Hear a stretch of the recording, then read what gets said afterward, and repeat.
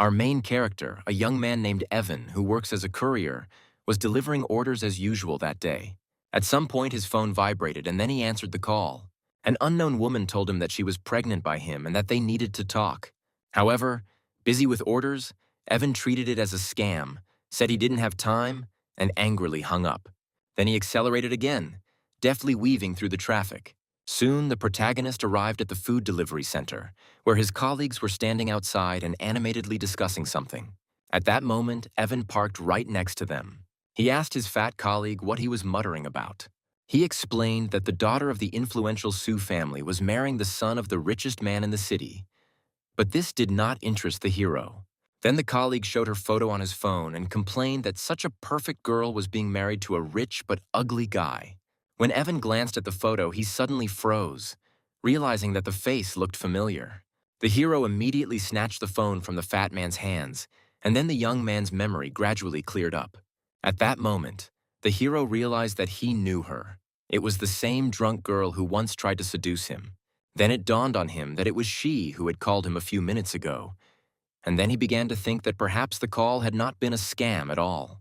This whole story happened a month ago. A girl from the Sioux family, Sarah, was staggering along the hotel corridor. She felt very dizzy and suspected that a man named Oliver had slipped something into her drink.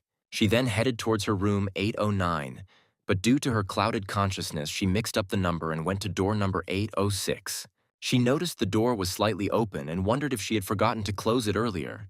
Meanwhile, inside the room, Evan was sitting on the bed. He was already drunk, and he continued to drink alcohol. He recalled being told that his aura was too strong for one opportunity, and he eventually resigned himself to working as a courier. At that moment, the girl, barely able to stand on her feet, entered his room and collapsed onto his bed. She looked up at the young man and asked who he was and if he could help, explaining that she was feeling dizzy and very hot. The hero himself, being drunk, was captivated by her appearance and thought that she was incredibly beautiful. When Sarah approached and began asking for help, he became confused, wondering if this was a dream. He clenched his fists and tried to control himself, but the girl was so attractive that he reciprocated her feelings. Then the memory abruptly ended, and Evan returned to the present, still looking at the photo of Sarah on his colleague's phone. He began to mock the hero, reminding the others that Evan often made up stories, for example, about an affair with an international movie star. The other employees joined in the joke, recalling his stories about being an arms dealer or the head of an elite family in Beijing. However, Evan remained calm, saying that they simply did not understand anything, adding that he was acting in full view of everyone. But just as one of his colleagues brushed his words aside again, their conversation suddenly ended. A luxurious red sports car pulled up in front of the delivery center, immediately attracting the attention of all the couriers. Then the driver's side door opened and a girl stepped out. This woman turned out to be that same Sarah.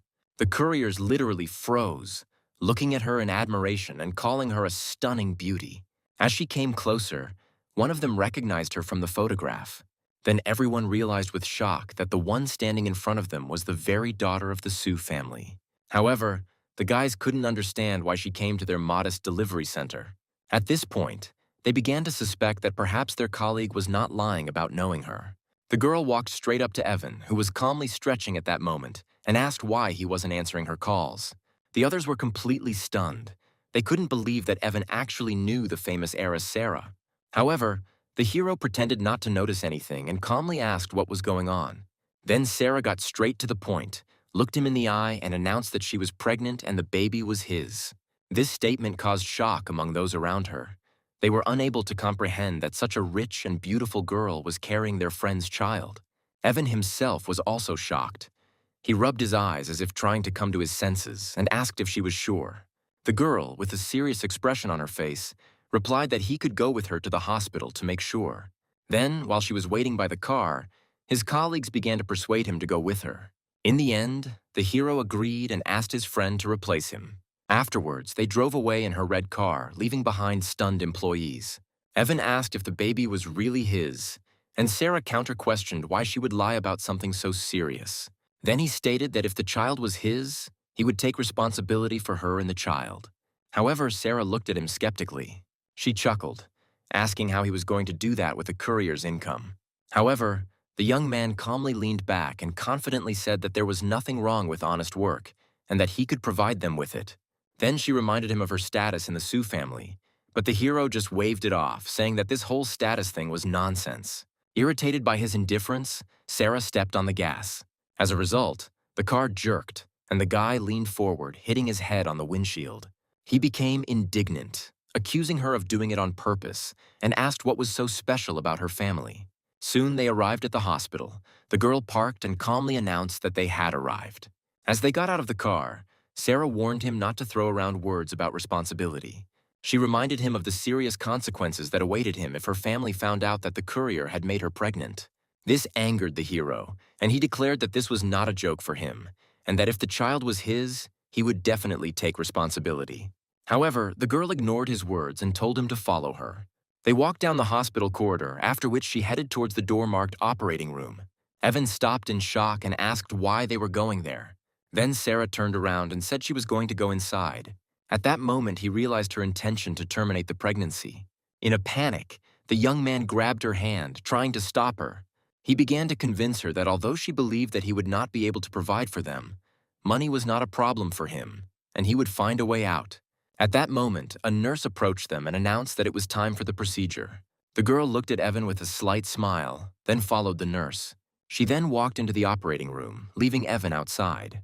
He remained standing in front of the closed door, feeling helpless and angry, realizing that he could not stop the girl. At this time, in the operating room, Sarah was lying on the table in a hospital gown. The surgeon asked if she was ready. Meanwhile, another doctor was preparing a syringe and asking her to relax. The girl closed her eyes and was already prepared for the operation.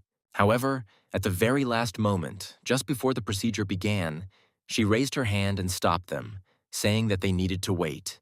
Meanwhile, Evan had already come to terms with what was happening and decided that if Sarah was determined not to keep the child, then he would not be able to stop her. However, suddenly the operating room door swung open and Sarah came out. The young man was stunned. He jumped to his feet and asked how she could have come out so quickly, doubting that operations were so fast these days. Sarah, as if nothing had happened, calmly said that she was tired and asked him to take her home. Then the main character confidently agreed, hugged her, and added that he was even capable of piloting a fighter jet.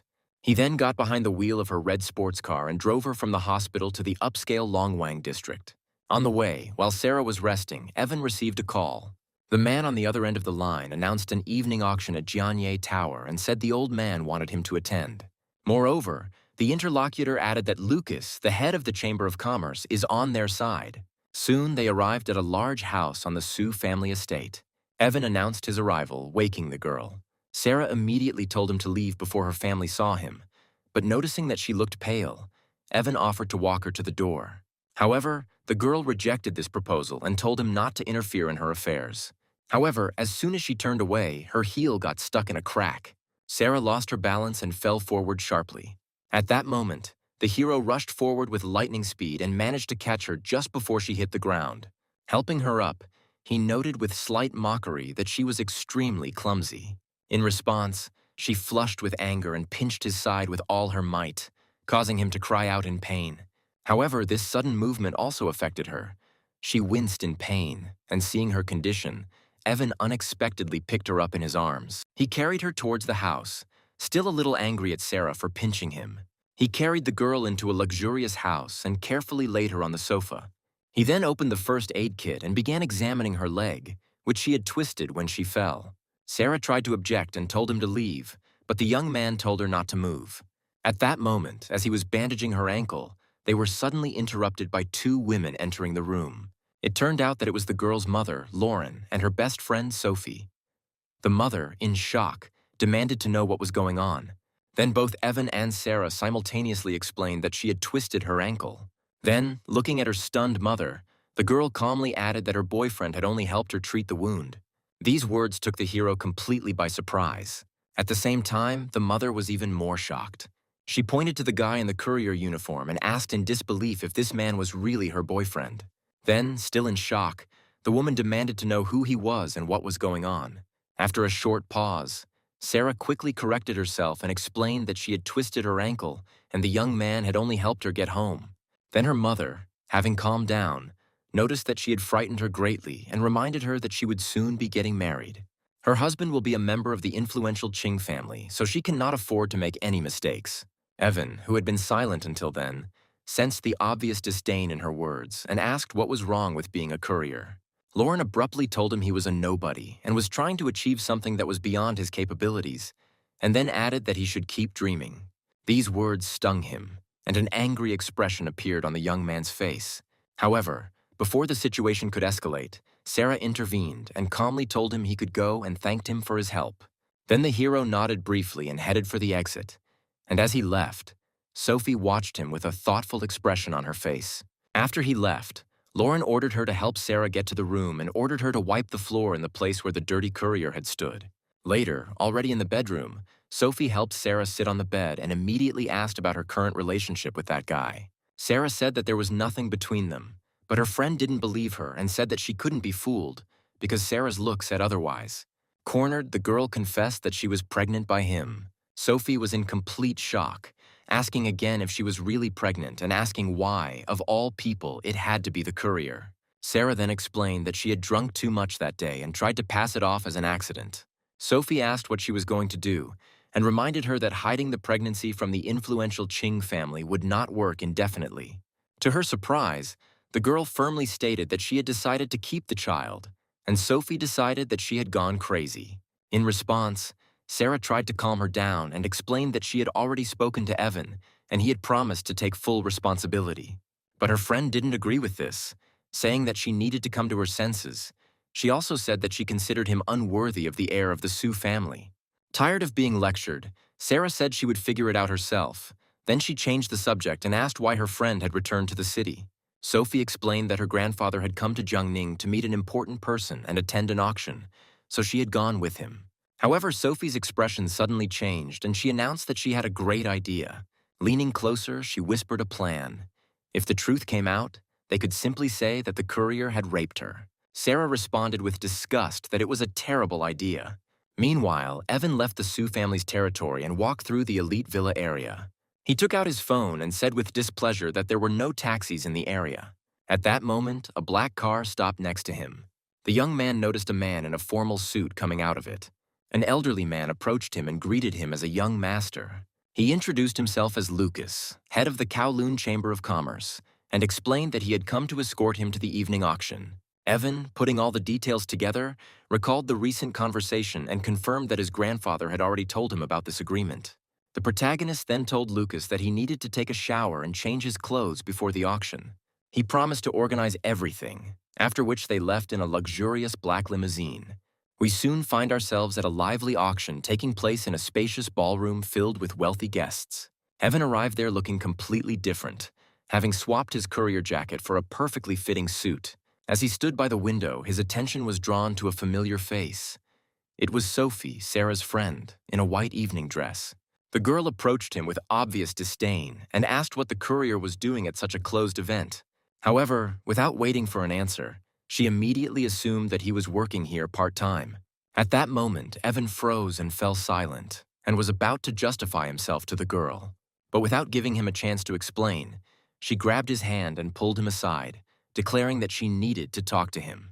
Taking him to a secluded place, Sophie told him that if he didn't take responsibility for Sarah's child, he would deeply regret it. These words stunned the young man, and then he said that he thought the girl had gotten rid of the child in the hospital. In response, Sophie irritably said that he was wrong and that Sarah had decided to keep the child. This news shocked the hero, and he said her name in disbelief, realizing that the operation had failed. However, the girl regarded this as an attempt to evade responsibility and repeated again that if he tried to leave, he would regret it. To emphasize her words, she pressed her sharp heel hard against his foot. Evan cried out in pain, and Sophie just turned around and walked away. As soon as the girl walked away, the presenter's voice echoed throughout the hall, announcing the start of the auction. Still processing the fact that Sarah had decided to keep the baby, Evan decided to finish things as quickly as possible and find her. At that moment, a woman in a business suit approached him and respectfully addressed him as a young gentleman. She introduced herself as Stella, his new assistant, appointed by Chairman Lucas. Then the hero nodded and said that it was time to go. They headed together to the main trading area. Suddenly, a short, plump man entered the room and announced that the main lot of the day, the new district project, would go to the Ching family. That man turned out to be Oliver, the eldest young master of the Ching family. and he warned everyone to show respect. Otherwise, they would face consequences. Stella explained that he was from the Qing family, one of the richest in Jiangning and their main competitor for the project. She added that the Qing family intends to win the project and use the marriage alliance with the Su family to get out of the difficult situation. Evan immediately remembered the talk about Miss Su being married to a rich man and realized that Oliver was Sarah's fiancé. The young man finally saw the full picture connecting the girl's engagement, her family's problems, and this struggle for the project. At this point, the auctioneer presented the main lot, plot 053, in the new area. Without thinking, Oliver picked up the sign and immediately placed a bet of 5 billion. There was a noise in the hall. Many said that with the upcoming marriage between the Qing and Su families, no one would dare to oppose them. However, just when it seemed the outcome was sealed, Evan calmly held up the sign and offered 6 billion. There was silence in the room, and then a heated discussion began. The guests tried to figure out who this impudent man was, assuming that he was clearly not a local to dare to challenge the Qing family. Meanwhile, Oliver himself turned pale with rage, clenching his fist until his knuckles turned white. He glared at Evan and shouted, demanding to know who he was and why he was looking for trouble. Despite his aggression, the hero pointed out that this was an auction where the highest bidder wins and asked what the problem was. Then Oliver, distorted with anger, asked if he hadn't heard that this project was needed by the Qing family. Evan replied with complete confidence that he had heard everything perfectly well, but did not understand how it related to him. These words caused a new wave of whispers among the guests, amazed by his courage. Unwilling to give in, Oliver raised the sign again and announced a bet of 7 billion. However, the protagonist responded without hesitation with a bet of 8 billion. The tension in the room was rapidly rising, and soon Oliver, accompanied by people, headed straight towards Evan. Coming close, he shouted that in Jiangning it was the Qing family that made the rules. He made a last desperate bid of 9 billion, defiantly asking Evan to continue bidding if he wasn't afraid of death. In response, the young man only grinned. She easily added another billion to her bet. And then Oliver finally lost his temper. He shouted that the hero asked for it, after which he delivered a sharp blow in his direction. However, Evan was incredibly fast, easily dodging the blow and in one motion delivering a powerful counterpunch to his opponent's face. Oliver flew to the side, crying out in pain, and the hero asked with disdain whether he really thought he could handle him alone. As Oliver lay stunned, his 2 bodyguards jumped up and charged. However, Evan moved with astonishing speed. He delivered precise punches and powerful kicks, and in the end, dealt with them without any difficulty. Oliver struggled to his feet and screamed at Evan, accusing him of seeking death for daring to raise his hand against him. However, the hero said with a cold grin that now it was he who was doing the blows. The young man then attacked again and sent one of Oliver's men flying with a powerful kick. The bodyguard fell with a crash right on top of his boss, and both ended up on the floor in a very humiliating position, unconscious. So, in just a few seconds, the fight was over, and Evan asked the auctioneer if anyone else was going to bid. He stuttered and hastened to answer that there were no other participants, and thus, having won the auction, the protagonist completed his business. After this, he turned to Stella and instructed her to sign the documents and transfer the funds, explaining that he had urgent business. Meanwhile, Sophie stood in front of her grandfather, the same Lucas who served Evan. The girl asked why he had called her urgently, which was why she had missed the auction. The man then warned her to be careful when their guest arrived and admitted that he still could not understand his character. Sophie just chuckled, wondering who this important person was that her influential grandfather was so cautious. At that moment, an assistant entered the room and announced that the auction had ended, but the winner was someone other than the Qing family. The girl was shocked and said that it was impossible. She couldn't believe that the project had slipped out of the hands of the Qing family. Then her grandfather calmly said that the man they were waiting for had already arrived, and Sophie noticed that this man was acting too arrogantly. Then, deciding the information was too important, she told her grandfather she was going out to call her friend Sarah. As she walked down the corridor, the girl thought about how the Qing family's defeat would jeopardize their planned cooperation with the Su family. Absorbed in these thoughts, she did not look around and suddenly bumped into Evan, who was walking towards her. Angered, the girl looked up and recognized him. Then she began to scold the smelly courier for not looking where he was going.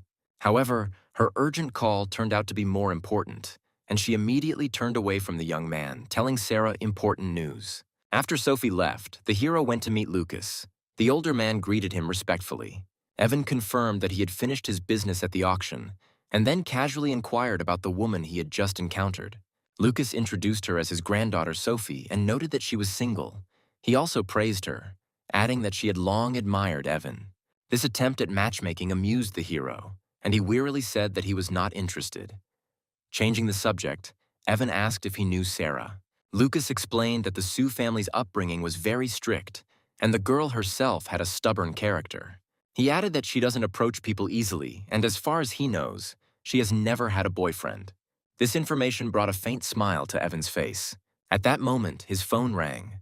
Sarah's name appeared on the screen, and he answered, saying that he had just been thinking about her. The girl asked him if he had time and said that she wanted to see her. The hero immediately agreed and inquired about her location. Realizing the urgency of the situation, he stood up, told Lucas he was leaving, and added that he could report to the old man. Meanwhile, Sarah sat on the bench, looking thoughtfully into the distance. Her face was very serious. It seemed as if she was preparing for a difficult conversation. After a while, Evan rode up on his red motorcycle, still dressed in a formal suit. He walked up to her silently and got straight to the point, telling her not to worry about the baby as he would take care of them both. He then made a serious proposal, saying that if she wanted to get married, they could register the marriage at any time. However, Sarah remained skeptical. With a slight smile, she doubted his ability to provide such a life. Then Evan looked calmly into the distance and said that he saw nothing that was beyond his power. To emphasize her point, the girl raised her hand and showed the watch on her wrist, asking if he knew its price. To his surprise, the young man accurately identified the model, Pasha de Cartier, 42 millimeters, 18-karat pink gold, and named a price of $352,000. Sarah was visibly surprised and asked how much he earned and how many years he would have to work to afford such a thing. In response, Evan calmly told her not to worry about money and added that he would not allow her or the child to want for anything. The girl rolled her eyes and told him he shouldn't brag, but their conversation was suddenly interrupted by a phone ringing. It was her mother, who demanded that Sarah return home immediately, saying that Oliver was already waiting for her to discuss the wedding. Then the girl turned to Evan and asked him to take her home. The young man said with a slight smile that he would do it with pleasure. He helped the girl onto the motorcycle and soon they took off. During the ride, she pressed herself against his back, closed her eyes, and a barely noticeable calm smile appeared on her face. Soon they returned to the Sue family's estate. Evan walked the girl to the front door, and as soon as they were inside, Sarah told her mother that she was back. Lauren immediately appeared and began to angrily scold her daughter for her long absence, saying that Oliver had been waiting for her for a long time. The girl calmly explained that she had just gone out for a walk, but her mother noticed Evan behind her daughter's back. She asked with displeasure why she had brought someone home, reminding her that her wedding with Oliver was approaching. The man then greeted Sarah and confirmed that he had come to discuss wedding matters. He introduced himself as Oliver, the second young master of the Ching family, and smiled with feigned politeness. The girl tried to postpone the wedding, because after the Ching family lost the new district project, their cooperation was not completed. However, Oliver insisted that they should get married first, and all other issues could be resolved later. His thoughts were hidden by his true intentions, to first achieve intimacy, and only then decide whether to help her family. Lauren, trying to save the situation, began to persuade her daughter, reminding her that Oliver promised to allocate $1 billion immediately after the wedding. However, Sarah stopped her abruptly, telling her not to say anything more, after which she declared that she would not marry him. This refusal shocked both the mother and Oliver. Then Sarah walked up to Evan, took his hand, and announced that not only was she not going to get married, but she was also pregnant with his child. Her mother screamed in horror, grabbed her daughter and began demanding an explanation, pointing out that he was just a courier. Sarah asked not to be forced into marriage with Oliver and assured that if she was given time, she would be able to help the family cope with the crisis. An enraged Lauren raised her hand, about to hit her. However, at that moment, Evan suddenly grabbed her wrist, stopping the blow. He looked at her and asked what was wrong with being a courier. He then said that marrying off one's own daughter to an unworthy man for the sake of profit is the real shame. The woman tried to break free, screaming for the smelly courier to let her go, and the situation began to escalate. Oliver finally couldn't take it anymore. He pointed at Sarah and accused her of indecent behavior, saying that he didn't expect that from her. He then started talking about her allowing the courier to be with her, after which he turned his anger on Evan and promised to kill him. However, before Oliver could do anything, Evan moved forward with lightning speed and delivered a powerful slap. From such a blow, he recoiled and fell to the floor. He then looked at the defeated Oliver and declared that she was carrying his child, and therefore was his woman. Meanwhile, Oliver was writhing on the floor, screaming in rage, not believing that he had been hit. Boiling with anger, he grabbed a heavy ashtray from the table and rushed at them, shouting that he would kill them both. However, Evan smiled calmly and told Sarah to stay behind him, and the girl agreed. When Oliver rushed forward, swinging the ashtray, the hero dodged it without any difficulty. Then, in one motion, he delivered a crushing blow to the jaw, sending the opponent back, the ashtray slipping from his hands. While he was lying on the floor, Evan said that he dared to touch his woman. However, he didn't stop there. The young man grabbed the scoundrel by the collar and declared that he would teach him a lesson today. He then began to deliver a series of heavy blows, ignoring the cries of pain and desperate pleas for help. As he was raising his hand for the next blow, someone shouted at him to stop. The hero heard a commanding voice demanding to know who dared to behave so insolently. A group of impressive people entered the room, led by an elderly man with a long white beard and a cane. The girl, with fear and surprise, addressed him as a grandfather. The appearance of the head of the family instantly made everyone freeze. Grandfather Sar looked around at what was happening. His face became gloomy, and he declared that he had heard everything. Then he looked intently at his granddaughter, hit the floor with his cane, and demanded to know if it was true that she was pregnant by this courier. Sarah quietly confirmed this. Her relatives began to be indignant, saying that the situation was unacceptable, and her grandfather declared that the only way out was to get rid of the child. However, Oliver, having difficulty getting up, did not agree. He shouted that even if she had an abortion, such a girl would still not enter his family. All the family members started blaming each other and complaining that it was all over. They had ruined Sarah themselves, and now the Sue family was doomed. Meanwhile, the girl stood silently, her expression filled with pain. Finally, she couldn't stand it any longer and demanded that the argument stop. However, all this tension took its toll on her. She cried out in pain, grabbed her head, and felt dizzy. Before she could fall, Evan caught her. He held the girl, telling her not to be afraid, because he would take her away from here. Seeing this, her family, including her parents, rushed forward, demanding that the stinking courier let her go and threatening to break his legs. However, Evan looked at them with disdain and asked if they even considered themselves human. Without another word, Evan turned and headed towards the exit of the house, carrying the now unconscious Sarah in his arms. When her parents tried to block his way, the young man effortlessly kicked them away, sending them flying in all directions. Then, stopping at the door, the hero turned around and said that he was taking the girl with him, asking if anyone had any objections. In response, everyone remained completely powerless, unable to stop him. After that, holding the unconscious Sarah in his arms, Evan added that since no one objected, he would leave and left the Sue family estate. He then took the girl to his modern apartment in a high-rise building. Already in the apartment, the young man carefully laid her on the sofa. At that moment, a card fell out of her bag and fell on the floor. The hero noticed the card, picked it up and examined it carefully. Then he realized with surprise that today was her birthday. At that moment, he felt a slight pang of regret, thinking that despite her wealthy family, no one seemed to remember her special day. After about 20 minutes, Sarah began to come to her senses. She slowly sat up, feeling weak and disoriented, rubbing her eyes and trying to figure out where she was. At that moment, Evan came out of another room wearing an apron and handed her a plate of food, saying that she was probably hungry. The girl approached the table where the young man had already laid out a whole dinner for her. The hero then declared that his culinary skills were so good that even a princess from Dubai would beg to try his food. Sarah smiled at his self-confidence and said with a touch of irony that he should brag less. Then they sat down at the table, but the heroine asked her not to say bad words that day, which slightly puzzled her. Before she could clarify what he meant, Evan revealed his surprise. He brought out a small pink cake with one lit candle and congratulated her on her birthday with a confident smile. Sarah was completely taken aback, covered her mouth in surprise, and asked how he knew about it. The young man just smiled smugly, saying that he was quite impressive. Overwhelmed with emotion, Sarah was unable to say anything and tears welled up in her eyes. Noticing this, the hero declared that he was even ready to offer her his shoulder, something that is not available even to international supermodels. His absurd confidence lightened the mood, and the girl laughed heartily. Then he invited her to try the food. Sarah tried it and admitted that it was indeed delicious, to which Evan confidently replied that it couldn't have been any other way. After some time, he asked her to make a wish. The girl closed her eyes, folded her hands, and quietly agreed. When this moment passed, the hero became more serious and asked about her future plans. Sarah reminded him of his promise to support them, wondering if he was going to go back on his word.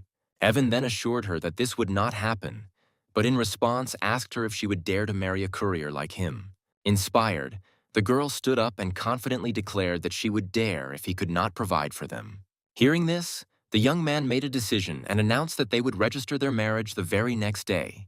However, their plans were interrupted by the hero's vibrating phone. He told the girl that he needed to answer, and she nodded. Then he went out onto the balcony to take the call.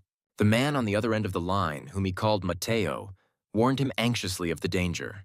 He reported that a hired killer named Hydra was heading to Jiangning City to eliminate him.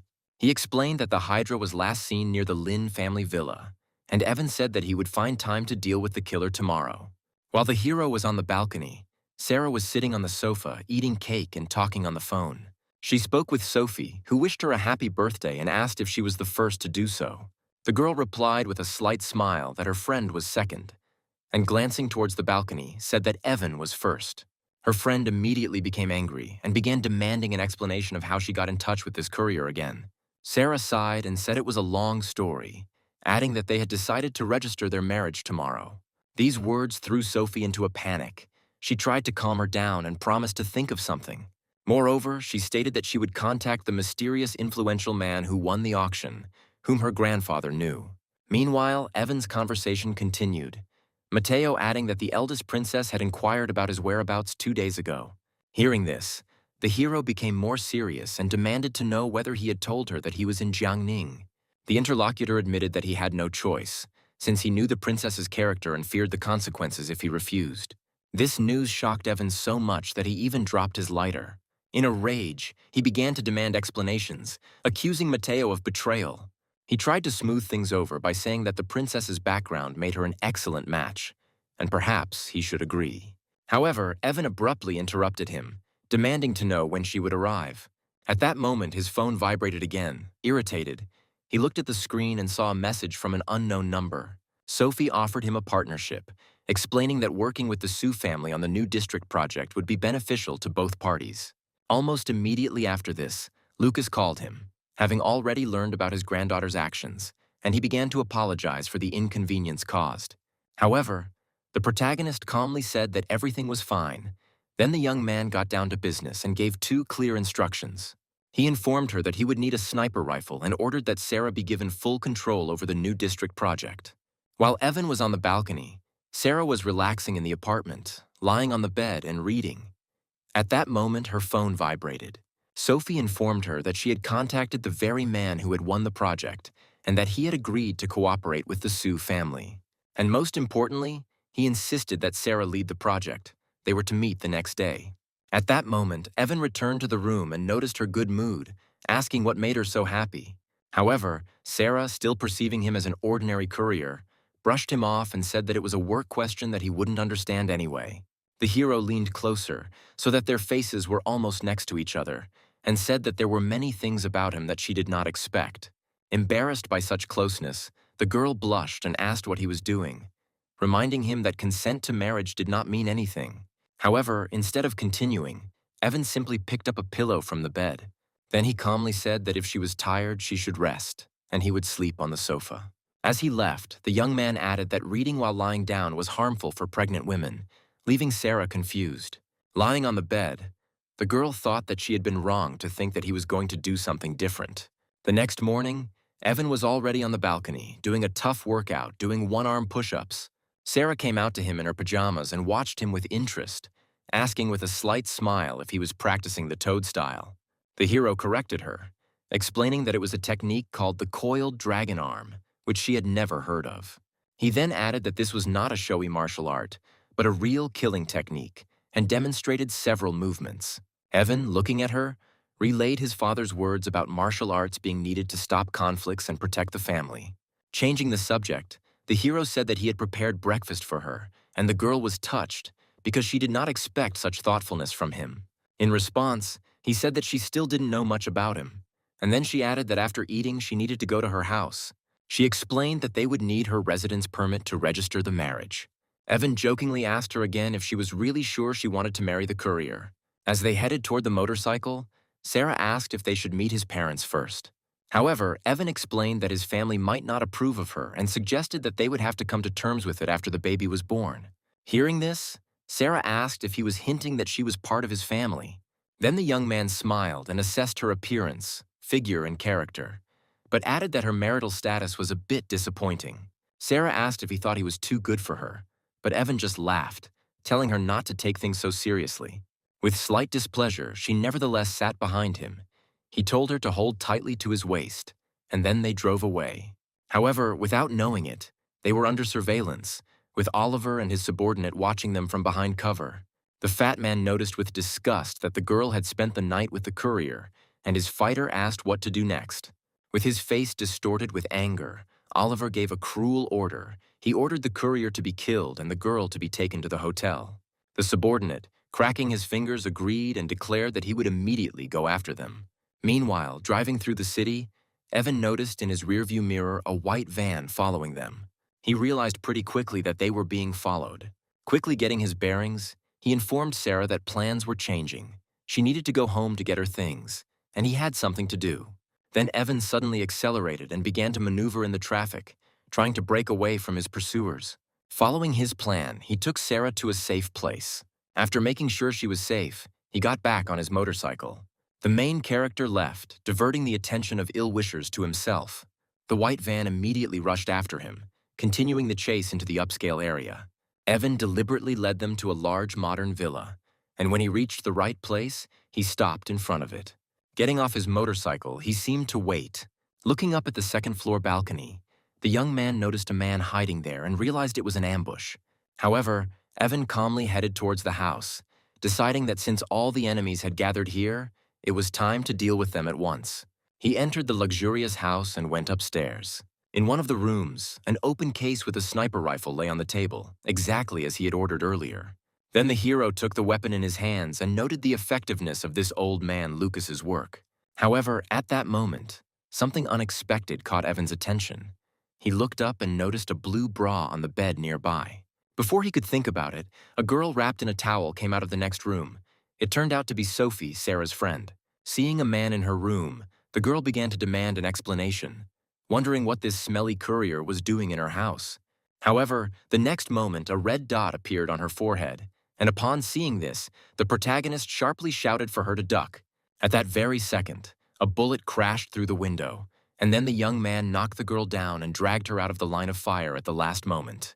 They collapsed onto the bed together, and Sophie, not understanding what was happening, began to struggle, demanding that he let her go. However, Evan quietly warned her that she needed to be quiet. Otherwise, if she made another sound, she could be killed. Then he stood up, picked up the rifle, and the stunned girl, still in shock, began to ask what was going on. The hero walked up to the broken window and pointed his weapon towards the villa, chuckling as he did so, noting that Hydra clearly didn't have 9 lives. Immediately after that, he fired one accurate shot. The bullet flew across the courtyard and hit the shooter on the opposite balcony. The hero hit him right in the head, killing him instantly. Evan then calmly lowered his weapon, noting with a hint of disappointment that the Hydra had been dealt with too easily. However, before he could relax, a second bullet from the other side blew out another window. Then the hero again shouted at the girl to duck and instantly rushed at her, covering her with his body. They fell to the floor, and the bullet flew past the place where they had just been standing and hit the wall behind them with force. Lying on the floor with Sophie, Evan quickly realized there was more than one shooter outside. Then, acting preemptively, he grabbed the clothes lying on the bed and threw them into the air as bait. The hero concluded that he clearly had several guests today. As he had expected, the bait worked and the enemy shooter opened fire on the moving object. At that moment, Evan took aim and fired his second and final bullet. The bullet shattered the window and struck another sniper hiding elsewhere, instantly incapacitating him. However, it didn't end there. Almost immediately after that, heavy shooting began from the third position. Then Evan grabbed Sophie and quickly jumped with her behind the couch, using it as cover while the walls behind were under fire. When the gunfire died down briefly, Evan calmly reached out and pulled a shell casing out of the wall. He noticed a six-pointed star on the base, recognizing it as ammunition from an Eastern European mercenary organization called awakens. He then turned to the still frightened girl and asked when she had managed to get involved with such dangerous people. At that moment, she suddenly remembered something. Sophie reported that an Eastern European boss tried to buy her company's technology, but she turned down the deal. Meanwhile, the shooting continued. Evan jerked her head down again, warning her of further danger as another bullet flew past. They both remained behind cover among the broken glass and debris, waiting for the right moment. Realizing that he was out of ammunition, the hero realized that he had to act differently. Then his gaze fell on the shards of glass on the floor. Taking a risky decision, he grabbed one sharp piece. After waiting for a short pause in the shooting, the hero suddenly jumped up and threw it with incredible speed, like a knife. The improvised projectile hit its target, and the last sniper cried out in pain. Thus, the immediate threat was eliminated. After this, Evan stood up and calmly informed the girl that she could now get up since it was safe. Sophie stood up and declared that his job as a courier was just a cover, after which she demanded to know who he really was. Enraged, the girl threatened to tell Sarah everything, but he immediately put his finger to his lips, demanding silence. Evan's expression turned serious, and he said that there was a noise outside. Frightened, Sophie asked if the enemies were still there. In a panic, she grabbed him and asked what they should do now. Then Evan calmly assured her that everything was under control. Meanwhile, downstairs, 3 of Oliver's men had already entered the villa, armed with machetes. One of them recognized Evan and wondered what the courier was doing in such a place, while their leader assumed that they were dealing with an ordinary thief. It was at this moment that the young man appeared at the top of the stairs. He looked down at the armed men and greeted them casually, then asked with a confident smile if they were looking for him. The leader pointed a blade at him and said that they were Oliver's men, then accused him of getting involved with their boss's girlfriend. However, Evan remained completely calm and only asked what exactly they were going to do. Enraged by his behavior, the attackers rushed forward, shouting threats and insults. However, the hero moved with incredible speed and with his first kick knocked out one of his opponents. Then, almost immediately, he incapacitated the second one, and within moments, the 2 attackers lay unconscious. In the end, only their stunned leader remained among the opponents. The bandit stared at Evan, trying to figure out how couriers had such skills, realizing that this was no ordinary person. However, not wanting to accept defeat from some courier, he screamed furiously and rushed at the young man with a machete. However, Evan easily jumped over his clumsy swing. At the same moment, he delivered a crushing kick to the arm. The blow sent his weapon flying, and the attacker himself fell to the floor. Thus, all 3 opponents were defeated. Meanwhile, Sophie, who was watching what was happening from the top of the stairs, could not bear it and screamed in fear. This cry brought their leader back to his senses, who, despite his defeat, was still conscious. Irritated by her scream, he rose with difficulty and, noticing an opportunity, rushed sharply towards the defenseless girl. Before she could react, he grabbed her and held the blade to her throat, threatening to kill her if Evan took another step. However, Evan remained absolutely calm. He said with icy indifference that he could do whatever he wanted. Moreover, the hero began to slowly approach, wondering why he had not yet carried out his threat. The bandit, covered in sweat, screamed in panic for him to stop. However, the next moment, Evan closed the distance with lightning speed. Before the enemy could do anything, the protagonist clamped the blade between his thumb and index finger. The bandit was shocked to realize that he couldn't even move the blade. Then Evan mockingly asked again why he still hadn't acted. The bandit was terrified. He understood that he was absolutely powerless in front of this man. After that, with a barely noticeable movement of his fingers, he broke the metal blade. The shards flew in all directions, while both the bandit and Sophie looked on in complete shock. Without giving his enemy time to recover, the hero grabbed him by the throat and wondered if such a pathetic man was even worthy of fighting him. Gasping for breath, the bandit tried to save himself and blurted out that he was a member of the powerful Black Dragon Society. However, Evan showed no interest whatsoever and said indifferently that it didn't matter. After this, he hit his head hard on the floor, knocking him unconscious. However, he quickly stood up and began to beg Evan not to take the path of crime. However, these words had no effect.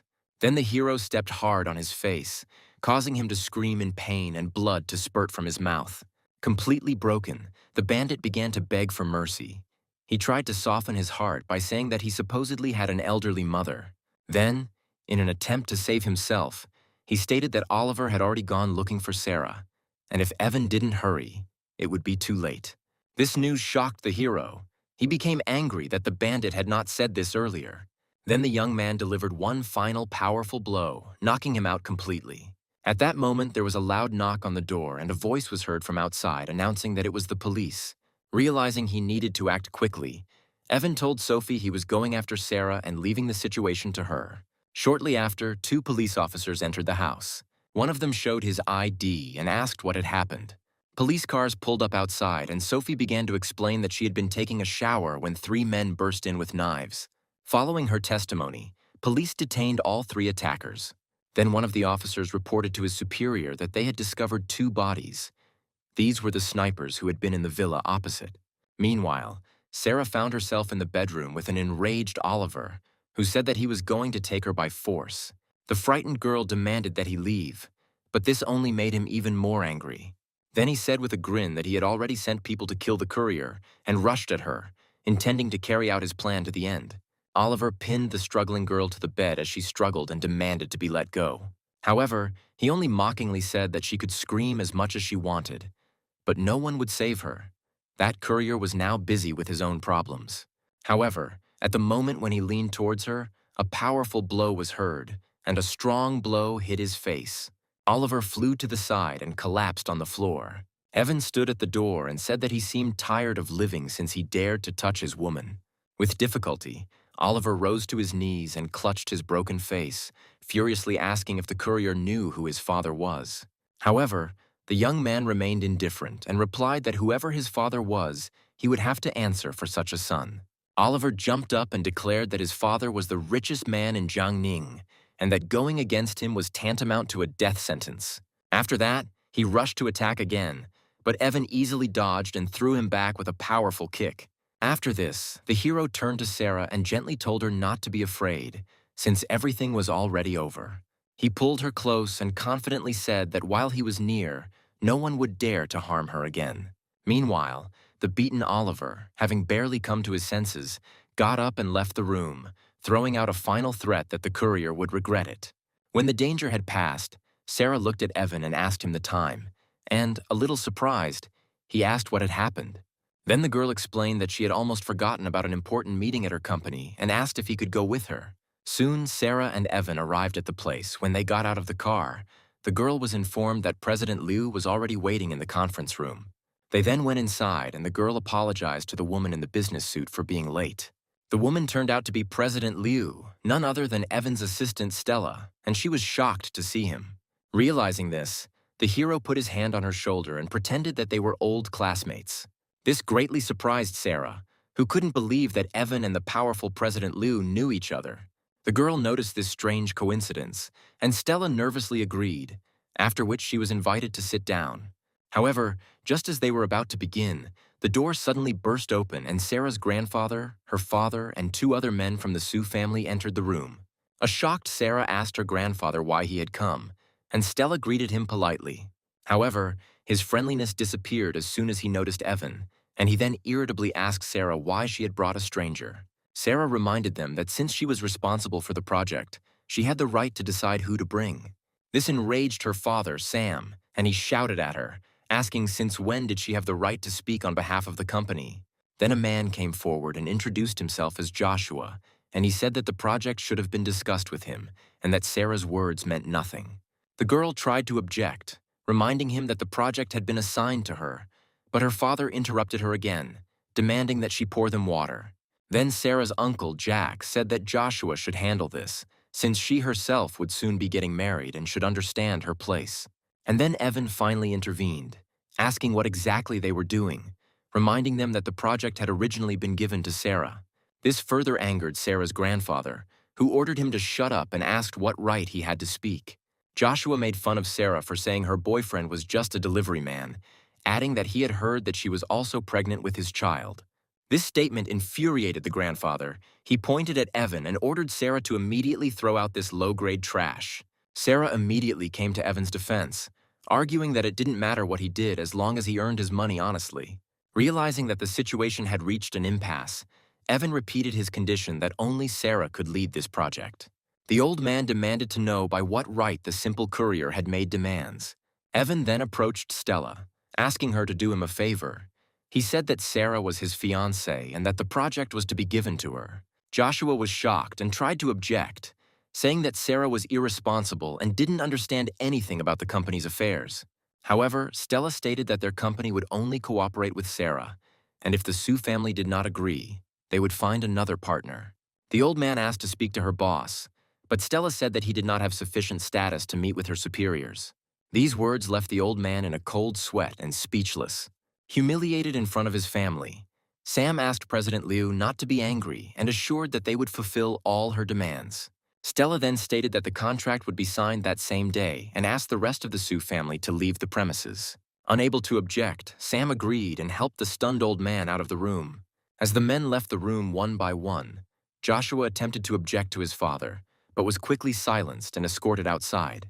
As the door closed, Evan watched with a smirk, thinking that they had brought this humiliation upon themselves. Meanwhile, in another office, an angry Joshua demanded an explanation from his father, but Jack replied that he already had a plan.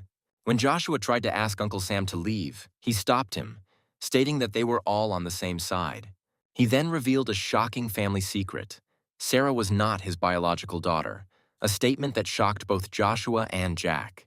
The latter asked if his wife had cheated on him, but Sam explained that Lauren could not have children, so they adopted Sarah.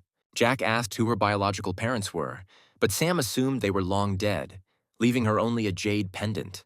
Jack then suggested that they wait and let Sarah handle the project, and once she had completed all the work, they would have a way to take it away from her. Understanding his father's plan, Joshua agreed, responding with a sly smile. Meanwhile, the main character left the office building. With a cigarette in his hand, Evan approached the two guards standing guard and asked for a light. One of them handed him a lighter and assumed that he had come for an interview, but the hero replied that this was not the case. Evan revealed that he was a courier, and the guards burst out laughing, one of them jokingly remarking that couriers and guards were eternal enemies. The hero chuckled, but then noticed how both men became serious and straightened up, so he asked what was going on. The next moment, the guards stood at attention, and one of them informed the other that President Sue had arrived. Hearing this, the protagonist reacted mockingly, reproaching them for reacting so violently to the woman. At that moment, Sarah appeared, and both guards respectfully greeted her as President Sue. Evan, who was watching, asked if such a violent reaction was really necessary. Then the guard came up to him, put his hand on his shoulder and gave him some advice, saying that even as a courier, it was important to have dreams. However, at that moment, Sarah drove up to them in her sports car. She looked at Evan and told him to get in the car. The protagonist said goodbye to the guards with a smile, adding that he remembered their words and would see them again. The guards stood there in complete stupor, unable to comprehend that an ordinary courier had left with their boss. On the way, Sarah explained that everything went smoothly thanks to Sophie, who found the mysterious boss behind the new district project. She then changed the subject and said that she had already contacted the Civil Affairs Bureau and that they would register the marriage the next morning. She only needed a marriage certificate so that the child would have a father, and after the birth, she was going to pay him $30,000 a month. Surprised, Evan chuckled and noted that if she really wanted to support him, then $30,000 was too little. This answer angered Sarah. She told him not to tempt fate, because $30,000 was more than enough for a courier. Soon, they arrived at the entrance to a modern luxury residential complex.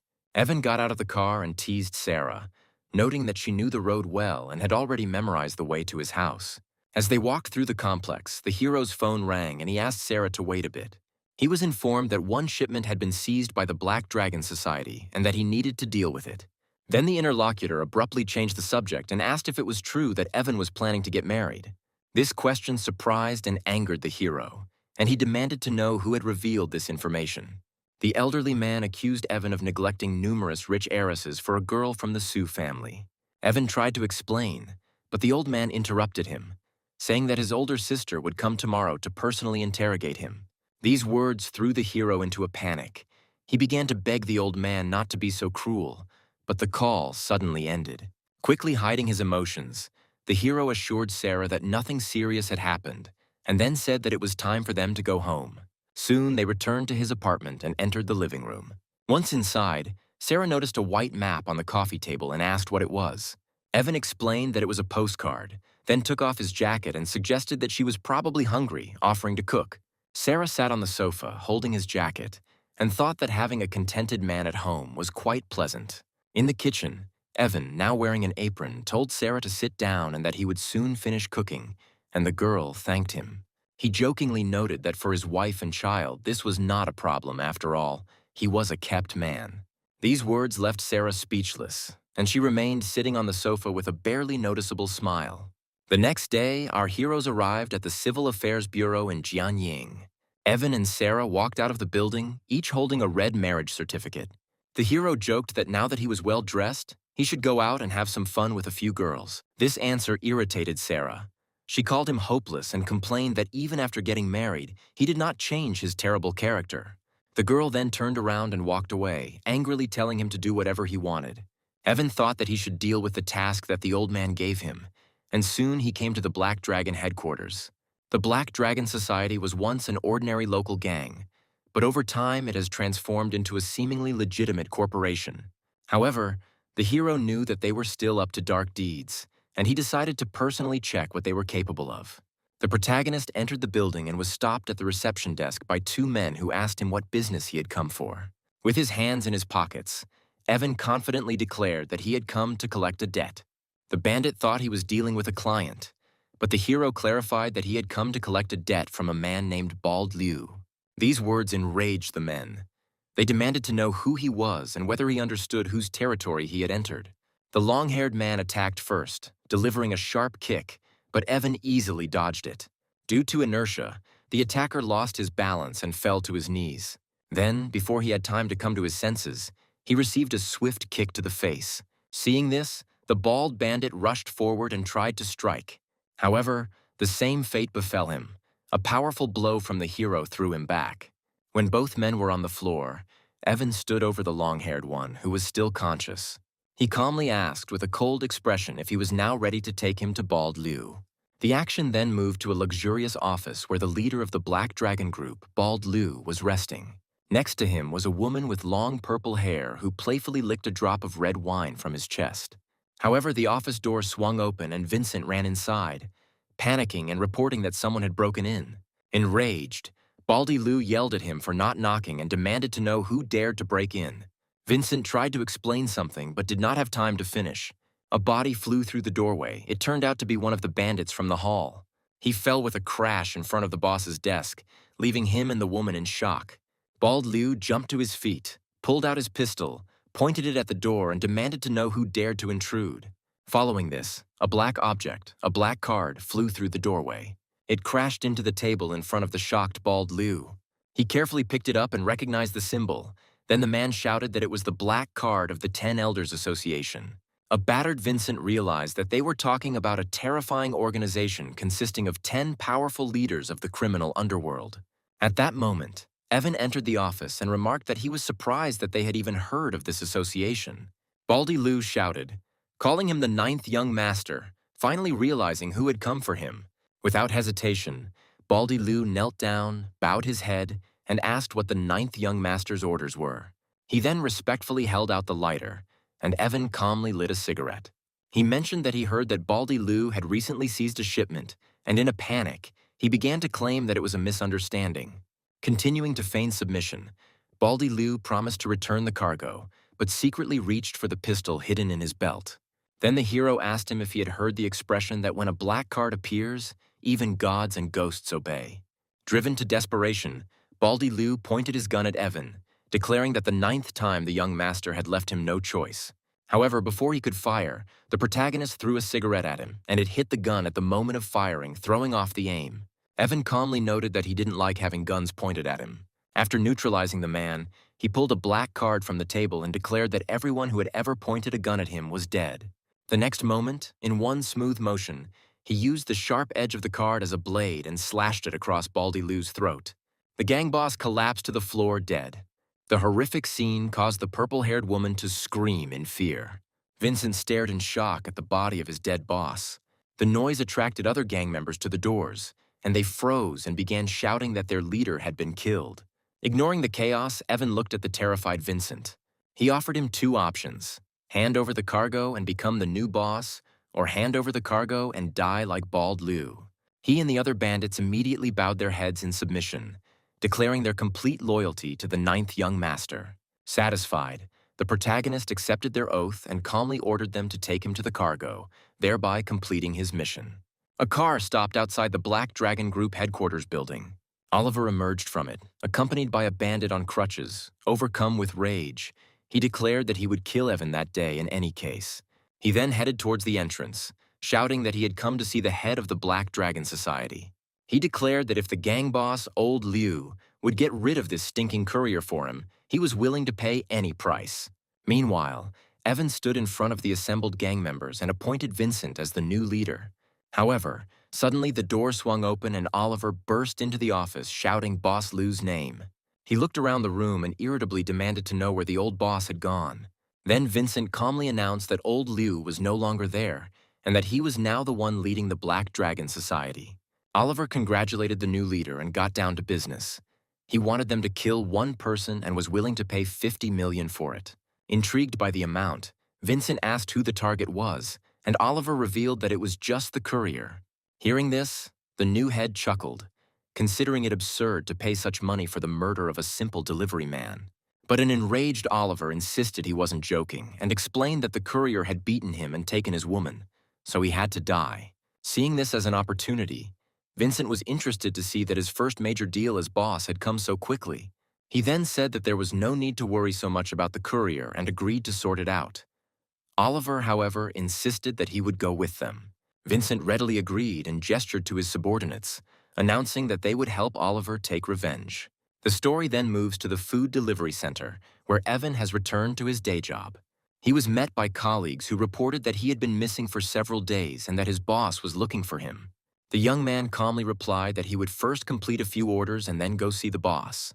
Then the hero got on his red motorcycle. However, while driving, a black van suddenly turned sharply and blocked his path. The side door of the car opened and an enraged Oliver emerged from it with a heavy metal pipe in his hands. Looking at Evan with hatred, he said that he probably didn't expect to be found so quickly. Blinded by rage, Oliver rushed forward, waving the pipe and intending to force him to his knees. However, Evan, with complete composure, easily dodged the clumsy attack. As his opponent lost his balance, the hero flicked the smoldering cigarette, sending it precisely into Oliver's mouth. Without giving him time to come to his senses, the protagonist delivered a powerful knee blow to his stomach. He then hit him on the back with his elbow, saying that it was he who would make him bow down. The series of blows proved too powerful, and Oliver fell to his knees and screamed for Vincent to come to his aid. At that moment, Vincent and his men got out of the van. Lighting a cigar, the new boss remarked that he was curious if all the couriers were as tough. Oliver, however, stated that he did not want a quick death for Evan, but wanted him to be tortured slowly. Then Vincent walked up to Evan and put his hand on his shoulder, addressing him as a friend. However, the moment the hero turned his head, Vincent's smug grin disappeared, replaced by horror. Evan angrily asked who he was, then grabbed his head and abruptly pressed his face into the smoldering cigar, burning him. Standing over him, the protagonist mockingly asked if he had become too arrogant after barely taking up his post. Vincent quickly apologized, assuring that he would never have dared to come if he had known who he was dealing with. Completely confused, Oliver tried to order Vincent to attack Evan again. However, he, fearing to further anger the hero, immediately turned against his former client and furiously kicked Oliver.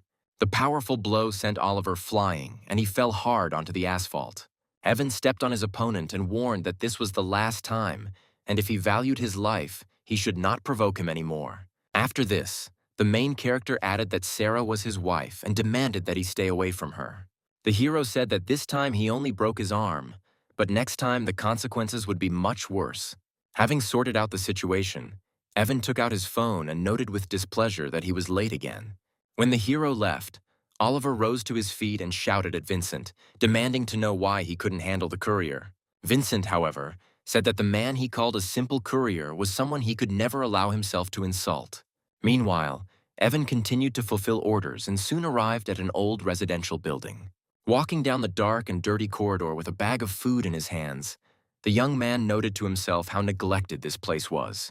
Having found the right apartment, he knocked on the door. An unkempt man with disheveled blue hair and a menacing look opened the door. As the man looked for the money, Evan's expression became wary as he felt something was wrong. His suspicions were confirmed when he glanced inside the apartment and saw a frightened girl in torn clothes. Before she could make a sound, another man hit her on the head, knocking her to the floor and silencing her. Seeing this, the hero's behavior instantly changed, and the blue-haired man tried to quickly pay and get rid of him. After paying, he slammed the door, and already inside the apartment, the criminals panicked, realizing that the courier had seen everything. Left in the hallway, Evan ran his hand over his head in irritation, lamenting the fact that he was unlucky enough to encounter a similar situation again. However, his thoughts were interrupted when the door suddenly swung open and the blue-haired man rushed at him with a knife. Despite the surprise, the hero instantly struck with his foot, throwing the attacker back and knocking the weapon out of his hands. Standing in the doorway, Evan noted with irritation that even a routine delivery required him to get his hands dirty. At this time, the second kidnapper realized that in front of him was not a simple courier, but a trained fighter.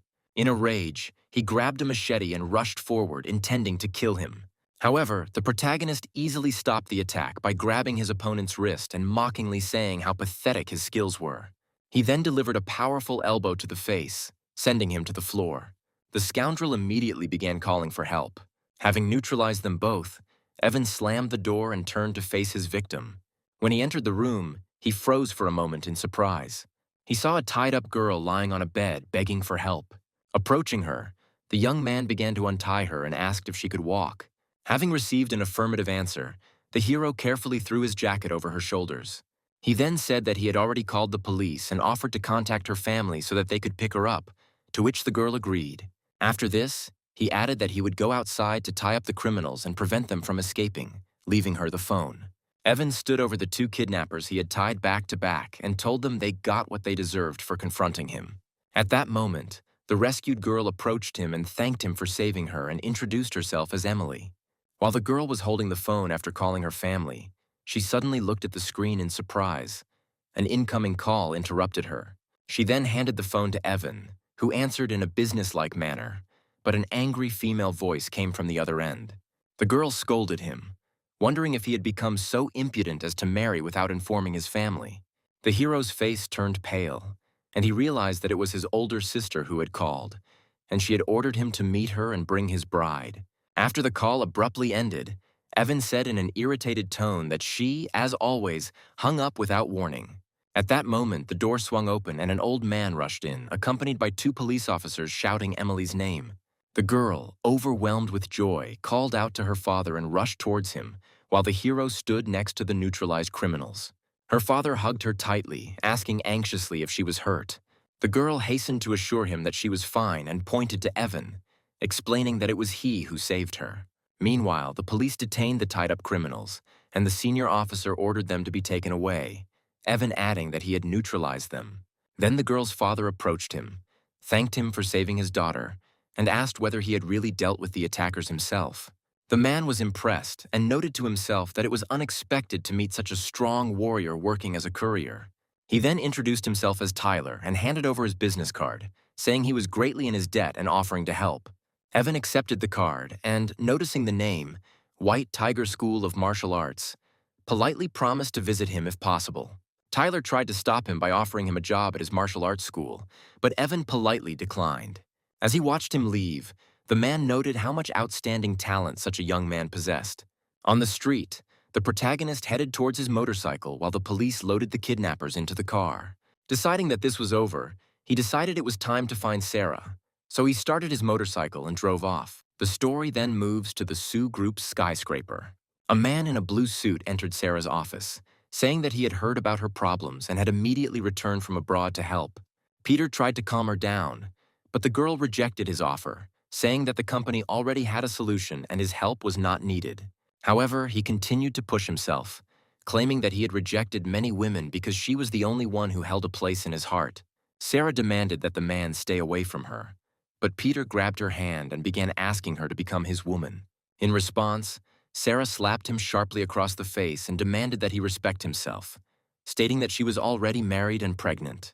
A shocked Peter grabbed his cheek, refusing to believe what he heard, and accused her of lying. At that very moment, the office door opened and Evan walked in with 2 containers of food. And then Peter scolded Evan for not knocking, since he was currently discussing business with President Sue. Then Sarah took his hand and formally introduced Evan as her husband. As she said this, a warm feeling spread inside her, and she smiled, leaning slightly on him. Peter, shocked and perplexed, tried to clarify whether this man was really her husband. Then Evan stepped forward and said that he and his wife wanted to have a quiet lunch alone. When Peter tried to object, the protagonist merely repeated his demand, after which the couple turned their backs on him. When he left, Sarah told Evan to tell the reception that no more strangers were to be allowed in, otherwise the employees would be fired. After the unwanted guest left, the hero placed the food on the table and noted with a grin that his opponent turned out to be rather weak. As they sat down to eat, Sarah remarked that, strictly speaking, Peter was not his rival, since there were no feelings between them. The hero just smiled and said that he understood her. However, when Sarah started eating, the protagonist suddenly came up with something. He jokingly closed the lid of the container. The irritated girl asked what he was doing, and he teased her, saying that since there were no feelings between them, he would not let her eat his food. In response, Sarah flared up and declared that it was he who made her pregnant, so he was obliged to feed her. After tasting the dish, she admitted that he cooked excellently, and Evan looked pleased. Then the girl suggested that he quit his job as a courier, and she would invest in opening a restaurant for him. Frowning, Sarah asked if he had cooked for other women before. Evan assured her that he was only cooking for one. But since there were no feelings between them, it meant he was cooking for the child in her belly. The girl was displeased with this answer, changed the subject, and asked why he was not in his work uniform. Then, with a sly smile, Evan explained that during one of his deliveries, he had to save an attractive girl and he gave her his jacket. These words instantly made Sarah jealous, and in a rage she kicked him out, telling him to go to his beauty.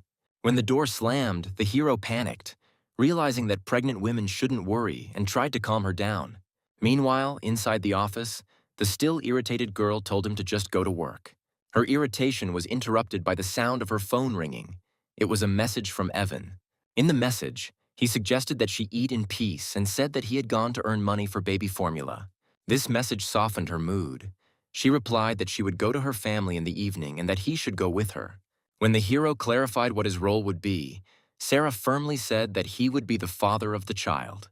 Evan looked at the phone and thought she was being stubborn, noting with a smile that she didn't want to directly call him her husband.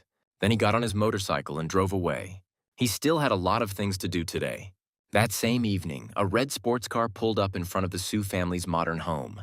Evan walked inside with Sarah, where they were immediately met by her mother, Lauren, who demanded to know why Sarah had brought that thing home again. And then the girl took Evan's arm and said that they were already married, so there was no reason not to bring her husband home. These words shocked her mother. She could not believe that Sarah had married a courier and wondered if she had gone crazy. However, Sarah firmly replied that she understood perfectly well what she was doing. Their argument was interrupted by the appearance of her father, Sam, and brother Joshua, who ordered them to stop the quarrel during a family dinner.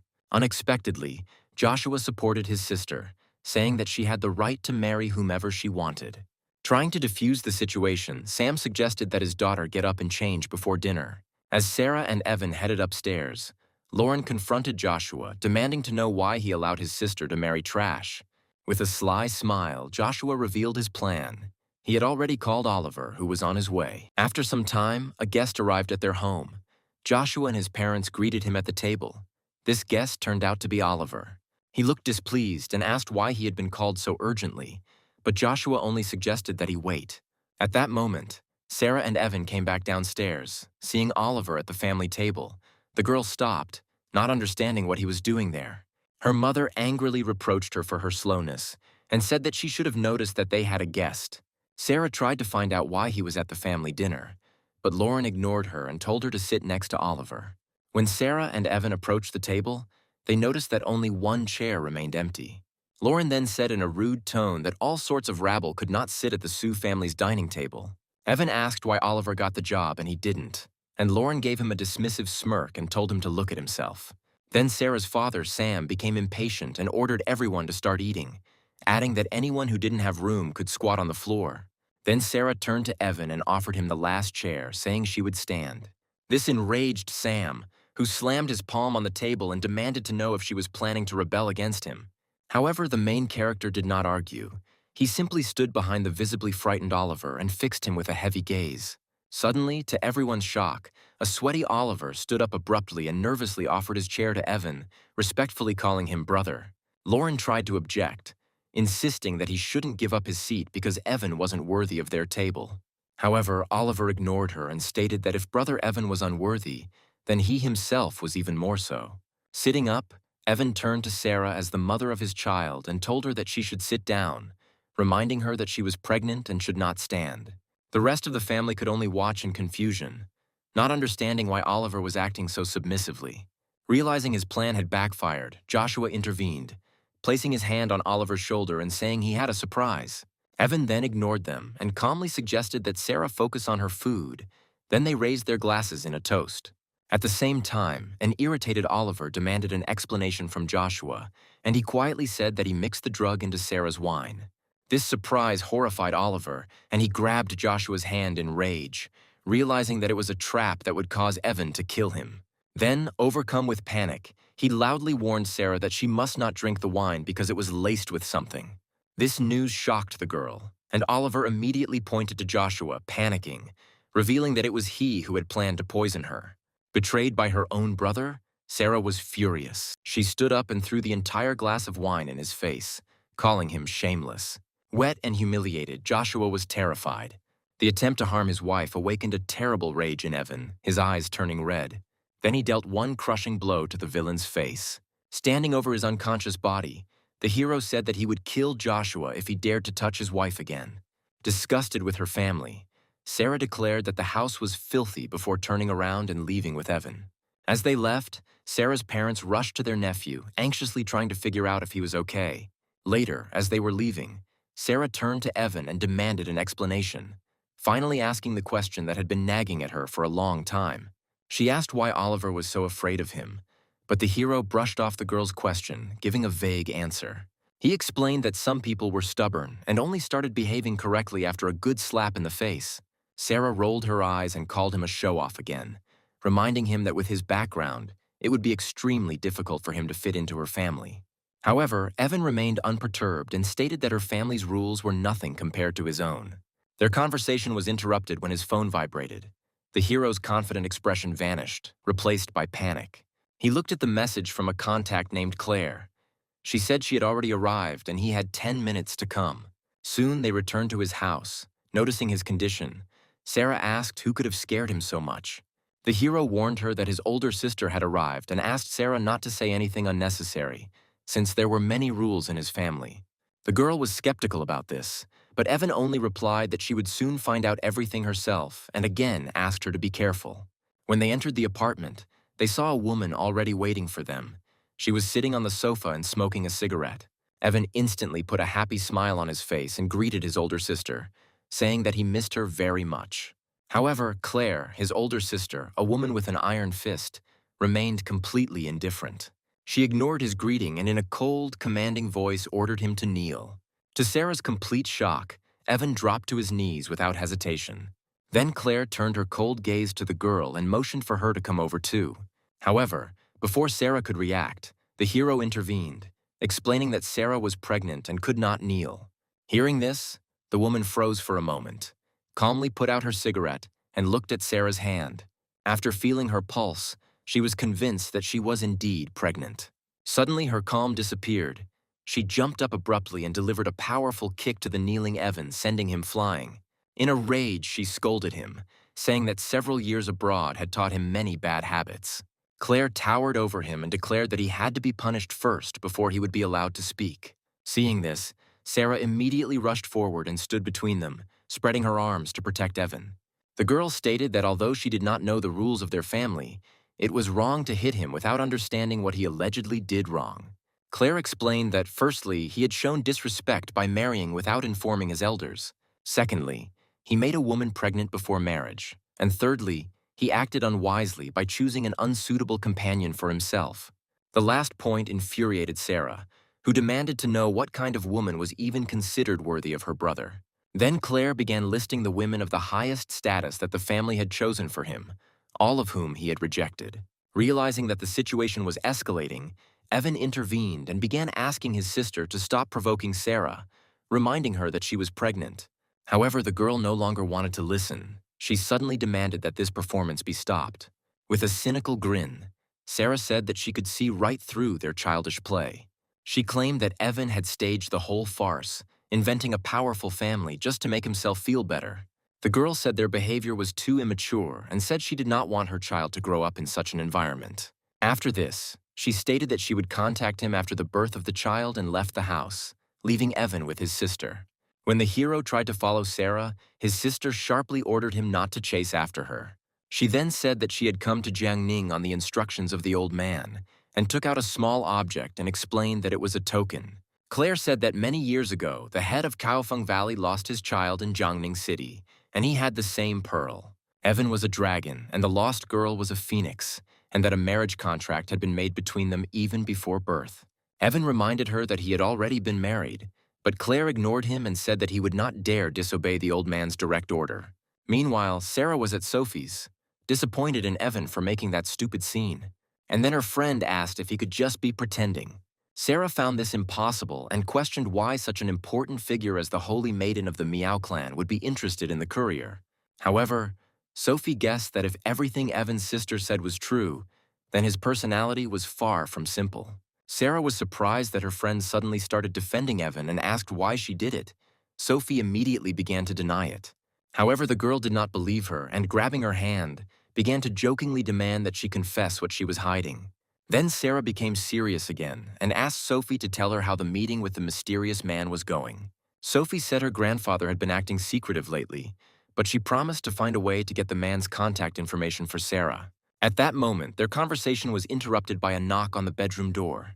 When Sophie opened the door, Peter was there, and the girl asked in surprise what he was doing in her house. And then the man said that he knew the very person they were talking about and offered to arrange an introduction. Sophie asked if he really knew the influential man who had invested 10 billion in the new district project. Peter confidently confirmed that his grandfather had introduced them and said that he could easily arrange a meeting. The next day, Evan stood on the balcony of his apartment, thinking about Sarah's stubbornness as she didn't answer his calls. His thoughts were interrupted by the ringing of his phone. He hoped it was Sarah, but was disappointed to see that the message was not from her.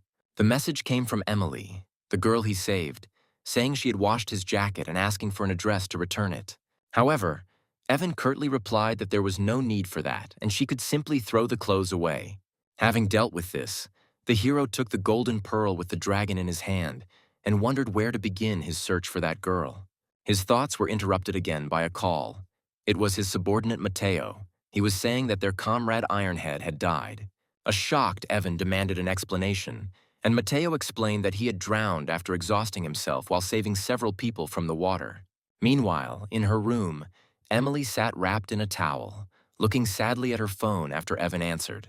She wondered if this meant she would never see her savior again. At that moment, her father Tyler entered the room and asked why she looked so upset. He said that the next day, young Master Jeffrey was throwing a birthday party and asked her to go there instead of him.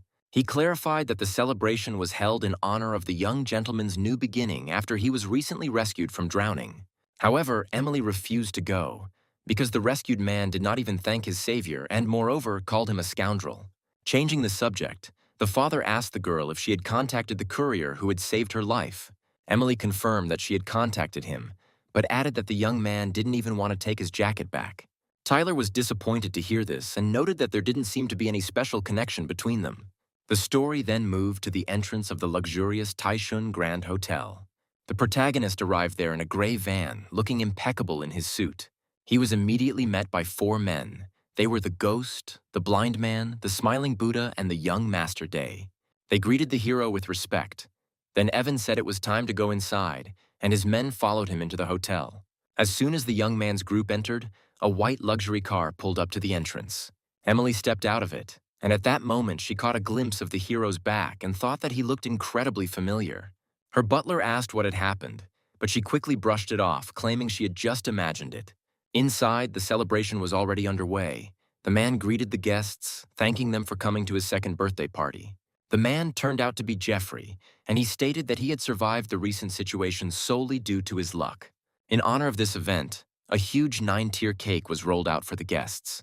However, a female reporter suddenly stepped forward and asked Jeffrey a question about the man who tragically died trying to save him. The question instantly enraged the man, who shouted at security, demanding to know who had let the reporter into his private party. He ordered his bodyguards to seize her, and his men immediately carried out the order. While his subordinates held her down, an enraged Jeffrey viciously kicked the reporter, shouting that he only survived because of his strength. At this time, Emily and her companion watched what was happening and were shocked by what they saw. She noted that Jeffrey's behavior was disgusting, but the man warned the girl not to interfere. Meanwhile, Jeffrey continued to bully the woman lying on the floor, stepping on her and saying he would teach her some manners. Enraged, he was about to strike another brutal blow and, in fact, was about to kill her. However, at that moment, another leg approached his face, appearing with incredible speed. A powerful blow sent a stunned Jeffrey flying across the room. He fell to the floor and rolled straight towards the stage. Then he looked up and saw the main character standing in front of him with his 4 subordinates. Emily realized with joy that this was indeed the same man who had saved her earlier. Meanwhile, Jeffrey, having risen with difficulty, looked angrily at the uninvited guests and ordered the remaining people to kill them. The bodyguards rushed forward, shouting that these scoundrels dared to cause trouble in the Joe family's territory. However, the hero's men moved with astonishing skill, easily dispatching their opponents with a series of powerful blows. The smiling Buddha knocked one of the guards away with his knee, and he flew off, losing consciousness. Young Master Lei also dealt with his opponent easily. The ghost kicked one of the guards in the face. Finally, the blind man attacked the last enemy. Soon, all of Jeffrey's subordinates were defeated, and Evan and his team stood calmly amidst the chaos. A frightened Jeffrey stuttered and asked who they were, and Evan pulled up a chair, finally revealing the motive for his actions. He explained that his brother was the same man nicknamed Ironhead who sacrificed his life to save Jeffrey. Then, taking a drag on his cigarette, he declared that he was extremely unhappy that Jeffrey had dared to call his heroic brother a piece of trash. And then Jeffrey screamed that his life was supposedly more valuable than others because he had power, and called for security again. At his signal, a new group of people in black suits with batons burst into the hall, but Evan remained unperturbed. He issued an ultimatum. If Jeffrey went to his brother's grave, bowed 3 times, and publicly apologized, he would let him go. However, Jeffrey furiously rejected the offer and ordered the new guards to kill the hero and his men. But before they could do anything, the protagonist moved towards them with incredible speed. He stood up, grabbed the chair, and declared that he had given up his chance. Then with great force, he brought the object down right into Jeffrey's face. The crushing blow sent the man flying into a huge cake. Covered in cream and spitting out blood, he sank to his knees, cursing in pain. Then Evan, standing over him, told him that his chance was lost. After this, he delivered another blow, completely knocking out his opponent. Looking at the unconscious man, the hero noted that he was a pathetic person who dared to behave so arrogantly. At that moment, 2 men entered the hall. One of them turned out to be Joseph. Jeffrey recognized him as his father and desperately asked him to save him. An enraged Joseph pointed at the protagonist and ordered his companion, Old Son, to kill them all, who agreed without hesitation. Suddenly, Emily's companion recognized the new opponent and warned the girl that Old Song was a high-level master. Meanwhile, Old Song rushed forward, calling his opponent a self-confident youth, and dealt a powerful blow. However, before the attack could reach its target, it was intercepted. Someone's hand firmly grabbed his fist, stopping the movement. Old Song was shocked at how easily he was stopped. The man turned out to be Smiling Buddha, and Evan allowed his man to play with the opponent for a bit. Then the Smiling Buddha dealt a crushing blow. He grabbed Old Son by the head. The next moment, he forcefully slammed his face into the floor of the hall. A shocked Joseph could only watch in horror as his strongest bodyguard was cut down in a matter of seconds. Meanwhile, the battered old man Song recognized the technique that attacked him and declared that it was the diamond palm of the Gu clan from Gancheng. Joseph instantly smiled and suggested that since they were all from Gancheng, they should settle the conflict peacefully. However, the protagonist remained unperturbed. He reminded that he had already voiced his conditions, but his son rejected them. Joseph claimed to have learned that Ironhead was a car mechanic and offered 1 million yuan to settle the matter. This enraged Evan, who kicked the chair he was sitting on and declared that his brother's life was priceless.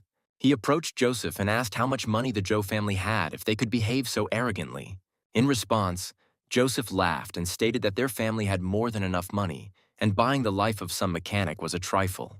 Evan then asked him if he would believe that he was capable of driving the entire Zhou family into bankruptcy right now. Lei, having contacted the necessary people, gave the order to immediately stop all the Zhou family's business in the city. However, Joseph still did not realize who he was facing and continued to laugh, believing that they were simply putting on a show in front of him. But suddenly his assistant ran into the room and announced that all their partners had broken off their cooperation, and the factories had received orders to stop. Moreover, he reported that the Lei clan from southern China, a family whose wealth could rival entire states, was behind this. Hearing this, Lei stepped forward, adjusted his glasses, winked and confirmed that he was the representative of this clan. Realizing whom he had offended, Joseph began to nervously apologize for not recognizing him. In an attempt to save himself, the man forced his son to his knees, but the hero was not interested in excuses. Then he confidently stepped on Jeffrey's back, and overcome with fear, he screamed, asking his father to save him. Then Joseph declared that his younger brother held a high position in the army, and that mutual destruction would not benefit anyone. However, Evan remained calm and turned to his subordinate, Blind Man, and told him to make the call. He immediately dialed the number and ordered an investigation into the Zhou family in the city. Evan then challenged the Zhou family to try and find him if they dared, before turning around and leaving. As he was being led away, Jeffrey desperately begged his father to contact his uncle, and his uncle promised to do so. A few moments later, Joseph's phone rang, and seeing that it was his brother calling, the man smirked smugly. He answered, but was immediately interrupted. His brother was furious and asked if he was seeking death. He then reported that Jeffrey had insulted a senior figure in the military, leading to his own suspension and investigation. Meanwhile, the story moves to the cemetery. The protagonist and his men stood in front of a tombstone with the name Iron Head. Then Evan ordered Jeffrey to kneel before the grave. He then walked up onto the stone platform and placed his foot on the man's head. Jeffrey tried to resist, but the hero ignored his words and pressed hard, forcing him to apologize to his brother. The impact sent Jeffrey's face crashing into the ground. After this, all the men lined up in a row, holding incense and cigarettes in their hands, and prayed silently. While the hero and his group were saying goodbye to their fallen brother, Sarah came to the cemetery to visit her late grandmother. She knelt before the tombstone and told about her life, admitting that she had gotten married and was pregnant. At the same time, she remembered her grandmother's words that men cannot be trusted. However, the girl then mentioned that she met a noble man who helped her get the project. Sarah placed a jar of fruit and cookies on the altar, adding that she brought her grandmother's favorite treats. Suddenly, it started to rain heavily, so Sarah apologized to her grandmother, saying that she had to leave because of the weather, but promised to return. Then the girl headed towards the road where a black car was already waiting for her. Peter called out to the lady, urging her to get in quickly. In the car, Sarah sat next to her friend Sophie, who began complaining about the rain and ordered Peter to drive faster. Suddenly, the car braked sharply as a huge motorcade blocked the road. An enraged Peter became indignant, asking who dared to block his way, and Sophie noticed the luxury cars. Meanwhile, a whole column of expensive black cars stopped outside. Bodyguards in suits quickly ran outside with umbrellas and headed towards Evan, who was walking in the rain. On the way, the hero ordered Lei to take care of one issue, since Ironhead left behind a daughter. Meanwhile, Peter looked out the window and wondered what kind of crime boss could have come to the cemetery on such a grand scale. Sarah recognized Evan, but she couldn't understand why her courier husband was surrounded by such influence and respect. At this time, Lei respectfully opened the car door for the hero right in the pouring rain. Sophie then brought Sarah's attention back to what was happening, effectively pointing out that this was the man who had opened the door for Evan. Peter was clearly shocked, noting that the man looked like Lei, the heir to a powerful clan from southern China.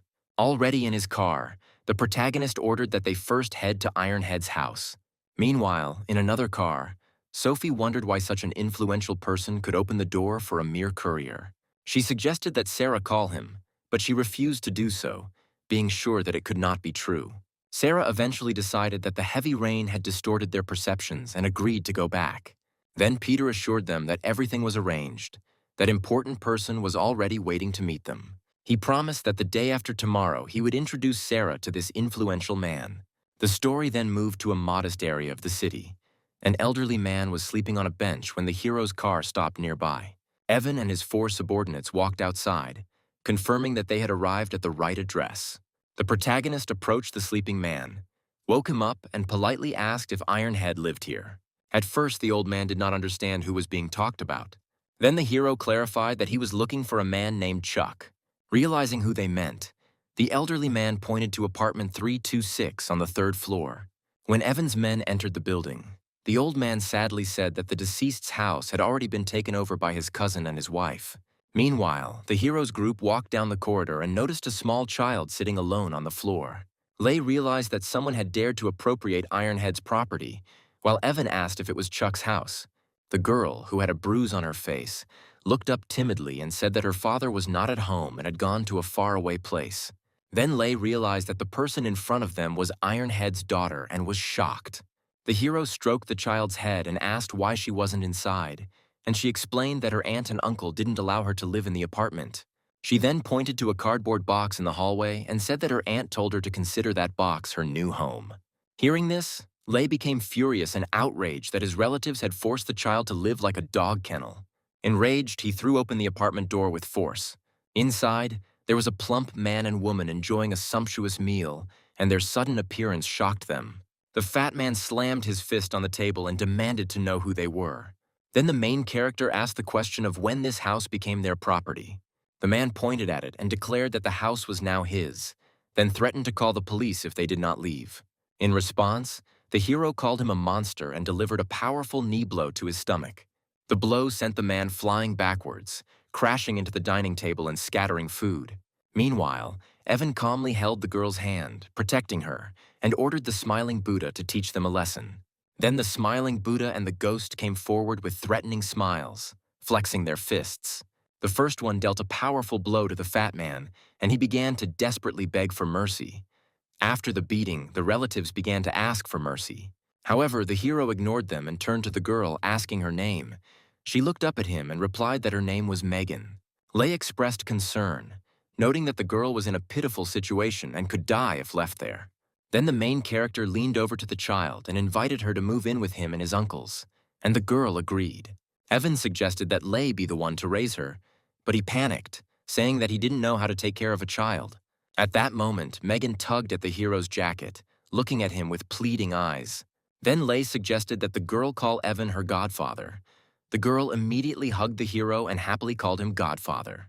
Evan noted with a grin that he became a father just a few days after the wedding.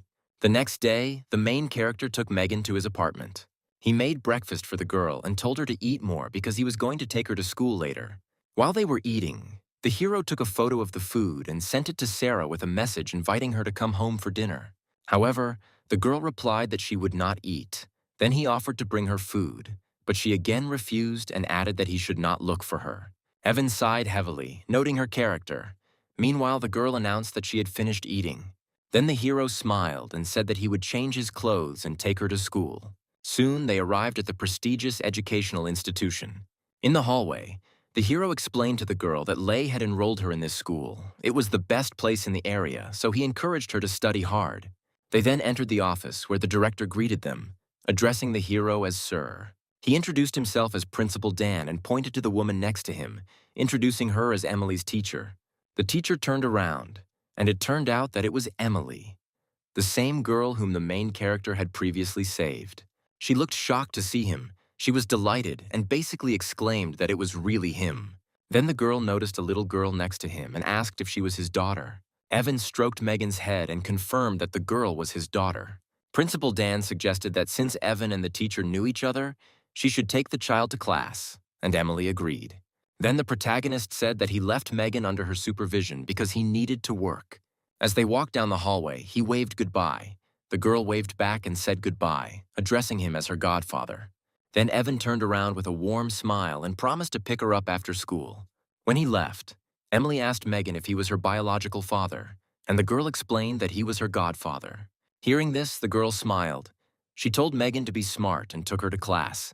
Outside, the protagonist sat on his motorcycle and lit a cigarette, reflecting on how being a father wasn't as easy as it seemed.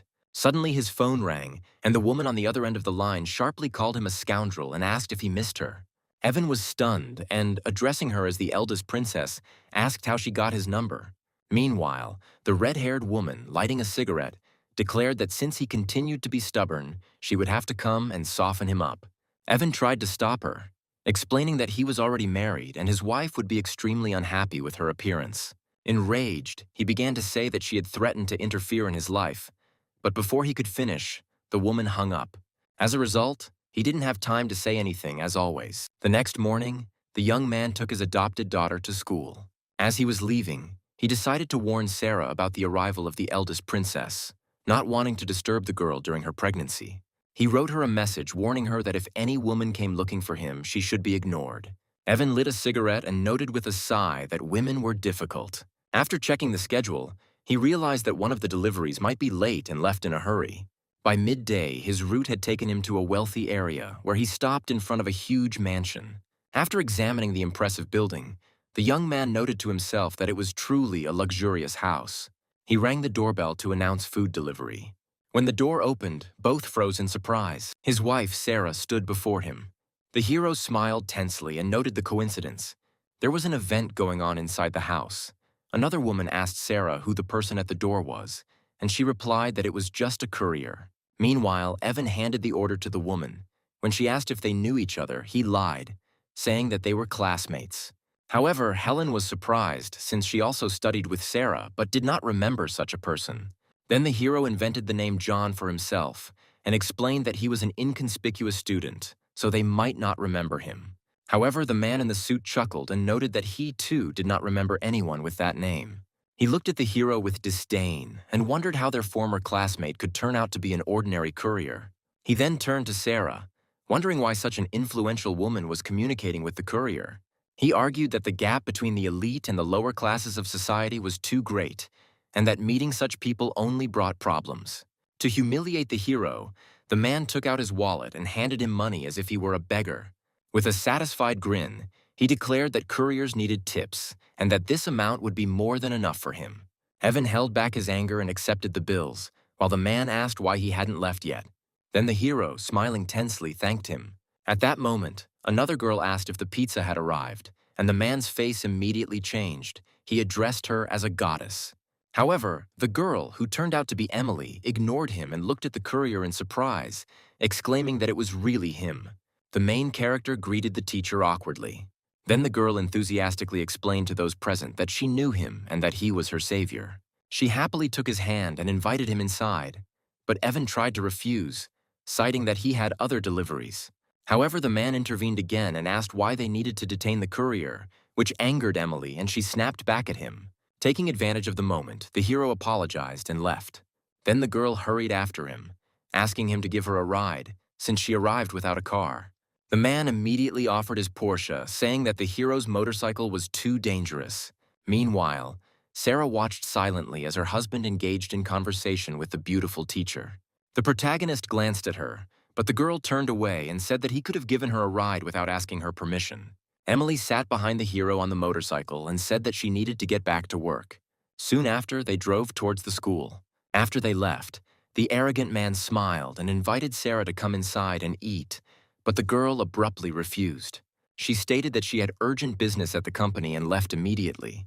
Meanwhile, on the road, the main character was racing through the city and Emily was holding on to him. He asked if he had been driving too fast. The girl, blushing slightly and pressing herself against his back, replied that the speed was normal and she even liked it. However, the moment was cut short when a red sports car cut them off, forcing the hero to brake sharply. It was Sarah who rolled down the window and firmly demanded that Emily get into her car. Knowing he shouldn't provoke his pregnant wife, Evan immediately agreed, lying and claiming he had suddenly become busy. Before getting into the car, Emily asked if he was free this weekend so she could treat him to dinner. Evan became nervous and replied that he had to work. He said that they could arrange it later and then hurried away. The protagonist quickly rode away on his motorcycle while Emily waved goodbye to him and then stayed behind with the other girl. As Evan left, he thought that dealing with women was extremely difficult. Later that day, the hero walked with Megan through the courtyard of the apartment complex, holding the girl's hand. He asked if she was hungry, adding that he would cook food as soon as they got home. However, when they opened the door, the young man froze, and there was a pair of women's high-heeled shoes on the floor. Suddenly, the bathroom door opened, and a woman wrapped in only a white towel came out. It was the eldest princess, Madison. Evan panicked, covered Megan's eyes, and screamed, demanding that Madison get dressed immediately. Then the hero reminded her that there was a child in the house, and Madison finally noticed the girl and asked who she was. Evan replied that it was his daughter. He also reminded that he had previously told her about his marriage, but she did not believe her. After this, the girl stroked Megan's head and playfully invited her to call her mom. This completely infuriated the hero, and he indignantly asked what kind of nonsense she was talking about. However, Madison remained calm.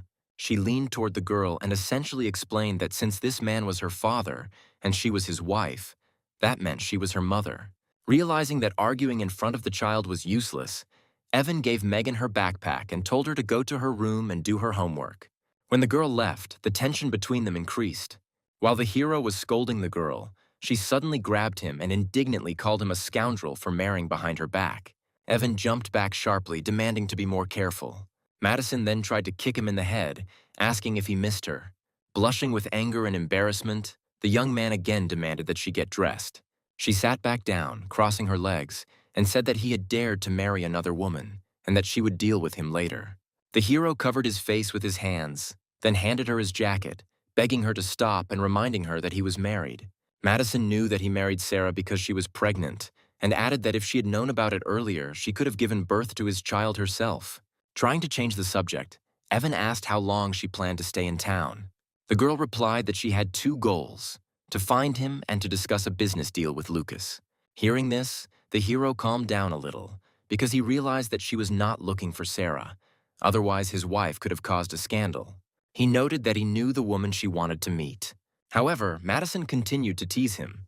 She pinned him against the closet and asked him why he behaved like a monk with her, although he could not control himself with other women. The girl approached again, and Evan flinched, asking what she was going to do. She continued to stroke his face, but at that moment they were interrupted by Megan, who came running and said that she was hungry. But seeing this scene, the girl immediately turned away and closed her eyes. The hero took the opportunity to escape the awkward situation and suggested stopping the argument and having something to eat. He then changed into a suit, took Megan's hand, and informed Madison that if she didn't come with them, they would leave without her. Left alone, the girl blushed slightly and quietly noted that this man would sooner or later become hers. After this, the story moved to an elite commercial center. The three walked through the hall, accompanied by a waiter. Megan thanked Aunt Madison for the treat, but Aunt Madison stopped her and said she should have called her godmother. Soon they entered the VIP room. Madison mockingly mentioned her role as a godmother, which caused the hero to reprimand her for using inappropriate language in front of the child. Meanwhile, in the corridor, the waiter greeted new guests, among them Joshua, Sarah's brother, who was talking to Oliver. Joshua said he was never able to find out who took the project away from their family, other than it had something to do with Lucas. The conversation then turned to Sarah, Joshua noting that she was now the one in control of the project and did not allow them to interfere. Oliver then came up with a plan. Since Sarah was married to a courier, they could use the media to ruin her reputation. Joshua approved of the idea, and then Oliver noticed a man walking past their door. He noted that he looked like the man who had outbid him at the auction. Joshua saw that it was the same courier, Sarah's husband. Not understanding what he was doing here, the man decided to look into their room. He peered cautiously into Evan's room and saw him sitting at a table with a beautiful woman and a child. From the outside, they looked like a happy family, with the hero and Madison feeding Megan chicken legs. Joshua hid and thought with a grin that he had found the perfect piece of dirt on Sarah. Later that evening, Madison asked Megan how she liked it, and the girl thanked her godmother. Meanwhile, Sarah waited quietly near the hero's apartment, believing that he was not at home. However, the elevator opened, and Evan, along with Madison and Megan, walked down the corridor, while the hero reminded the girl to do her homework. And then he and Sarah bumped into each other. The girl froze, shocked to see her husband next to another woman. Then Madison stepped forward and addressed Sarah directly, confidently asking if she was the same girl. Realizing that the situation could get out of control, Evan quickly intervened and explained that Madison was his aunt's daughter. However, Sarah did not believe him and, feeling betrayed, said that she was just passing by and had other things to do. After this, the girl turned around and walked away, leaving the young man and his companion behind. Desperate to stop her, the hero offered to at least stay and eat before leaving. However, Madison only added fuel to the fire by asking why, if they were husband and wife, they didn't live together. And then Sarah stopped and, having gathered herself, ordered the hero to open the door, saying that she decided to stay for dinner. Finding himself between the two women, Evan noted that being in the same place with them felt like a battlefield. When they got inside, he tried to escape the tense atmosphere and announced that he was going to the kitchen to cook. Then Sarah turned to Madison, who was comfortably settled on the sofa, and asked since when the hero knew how to cook. The girl then recalled how he had once promised to cook for her, and Madison stated that she also wanted to try his dishes. From the kitchen, the main character shouted that she had already eaten a lot and could not be hungry. However, Madison immediately changed her tone to a flirtatious one and, with a feigned complaint, said that she was hungry again. An irritated Evan raised his voice, demanding that she behave normally. Then Sarah offered her a bottle of water, calling her the hero's cousin and adding that she was probably thirsty. There was tension between the two girls. Sarah said that, judging by Madison's appearance, she should have called her big sister. Madison then returned to her playful behavior and called out to the hero, asking when the food would be ready. Soon, the protagonist emerged from the kitchen with a bowl of freshly cooked noodles and announced that dinner was ready. He placed the hot dish in front of Sarah, and she looked at him and noticeably softened, clearly impressed by his actions and the appearance of the food. Noticing this, Madison asked him to make some noodles for her too, but an irritated Evan sharply told her to shut up. Meanwhile, Sarah ignored their squabble and began to eat. After the first bite, she was satisfied and noted that the taste was very good, and the hero's cooking skills improved. Then, unexpectedly, the girl told him to prepare a portion for Madison too, but first to bring her something sour. At that moment, Megan entered the room.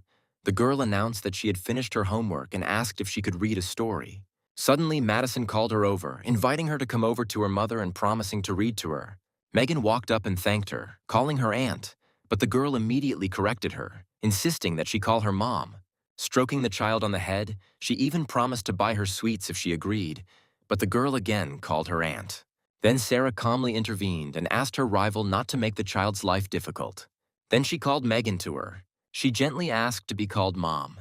The girl was confused and fell silent, not understanding what to do. Instinctively, she looked at the hero, and Evan nodded slightly, giving her permission. Having received approval, Megan turned to Sarah and called her Mom. Sarah praised the girl and said that she would take her to her room to read her a story. As she left, she said goodbye to Madison, telling her to finish her noodles in peace. When Sarah and Megan left, only the hero and Madison remained at the table. Evan placed a bowl of noodles in front of her and offered her to eat. While she was eating, the young man lit a cigarette and asked if she was going to sleep, considering that it was already late. And then suddenly Madison asked why she and Sarah didn't sleep together if they were supposedly married. An irritated Evan said she was talking too much and then suggested she finish up and go to bed. At that moment, Sarah came out of the room and told the hero to go to bed. He obeyed without hesitation. Madison watched this with disbelief and noted that she had never seen him so obedient. Soon the next morning arrived. On the balcony, the protagonist was doing an intense workout, doing one-arm push-ups. Sarah came outside and watched him, and when she finished her approach, Evan noticed that she was awake and informed her that breakfast was on the table. However, the girl refused, explaining that she urgently needed to go to the office to prepare the project. The young man offered to drive her, but she refused, saying he should have focused on getting Megan to school. He tried to insist and asked if he could pick her up in the evening, but she again refused, without even looking at him, and left.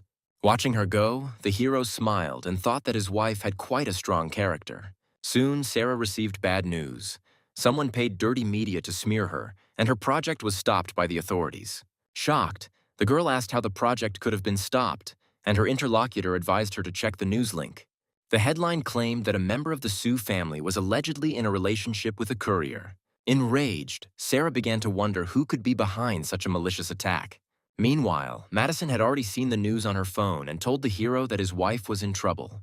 Evan initially told her not to talk nonsense, but Madison added that if he didn't believe it, he could see for himself. The protagonist snatched up the phone, and the moment he saw the article and the photos, his expression changed dramatically. Without a second's hesitation, he immediately made a call and told Vincent that he needed help. Meanwhile, Joshua was lying in bed with a woman, and she asked him why he was so happy. In response, the young man smugly declared that the news was excellent and he felt great. Leaning toward her, he explained that since Sarah was about to lose control of the company, they should celebrate. However, at that moment, the door swung open with a powerful blow, and Joshua flinched in surprise. Vincent entered the room with two subordinates. Joshua's smugness instantly vanished, replaced by fear when he recognized the new leader of the Black Dragon Society. Vincent ordered him to get dressed, saying that someone wanted to see him, and Joshua tried to find out who could have called him urgently. However, Vincent's patience ran out and he rudely ordered him to stop asking stupid questions and get dressed immediately. Outside, a hero with a cold expression was already waiting for them. Vincent reported that the man had been delivered. Joshua looked at the man behind his kidnapping and was shocked to recognize him as his son-in-law. Having come to his senses, he replaced fear with rage and began to shout, insulting the hero and demanding to explain what he was doing here instead of working. He also wondered what he was doing in his room, but the protagonist did not answer with words. He immediately jumped into action, grabbed the vase and smashed it hard against Joshua's face. The shards shattered and the man staggered back, blood streaming down his face, shocked and angry, wondering if the hero had been looking for death. But before he could recover, Evan gave him a powerful slap. The blow sent him flying back and falling to the floor, but the beating didn't end there. The hero approached the wounded man, grabbed him, and angrily demanded to know whether he had treated his own sister in this way. In response, Joshua said with a grin that Sarah did not deserve to be called his sister. These words caused a real fit of anger in the protagonist.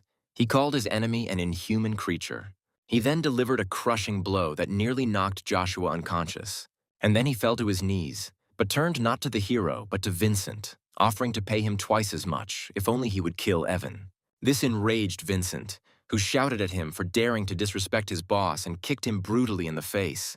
He then asked what to do with him next, and the hero stated that Joshua should have contacted the media and forced them to remove the false articles. Then Vincent grabbed the trembling man by the hair and warned him that he had heard the order and was obliged to carry it out exactly. However, even in this state, Joshua did not give up and again began to beg to kill the hero. Losing patience, Vincent hit him again and said he didn't want to hear another word. Eventually, Joshua began to beg for the beating to stop, promising to force the media to publish a retraction. Satisfied, Vincent smiled mockingly and noted that everything would have been much easier if he had been so obedient from the start. The story then moved to the Sioux Group headquarters, where Sarah received bad news from her assistant. She reported that the media would only agree to remove articles for $800,000, and the girl was outraged, calling this blatant extortion. At that moment, the door swung open and her father Sam and grandfather Albert entered the office, declaring that she had brought shame on the family. Sarah tried to justify herself, insisting that everything was not as it seemed.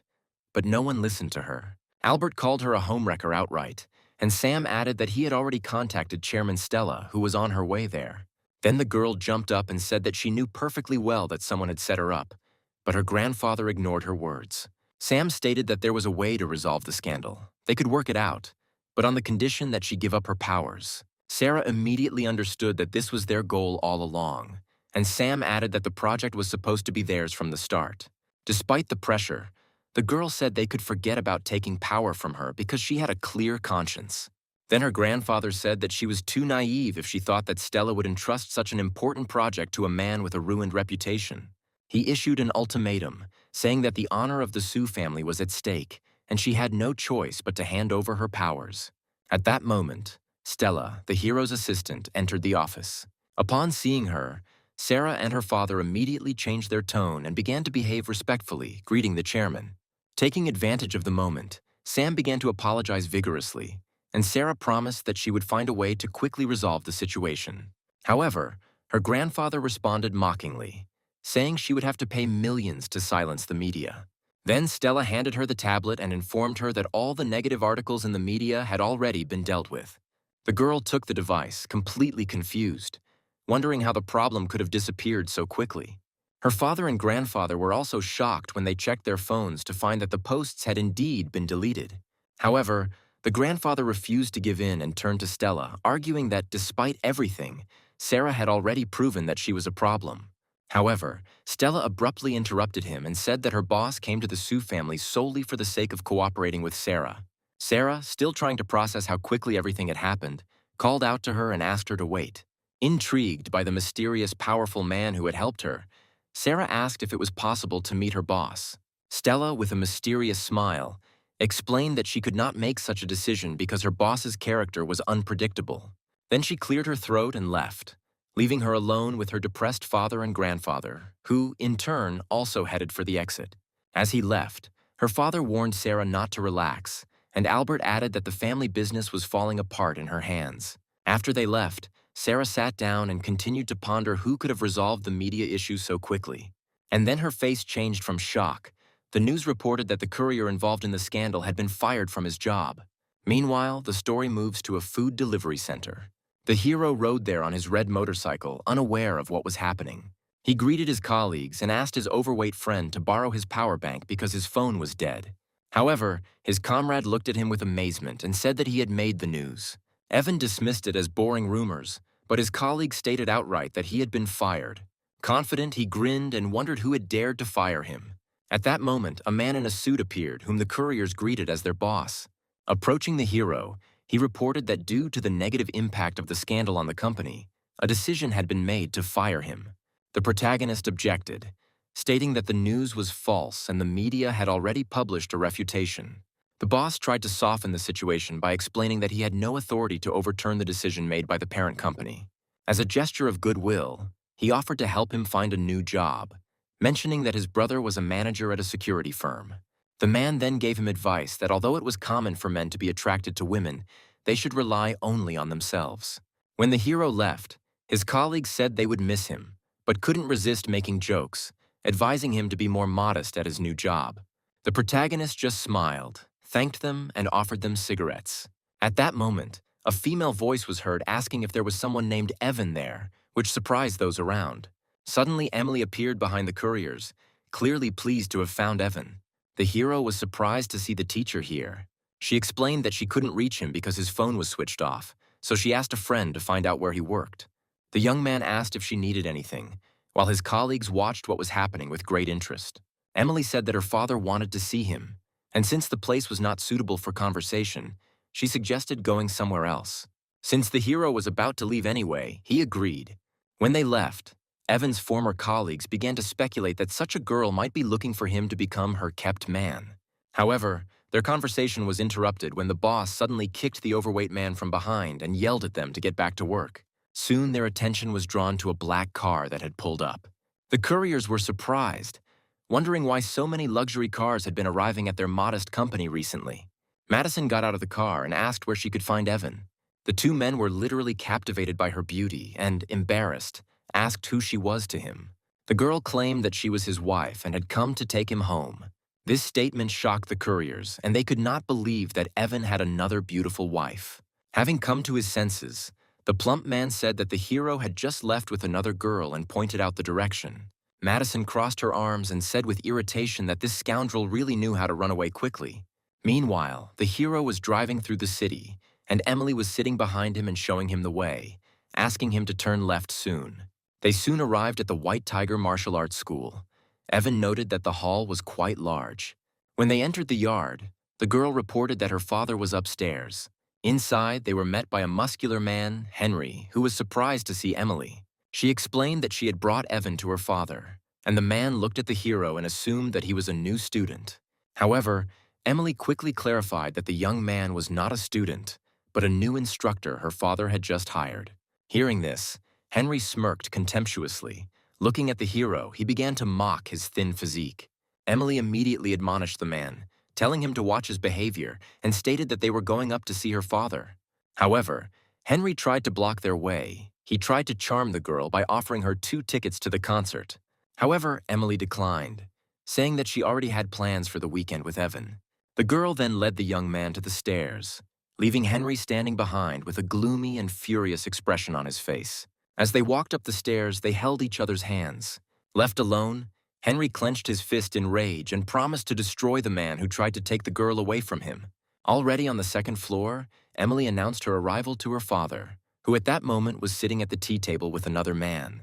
Tyler immediately stood up and greeted them, while jokingly reproaching his daughter for not warning her about such an important guest.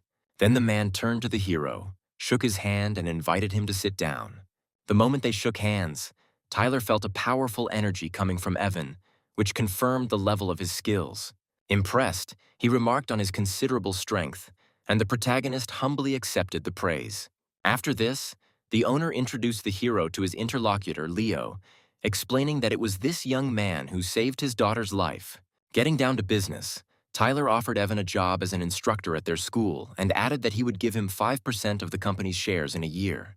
Emily tried to intervene, but Evan explained that he needed the money because he had just lost his job. Then Tyler offered him a monthly salary of $50,000. In the end, the hero agreed to the proposal, which clearly pleased the girl. Leo also congratulated his friend on finding such an excellent instructor. After this, Tyler offered to show the new employee the hall, and the hero agreed. Now the story moves to a spacious modern training hall. Tyler called all the students to gather. Standing before them, he proudly introduced Evan as the new instructor and invited him to say a few words.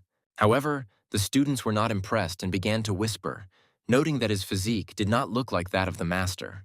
Then Henry stepped forward as their representative and asked what fighting styles Evan had studied. The young man confidently replied that he knew a little bit of different styles, including Hong Quan, Tai Chi, and Wing Chun. This irritated Henry, who stated that he was a jack of all trades, but a true expert in none. The other students supported Henry. They demanded that he stop talking and show something in action. Emily tried to intervene, but he stated that since Evan had come to teach, there could not be a weakling in that place. The students enthusiastically supported him and began to encourage him to fight the hero to test his strength. Sensing the tension, Tyler suggested that Evan demonstrate his skills, and the hero calmly agreed. Stepping forward, Henry grinned and warned that he had dealt heavy blows, but assured him that he would not kill him. Flexing his fists, Evan coolly replied that coincidentally he had hit pretty hard too. Then Henry proposed a bet. He said that if he won, he would take Emily to a concert that weekend. However, Evan noticed that everything depended on Emily agreeing, and then she asked what would happen if the hero lost. A confident Henry laughed and declared that if he lost, they could make any demand they wanted. Taking advantage of this, Emily outlined the conditions. If he lost, he would have to give up the tickets, and she would go to the concert with Evan. Henry then turned to his master and asked what to do if the new instructor was seriously injured. Before starting, he warned the hero once again that he would not hold back, but Evan calmly suggested that he begin when he was ready. These words irritated the man. With a loud cry, Henry rushed forward, intending to test the hero's abilities. However, the hero intercepted the attack with astonishing speed. He then delivered a precise blow with the edge of his palm to the opponent's throat, stopping him in his tracks. Without giving him time to come to his senses, Evan grabbed him by the neck from behind. Immediately after that, he delivered a powerful knee to his stomach, causing him to cry out in pain. The hero noticed that Henry's speed was good, but he lacked strength, and advised him to return to training. As Henry writhed in pain, Emily remarked with obvious admiration on how amazing he was. Leo watched from the sidelines and noticed that the hero was using only about 30% of his power. Humiliated by such a quick defeat, Henry lay on the floor muttering something angrily. Unwilling to admit defeat, he suddenly jumped up and attacked from behind, while Emily, in horror, tried to warn the hero of the danger. He managed to grab Evan from behind, and shouting that he should have died, he shocked the girl. He then abruptly threw the hero over his shoulder and threw him hard onto the training mat. Emily indignantly scolded Henry for deciding to carry out a sneak attack despite the hero's already achieved victory. However, Henry himself only grinned and stated that, in his opinion, showing mercy to the enemy means being cruel to oneself. He then raised his leg arrogantly and declared that in battle, the winner is the king. Henry brought it down with force, intending to crush the hero lying on the ground. However, the next moment Evan easily jumped to the side and the blow missed its target. The surprise on the opponent's face quickly turned to mockery, and he asked if he really only knew how to run away and dodge. After that, Henry rushed forward again, striking. However, Evan calmly dodged and noticed that the attack was too slow and decided to teach him a lesson. He explained that in combat there is an important principle. Speed is the only indestructible factor. And then, unable to bear it any longer, Henry demanded that they stop talking and attacked him with a series of blows. However, Evan dodged every blow. After another attack, the hero mockingly asked if that was all, again emphasizing the enemy's slowness. Driven to his limit, Henry screamed in rage at how dare he behave so arrogantly, after which he vowed to take his life. Leo immediately recognized this move as a deadly technique. And then Emily turned pale and screamed out the hero's name in fear. However, the main character himself remained absolutely calm. He easily jumped over the attack. Then he, flying over the enemy, reminded him that he was still too slow. Without giving him time to recover, Evan delivered one powerful knee strike that sent Henry to the floor unconscious. After this, silence reigned in the hall. The students watched in horror as their strongest comrade was defeated with just one blow. Meanwhile, Emily, on the contrary, was delighted and rushed to Evan, admiringly declaring that he was incredible. Leo noted that with such strength, the young man had probably already reached the level of a minor master. After this, Evan, maintaining politeness, approached Tyler and apologized, explaining that he could not control himself and injured his student. However, the mentor only laughed and said that there was no need to worry, since his arrogant student deserved it. When Evan went outside and checked the time, he saw that it was already 11 a.m. and remembered that he was supposed to bring lunch to his wife. Then his attention was drawn to a message from Sarah, who said that she had learned about his dismissal and was offering to get him a new job. The hero replied that he had already found a job with a salary of $50,000 a month, but Sarah asked if he could be more honest at least once. Annoyed that they didn't believe him, Evan took out the contract, took a photo, and sent it as proof. Then the hero offered to bring her lunch, but she refused, explaining that she had a meeting with a very important person. Sarah explained that she was going to meet with the very same influential person who gave her the project to thank him personally. Without wasting a second, the hero jumped on his motorcycle and called Madison, demanding to know Sarah's current location. At first, she jokingly refused, but after hearing his serious tone, she agreed to check. A moment later, the girl reported disturbing news. His wife was currently with another man and drinking. She then added that this man was far from good, and he had already put something in Sarah's drink. This news caused the hero to burst into rage. He swore, his face contorted with anger, and starting the engine, he took off. Evan swore that he would kill whoever dared to harm his wife. Meanwhile, the story shifted to a luxury hotel. In one of the rooms, Sarah was lying unconscious on the bed, and one of her shoes was lying on the floor.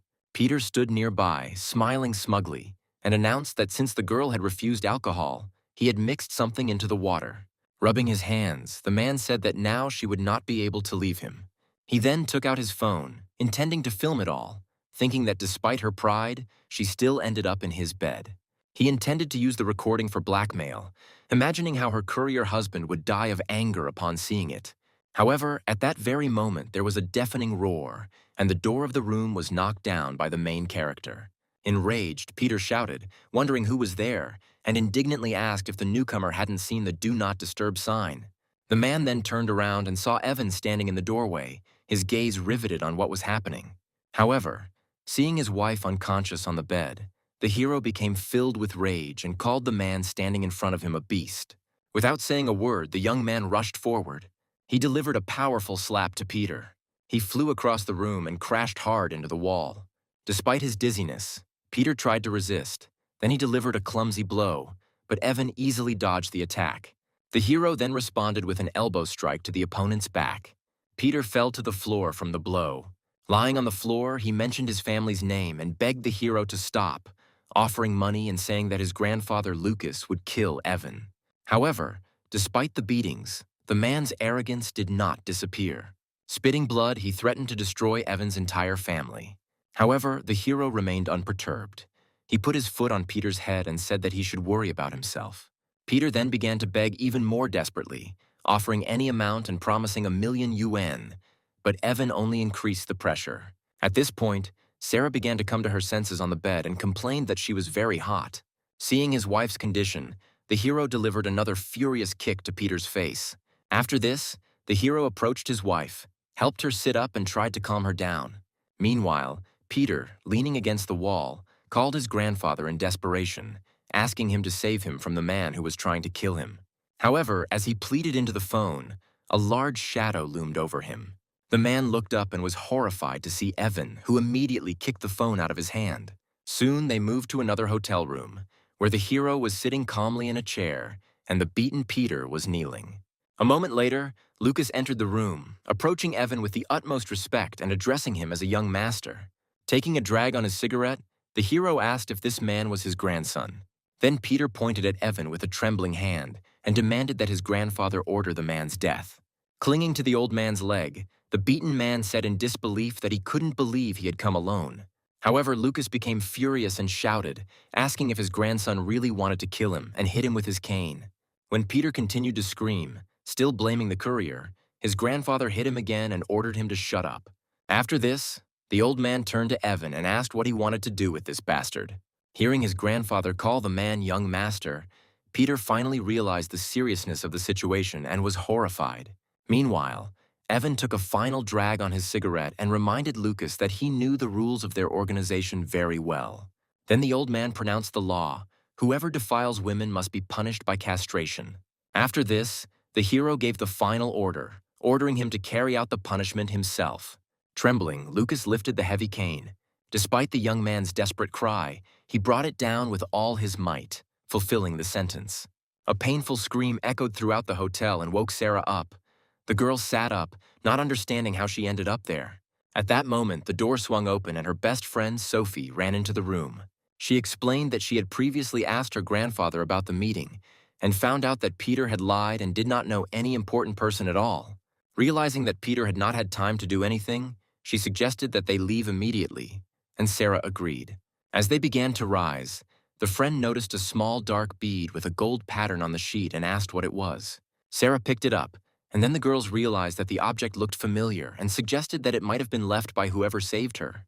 Clutching a mysterious dragon bead, Sarah asked her friend to help her find out who her savior was. Sophie agreed to help her and said that she would deal with Peter later. Evan soon discovered that the two girls were gone and decided that they must have been very scared. The hero then straightened his jacket and switched to other duties, reminding himself of the task assigned by his grandfather. However, suddenly it dawned on him. He began frantically feeling his pockets and realized with alarm that the precious dragon bead had disappeared. Meanwhile, at the Sue family's house, Albert interrogated the beaten Joshua, trying to understand how he could lose to an ordinary courier. The young man explained that Evan was not as simple as he seemed and revealed his connection with the Black Dragon group. At this point, Oliver, with a dismissive grin, declared that this group meant nothing. Albert asked him if there was a plan, and Oliver said that if Sarah died, control of the project would naturally return to them. A shocked Joshua asked for clarification, and Oliver said that anyone who stood in the way of the Ching family must die.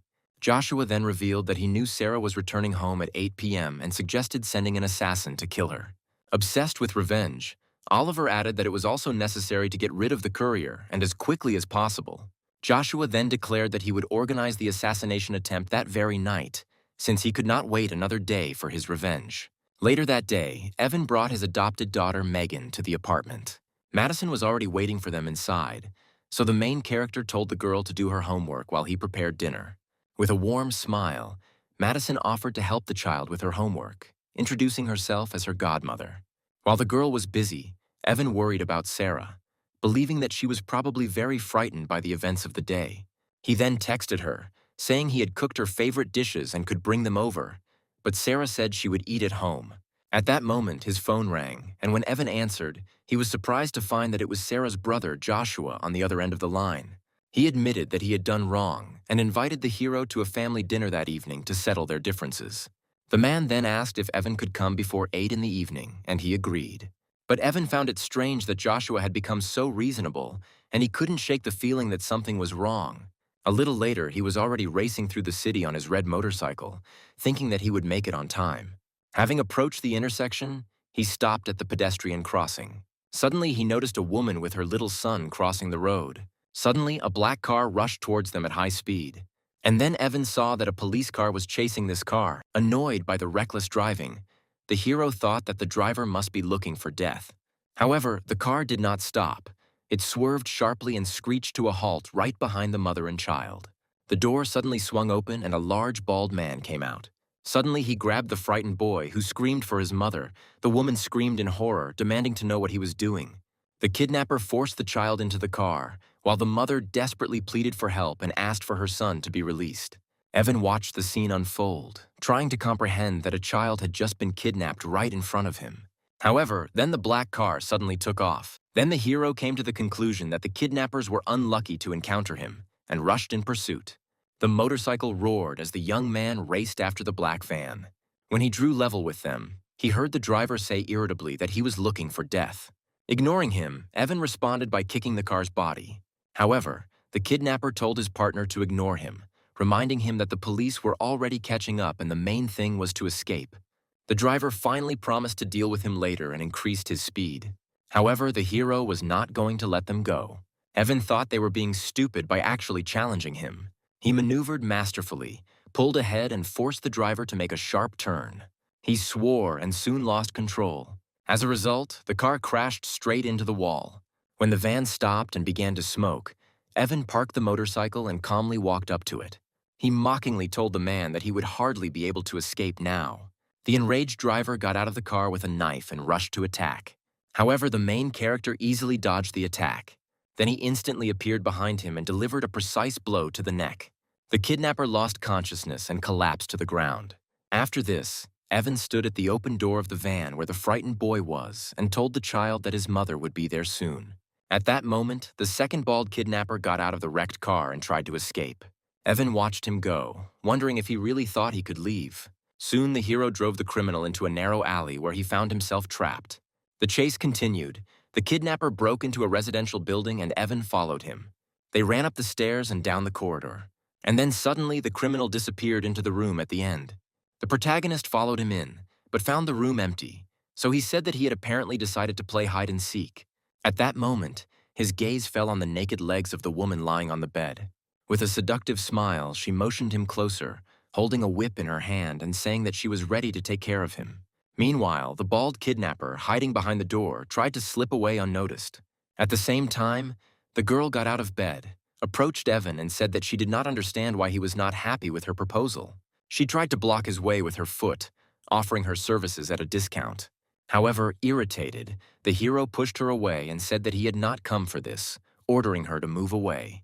At that moment, the door suddenly swung open and a policewoman burst into the room. She pointed her gun and ordered everyone to freeze and raise their hands, and the girl on the floor immediately recognized Officer Naomi. Evan tried to explain the situation, but the police officer ignored him and told the woman to put her hands on her head. Suddenly, the officer heard a sound behind the closed door. She turned sharply, pointed her gun, and demanded to be seen, while Evan raised his hands. She then cautiously approached the door and said that the building was surrounded, warning anyone inside not to resist. When the woman reached for the handle, the hero noticed that something was wrong. At the very moment the door opened, the bald kidnapper jumped out and swung a heavy object at the officer. However, at the last moment, Evan pushed Officer Naomi aside, taking her out of harm's way. Confused, Officer Naomi didn't immediately understand what had happened, but then realized she had just been attacked. She instantly came to her senses and, acting with professional precision, knocked down the bald kidnapper, quickly incapacitating him. Watching her decisive actions, Evan began to sweat nervously, thinking that this girl was really very strong.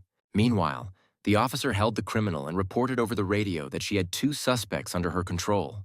Evan then rushed to explain, saying that it was he who helped apprehend the criminal and that he was a model citizen. However, Naomi was skeptical of his words and noted that everyone who is found in such places calls themselves decent. She then pulled out a pair of handcuffs, noting that it was a good thing she had a spare pair, and ordered him to hold out his hands. Evan tried to object, but the girl ignored him, saying that he could explain everything at the station. Later that night, they were already at the police station.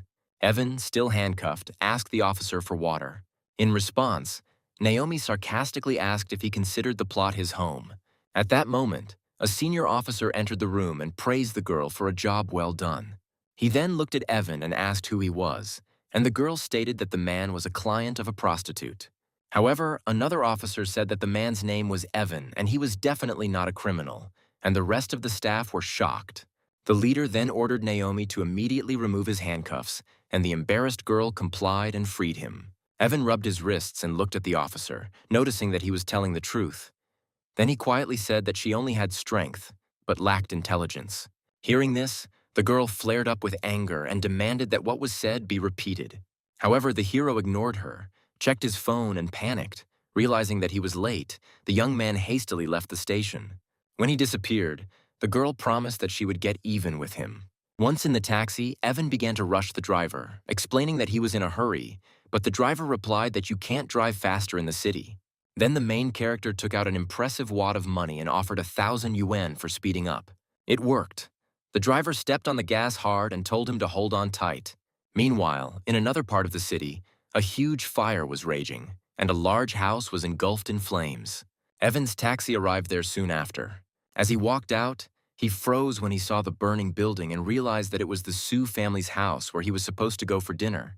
At this moment, an excited woman from the crowd said that Madame Sue was almost certainly in the house. The realization that his wife might be inside filled the hero with horror. Then he quickly turned to the woman, asking if he had understood correctly that Sarah was still in the villa. Without a second's hesitation, the young man threw off his jacket and threw himself straight into the fire, shocking those around him. The firemen shouted at him not to act so recklessly, and the woman begged him to come back because he had no protective gear. The woman folded her hands and began to pray, lamenting what had happened. Meanwhile, Sarah arrived on the scene. Getting out of the car, the girl asked the same woman what had happened, and she was surprised to see her. Then the woman panicked. She thought that Sarah was inside, and because of her, that guy had just run into the fire in vain.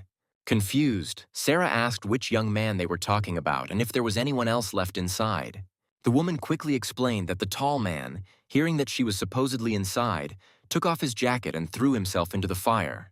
Realizing that they were talking about Evan, Sarah tried to throw herself into the flames, but the woman and the firefighter grabbed her and held her back.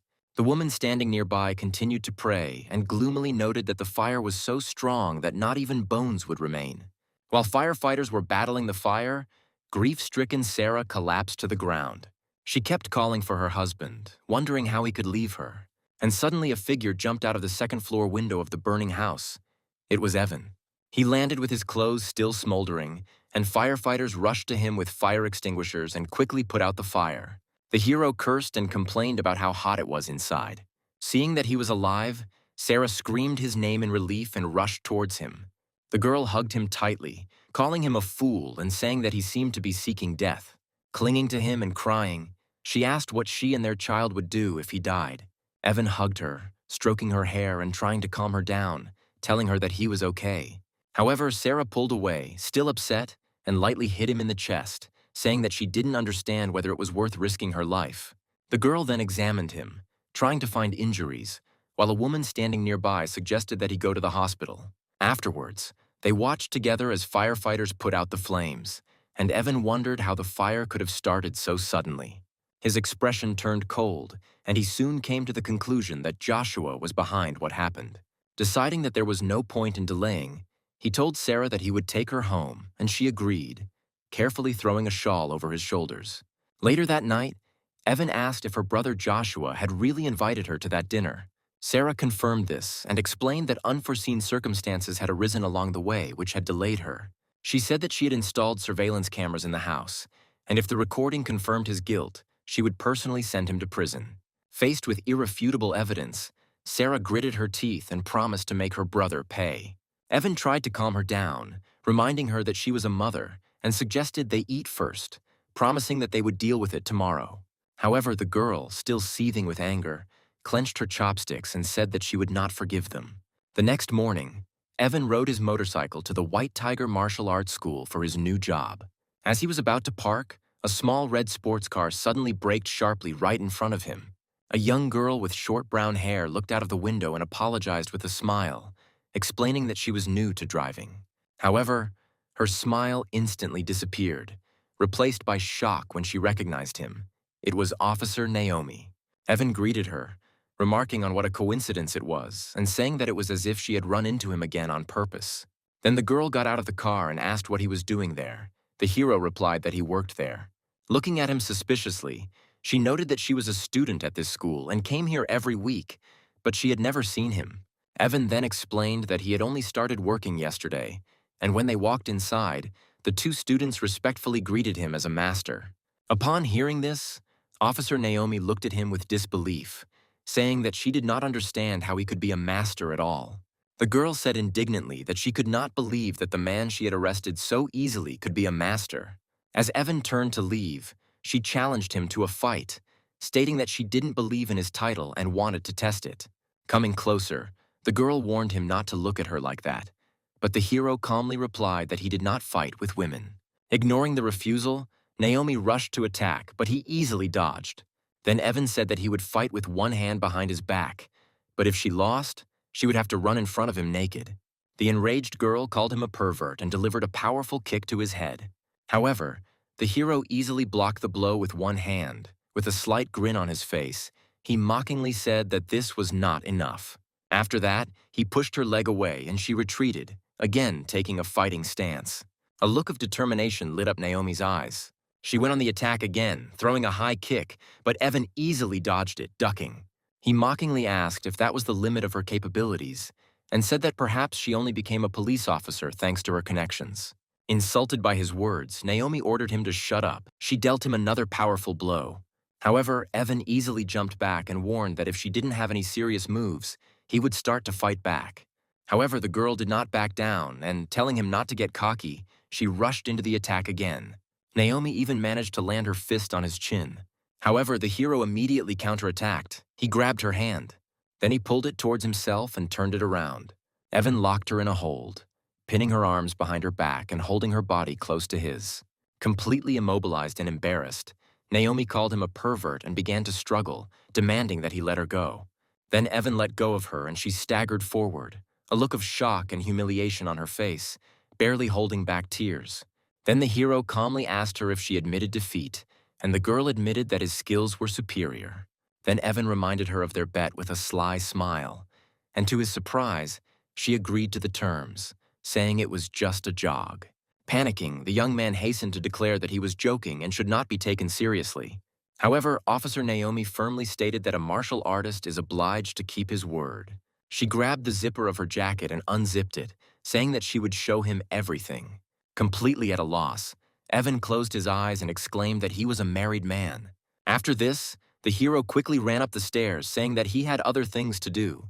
Watching him run away, Officer Naomi buttoned her jacket back up with a smug smile, deciding he was nothing but a coward. Meanwhile, in the upper room of the martial arts hall, Emily was playing the piano. Henry stood next to her, admiring her performance. However, the girl stopped, clearly irritated by his flattery, and said that she doubted whether he understood classical music. At that moment, Evan came in and started applauding, noting that he had not expected the teacher to play at such a high level. Henry said he doubted Evan was capable of understanding the piece, but the hero calmly replied that Emily was performing the nocturne. Emily asked Evan if he liked the piece, and he replied that it was a really good piece. Blushing slightly, the girl shyly asked if he knew how to play and would like to try. However, before the young man could answer, Henry chuckled and declared that such a man could not possibly be able to play the piano. Ignoring Gary's words, Emily took the hero by the hand and enthusiastically invited him to play. When the hero began to play, he closed his eyes, concentrating, and soon the room was filled with beautiful music. Emily listened with an admiring and happy expression on her face, noting how wonderful it sounded. Meanwhile, Henry watched grimly, forced to admit that this man really could play. When Evan finished, the girl hurried up to him and began to admiringly praise his performance. However, the hero modestly replied that her own game was also good, but she needed to correct a few minor flaws. These words made Henry furious. He accused him of arrogance. He dared to criticize Emily just because he knew how to play a little. Their argument was interrupted when a woman in a formal suit entered the room, approached Emily and asked if she had played the nocturne. The woman then praised her, saying she was surprised at how much her skills had improved. Seeing a chance to get rid of his rival, Henry informed Evan that Emily's teacher, Giselle, had arrived and hinted that he should leave.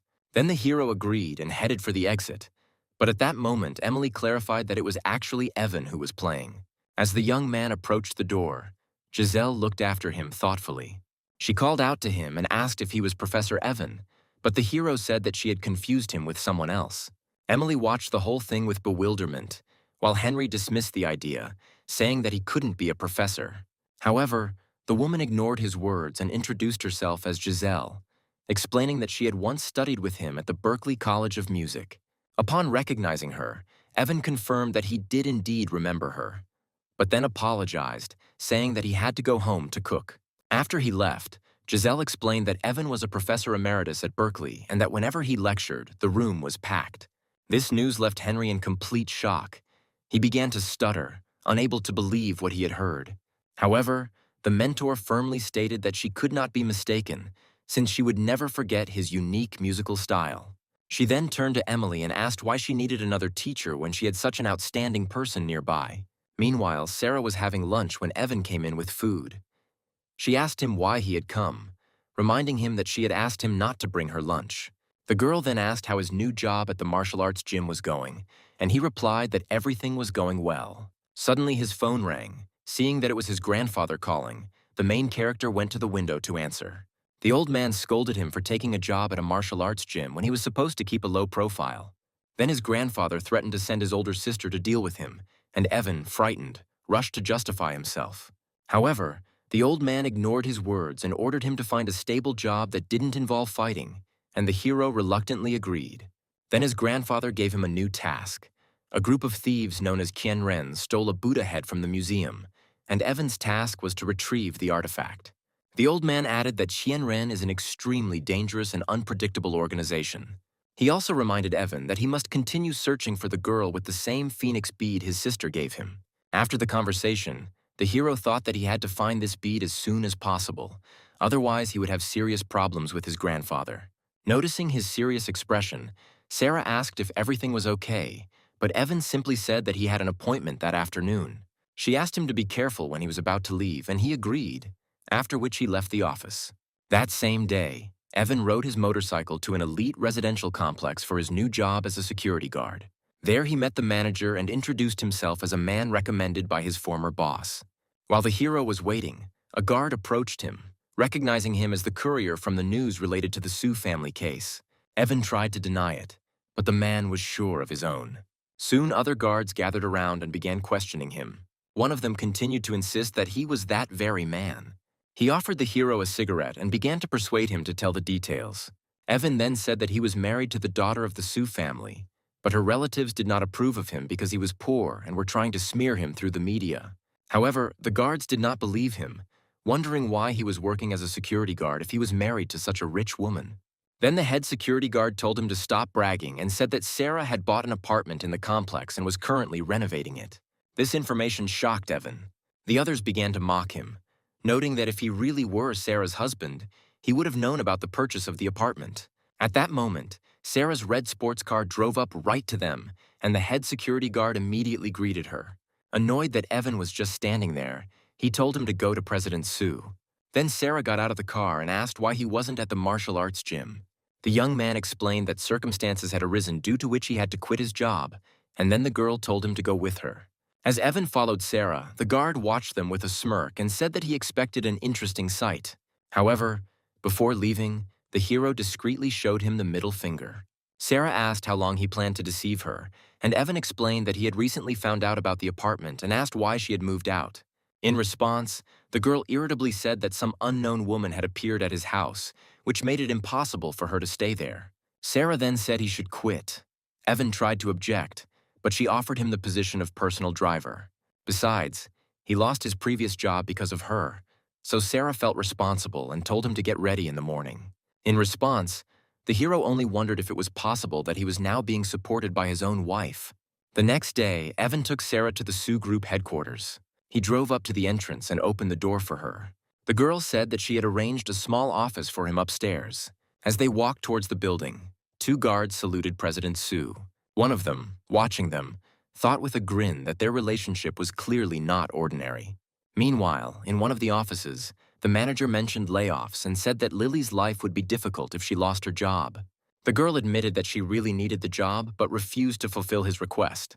The man then mentioned her mother's hospital bills and offered to pay her $30,000 a month if she would stay with him. In response, the girl declared that she would not sell her body, and he, enraged, rushed towards her, accusing her of pretense. The man cornered an employee named Lily as she begged him to let her go. At the same time, Evan, walking down the corridor, heard screams from the next office. He stopped at the door, hearing Lily screaming and the man yelling at her and insulting her. Looking inside, the hero saw President Song's son ripping the girl's blouse. Frightened, she screamed for help, but to silence her, the man hit her. At that moment, Evan calmly walked in, asking if they were busy. Stunned, President Song demanded to know who he was. Then the fat man shouted at him to get out. However, without further ado, the protagonist responded with a powerful kick, sending him flying across the room. Finding himself on the floor, the man hit his head hard. Evan then said that Sun dared to commit violence in the workplace. However, The president threatened to call the police and put him in jail. He then turned to Lily and falsely accused her of trying to seduce him, but she denied it. President Song, however, was confident that the police would believe him. However, Evan took out his phone and showed that he had recorded everything that was happening, at which point the man's confidence was replaced by fear. Desperate to destroy the evidence, he rushed to the telephone. However, the hero easily dodged and dealt him another strong slap. Standing over him, the young man said that he should not think that he was not capable of killing him. The man began to beg him to stop, promising not to call the police, and a frightened Lily also asked him to stop. Then Evan picked up the phone and said that he would leave a recording as a guarantee, warning him not to cause any more problems. After this, the hero suggested that Lily leave, and the girl gratefully followed him, leaving the beaten president lying on the floor. The girl then introduced herself and asked what department he worked in. Evan explained that he worked as President Sue's driver. Lily offered to treat him to lunch when he had time, but the hero politely declined, saying that he liked helping people. He then added that if President Song bothered her again, she should contact him, after which he announced that he was leaving. Outside the building, a young man lit a cigarette, muttering quietly that the atmosphere in the company was toxic. He then approached the guard to ask for a lighter, who looked at him with interest and then his eyes widened. He cheerfully asked if he was the man he thought he was and introduced himself as Nolan. Evan also recognized him. He was happy and said that he missed him very much, after which he asked where he had been all this time. Overwhelmed with emotion, Nolan hugged the hero and told him that many years ago his grandmother told him that Evan had a great future ahead of him. However, their meeting was interrupted by another guard, who rudely shouted at Nolan, calling him a fool, and ordered him to go buy cigarettes. Nolan turned to Evan and asked him to wait a bit. He then approached a man named Hank and tried to explain that Evan was his old friend and asked for a little respect. However, Hank mockingly wondered why such a man deserved respect at all, after which he again ordered to buy cigarettes. In an effort to avoid conflict, Nolan offered him 50 yuan, asking him to take it for cigarettes and not make a scene. Then Hank laughed condescendingly, but still took the money, noting that he was at least a sensible fool. However, before Hank could leave, Evan put his hand on his shoulder and demanded his money back. Enraged, Hank demanded to know who he was and ordered him to be released. But the hero did not say anything unnecessary and delivered a powerful blow, sending him to the ground. Standing over his fallen enemy, Evan said that Nolan was his brother, and if he dared to oppress him again, he would personally kill him. Stunned and angry, Hank jumped up and ran away, shouting threats and demanding that Evan not go anywhere. Nolan said that they shouldn't have gotten into a fight because Hank is a dangerous person, but the hero replied that such people only understand strength. The situation soon escalated. Hank returned with other guards, pointed at Evan and demanded that he stop. Seeing his friend being surrounded, Nolan stood in front of Evan, defending him, apologizing to them and offering to take the punishment himself. However, Hank vehemently rejected this offer and instead threatened to beat up Nolan too. However, before the situation could get out of control, Captain Lawrence intervened, surprising Hank, who pushed him aside sharply. He then turned to Evan, handed him a pack of cigarettes and apologized for his subordinate, asking him to forgive the newcomer. A stunned Hank tried to understand what was happening. However, the captain immediately turned his anger on him, hitting him and scolding him for causing problems. Then Evan calmly stated that Nolan was his brother and he did not intend to tolerate being bullied. The captain immediately agreed, adding that now Evan's brother was his brother too. At that moment, Lily came out of the building. She had already changed into normal clothes and was walking with a drink in her hands. The other guards immediately admired her beauty, talking enthusiastically among themselves. Evan reacted to their stares with mockery, but one of the guards explained that she had had a hard life. Her gambling-addicted husband died, leaving her with huge debts, and her mother is seriously ill, leaving Lily to care for the child alone. As she passed by, Lily smiled politely at the guards, which made them even more delighted. However, to their complete surprise, the girl headed straight towards Evan. She handed him a cup of coffee, explaining that she had bought it for him, and advised him to smoke less. A little surprised, the hero accepted the drink and thanked her, after which Lily turned around and left. The remaining guards were amazed and began to talk among themselves in admiration, saying that they considered Evan a real god. The captain asked what the coffee tasted like, and after taking a sip, the young man calmly replied that it was ordinary and a little bitter. The captain didn't believe it and said that a drink from such a girl should be sweet. Nolan proudly declared that Evan had always been popular with women, and the captain jokingly offered to accept him as an apprentice. However, their conversation was interrupted when an expensive black car stopped abruptly in front of them. A beautiful woman with long purple hair, Rose, came out of it, but there was annoyance on her face. The guards initially thought it was another girl who had come to see Evan, but they were wrong. She looked sternly at the group and called out loudly for Nolan, saying that she had finally found him. The other guards whispered in amazement, not believing that Nolan knew such a wealthy woman. Rose leaned over to him, covered her nose in disgust, and said that he stank, asking when he had last washed. She said their former class president, Charlotte, was getting married the next day and she was calling all her classmates. The girl then turned her attention to Evan, noting that he seemed familiar to her, and Nolan introduced him as his good friend. After a moment, Rose remembered that she knew him from school, as he was often reprimanded at the all-school assemblies on Mondays.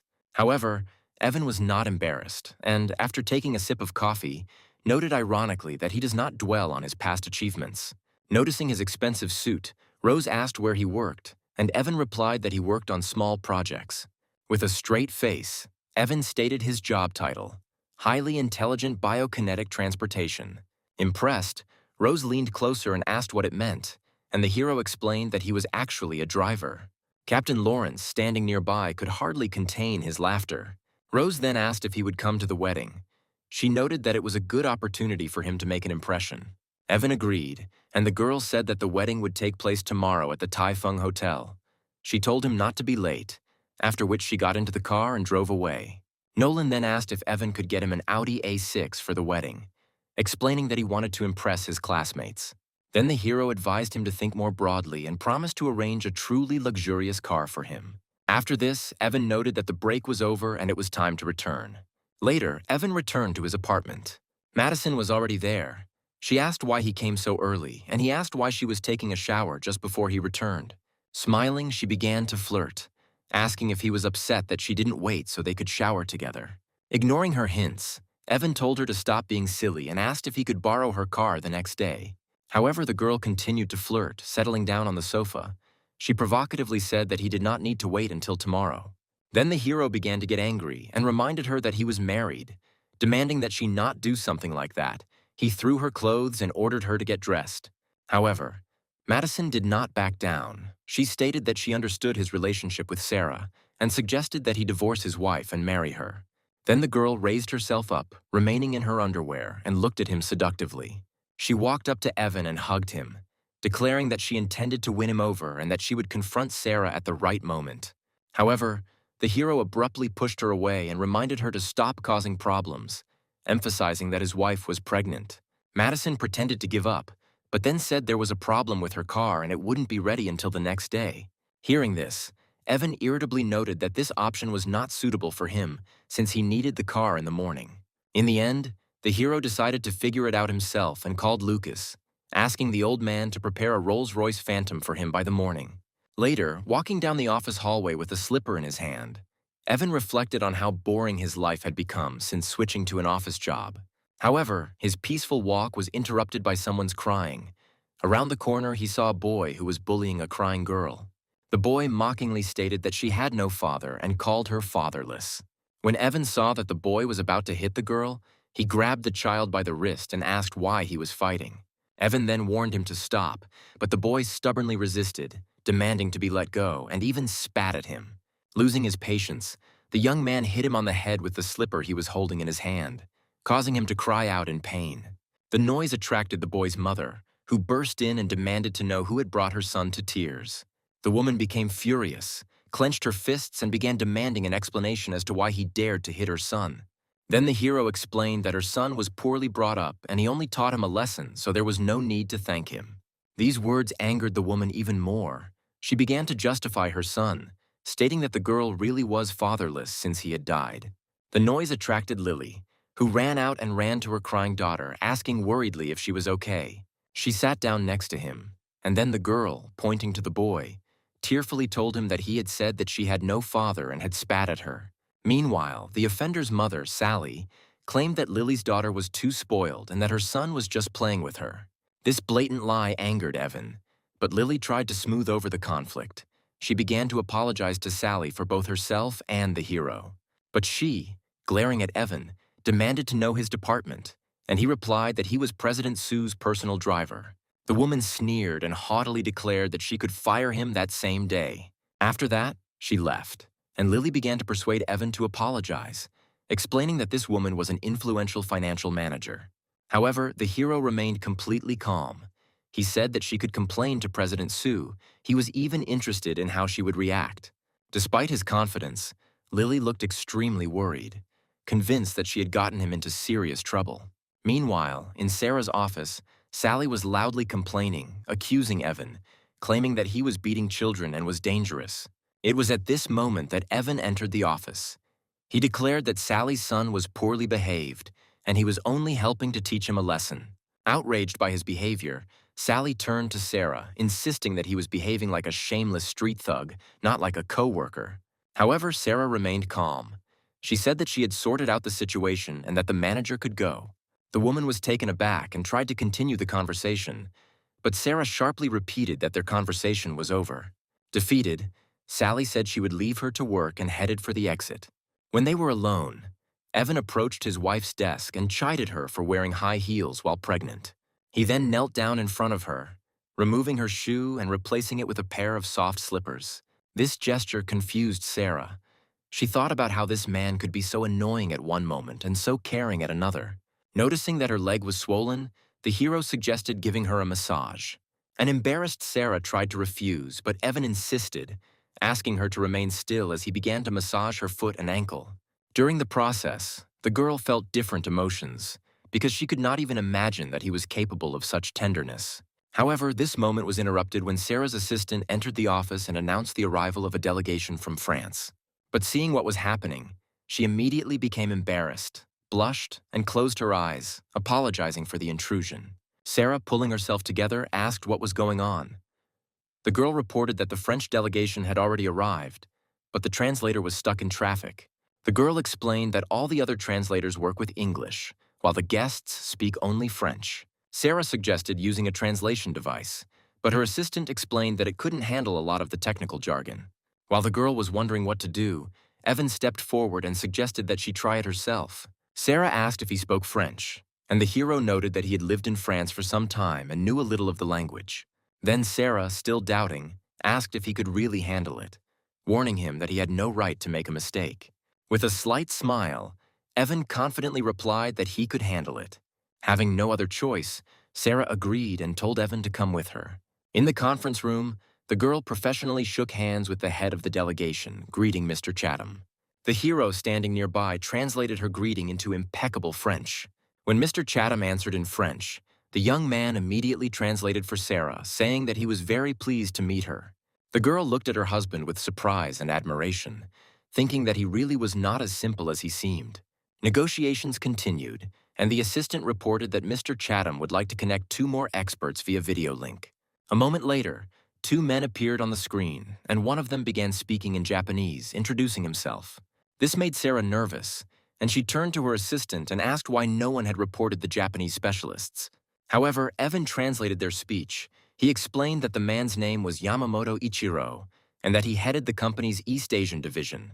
Seeing the shock on the girls' faces, the hero only explained that he learned the language during his travels abroad.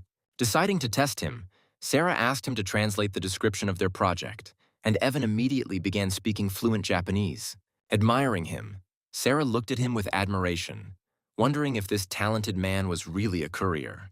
2 hours later, the meeting ended. The assistant reported that the Chatham team was very satisfied and they were already escorted to the hotel. When she and the hero were alone, Sarah turned to Evan and sincerely thanked him for his invaluable help. In response, the hero smiled warmly and said that it was a trifle and she should not be so formal with him. Then the young man sat down opposite her and jokingly asked what reward she was going to give him. A little embarrassed, the girl asked him to be more serious, reminding him that they were in an office. Then Evan changed the subject and asked if he could take the next day off since he was going to a classmate's wedding. Surprised by such a modest desire, Sarah asked if this was all he wanted, after which she agreed without hesitation. The hero got up to leave, but asked what she would like for dinner, but the girl replied that they would discuss it later. When he left, Sarah thought he was a real simpleton for not asking for a more personal reward. The next day, at the Sue group building, Evan met his friend Nolan, who was dressed in a new suit for the wedding. He asked his friend's opinion about the suit, and Evan said that it looked so good that it could rival famous actors. Then the hero, wanting to give him confidence, handed him an expensive watch and offered to put it on. While he was fastening the strap, Nolan asked if it was a real Rolex or a good fake. Evan assured him that the watch was genuine. Still in disbelief, Nolan jokingly remarked that if the watch was real, it must be worth millions. At that moment, a luxurious Rolls-Royce Phantom pulled up to them, and Nolan froze in amazement.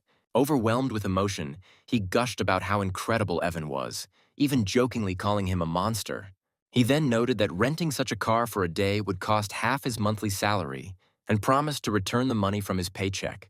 However, he told him to stop behaving like that, after which he ordered him to get into the car. On the way, Nolan's nervousness returned, and he admitted that he doubted that their classmate Charlotte would even notice him. Soon, Evan and Nolan arrived at the hotel. Getting out of the car, Nolan was shocked to see a wedding photo at the entrance. Their classmate was marrying an older man. Evan thought that he heard that she was marrying a senior employee of the Sue family's company and wondered who it could be.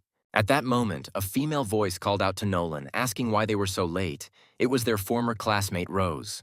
She complimented Nolan's appearance, which made him embarrassed, and he awkwardly asked her not to reveal his true financial situation. The girl agreed and hurried them inside, explaining that many of their classmates had already gathered upstairs. Soon, all three boys entered the hotel. In the banquet hall, a man greeted an elderly man, calling him Teacher Philip. He recognized his former student Axel, noting that the two who impressed him most were Nolan and Evan. At that moment, Evan, Nolan, and Rose entered the hall, surprising everyone present. Teacher Philip immediately recognized the girl and greeted her warmly. Meanwhile, Evan politely invited Boss Han to sit down, and an embarrassed Nolan thanked him and sat down. Axel asked Rose who this distinguished man was, and she again introduced him as Han Nolan, much to the teacher's shock. Nolan confirmed that it was him, and the teacher greeted him politely and asked what he was doing now. Then Evan explained that Boss Han now runs a media company. Impressed, the teacher asked the hero what he himself had become. Evan replied that he worked as a driver for Han's boss, and at that moment the teacher recognized him. However, both he and Axel expressed disappointment, saying that they felt Evan had not been successful since he became Nolan's driver. Philip added that he had placed great hopes on him and that of all of them, he seemed to be in the worst position.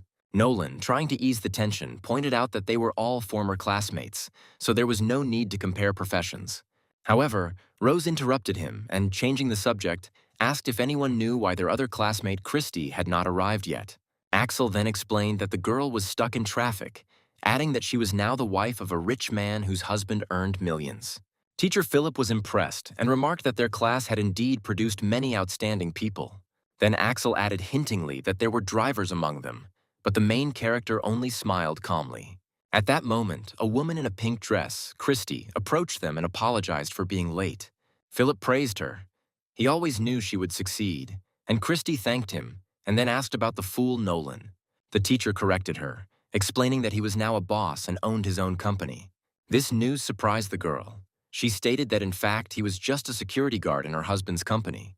This caused confusion among everyone, and Axel reminded that Evan had previously claimed that Nolan was a businessman and that he was his driver. Then Christy said that everyone knew about Nolan's feelings for his fiancée, but there was no need to invent a false identity for himself. The embarrassed young man tried to stop her, but the girl said that such a fool did not deserve any respect. Evan, who had remained silent until this point, finally intervened. The hero suggested that she find a more secluded place where she could laugh as much as she wanted. Angered, Christy asked who he thought he was to talk to her in that tone and began bragging about her husband. Before the conflict could escalate, their classmates stood up and proposed a toast to Philip's teacher, marking their meeting. Everyone raised their glasses and clinked them with each other. However, when Nolan took a sip, something vulgar was not right. He suddenly began to cough. He ended up spitting red wine all over Christy, much to her horror. Nolan tried to apologize, insisting it was an accident, but she claimed her expensive dress was ruined. Christy said he had to pay for it, and Nolan was stunned by such an excessive demand. He tried to explain that it was just a small stain and offered to wash the dress, but Christy refused and demanded $38,000. Axel then noted that this amount was almost equal to Nolan's annual income. And then Evan declared that such an amount was no problem for Han's boss. after which he took out his phone and asked Christy for the account number. This prompted a chuckle from Axel, who sarcastically asked how much a driver could possibly earn. A moment later, a notification about the receipt of $38,000 appeared on Christy's phone, which surprised her. However, she remained dissatisfied and ordered Evan to stop pretending and threatened to get Nolan fired. Then she waved her hand to the side and called her husband. A stocky bald man, Harry, approached the desk, but explained that he had a slight problem with parking. Harry explained that while parking, he accidentally scratched the car near the flower bed, and Evan calmly asked for the car's license plate number. The protagonist confirmed that the car belonged to Boss Han. Christy dismissively stated that there was nothing to worry about since it was just a scratch on a poor man's car. However, her husband corrected her, explaining that he had already checked the cost of the repairs, which was no less than $700,000. Then Evan, with a slight grin, named the make of the car, Rolls-Royce Phantom. This surprised both Axel and Philip's teacher, and they asked if the luxury car at the entrance really belonged to them. In response, the young man simply picked up the key, but Christy stated that they had rented the car for show. Evan then stated that Nolan had bought the car the day before, and now Harry was the one who had to pay for the damages. Christy said they wouldn't be able to afford such a car, and Axel used his connections to find the real owner. Christy agreed, adding that she also needed to contact the owner. And then Nolan panicked, admitting that he had rented a car and had done wrong by lying. After some time, the man reported that he could not find the owner's name, and the only contact was a phone number. Christy then demanded the number, declaring that she would personally call the owner, apologize, and pay for the damages, no matter the amount. At that moment, Evan's phone, which was lying on the table, rang loudly, surprising everyone present. The hero calmly picked up the phone and turned on speakerphone. Christy, hearing her own voice echoing from the phone, was as confused as Nolan. She turned to her classmate and asked if he had written down the number correctly, to which he confirmed that the information was correct. Then the truth finally dawned on everyone. The car belonged to Evan, and the realization of this fact horrified the girl. Evan said that he had already contacted the dealership and that they would soon be told the final cost of the repairs, and he expected them to pay for it. Evan explained that Boss Han wanted to act like a normal person, but they tried to humiliate them, so the show was over. After this, the hero declared that Nolan was the son-in-law of a wealthy magnate, a statement that left the entire table stunned. However, their tense moment was interrupted by the appearance of the bride and groom. Charlotte approached the guests and greeted her former classmates, expressing her gratitude for their presence. In response, the guests raised their glasses to make a toast. The bride then looked at Evan and Nolan and admitted that she didn't seem to remember them, so Rose introduced them again. After this, Charlotte's memory cleared up, and the girl greeted them warmly, asking where they were now working. However, before they could answer, Rose began to tell them about their professions, starting with the fact that Evan was a driver. At this moment, the celebration was interrupted by the appearance of Vincent and his men. He approached the newlyweds and addressed the groom as Boss Jim, hinting that he had married a beautiful woman again. Vincent became increasingly insolent. He hugged the awkwardly standing couple and again began to talk about the groom's luck. Then the groom tried to gently hint that the guest might have had too much to drink, but Vincent, angry, sharply pushed him away. He then grabbed Charlotte roughly and said that he would like to try her too, and Jim could only beg him not to touch his wife. Unable to bear it any longer, Nolan jumped up from his seat and pointed at Vincent, demanding that he let the girl go. The bride herself tried to smooth over the situation. She asked Vincent to calm down and at the same time told Nolan to sit down.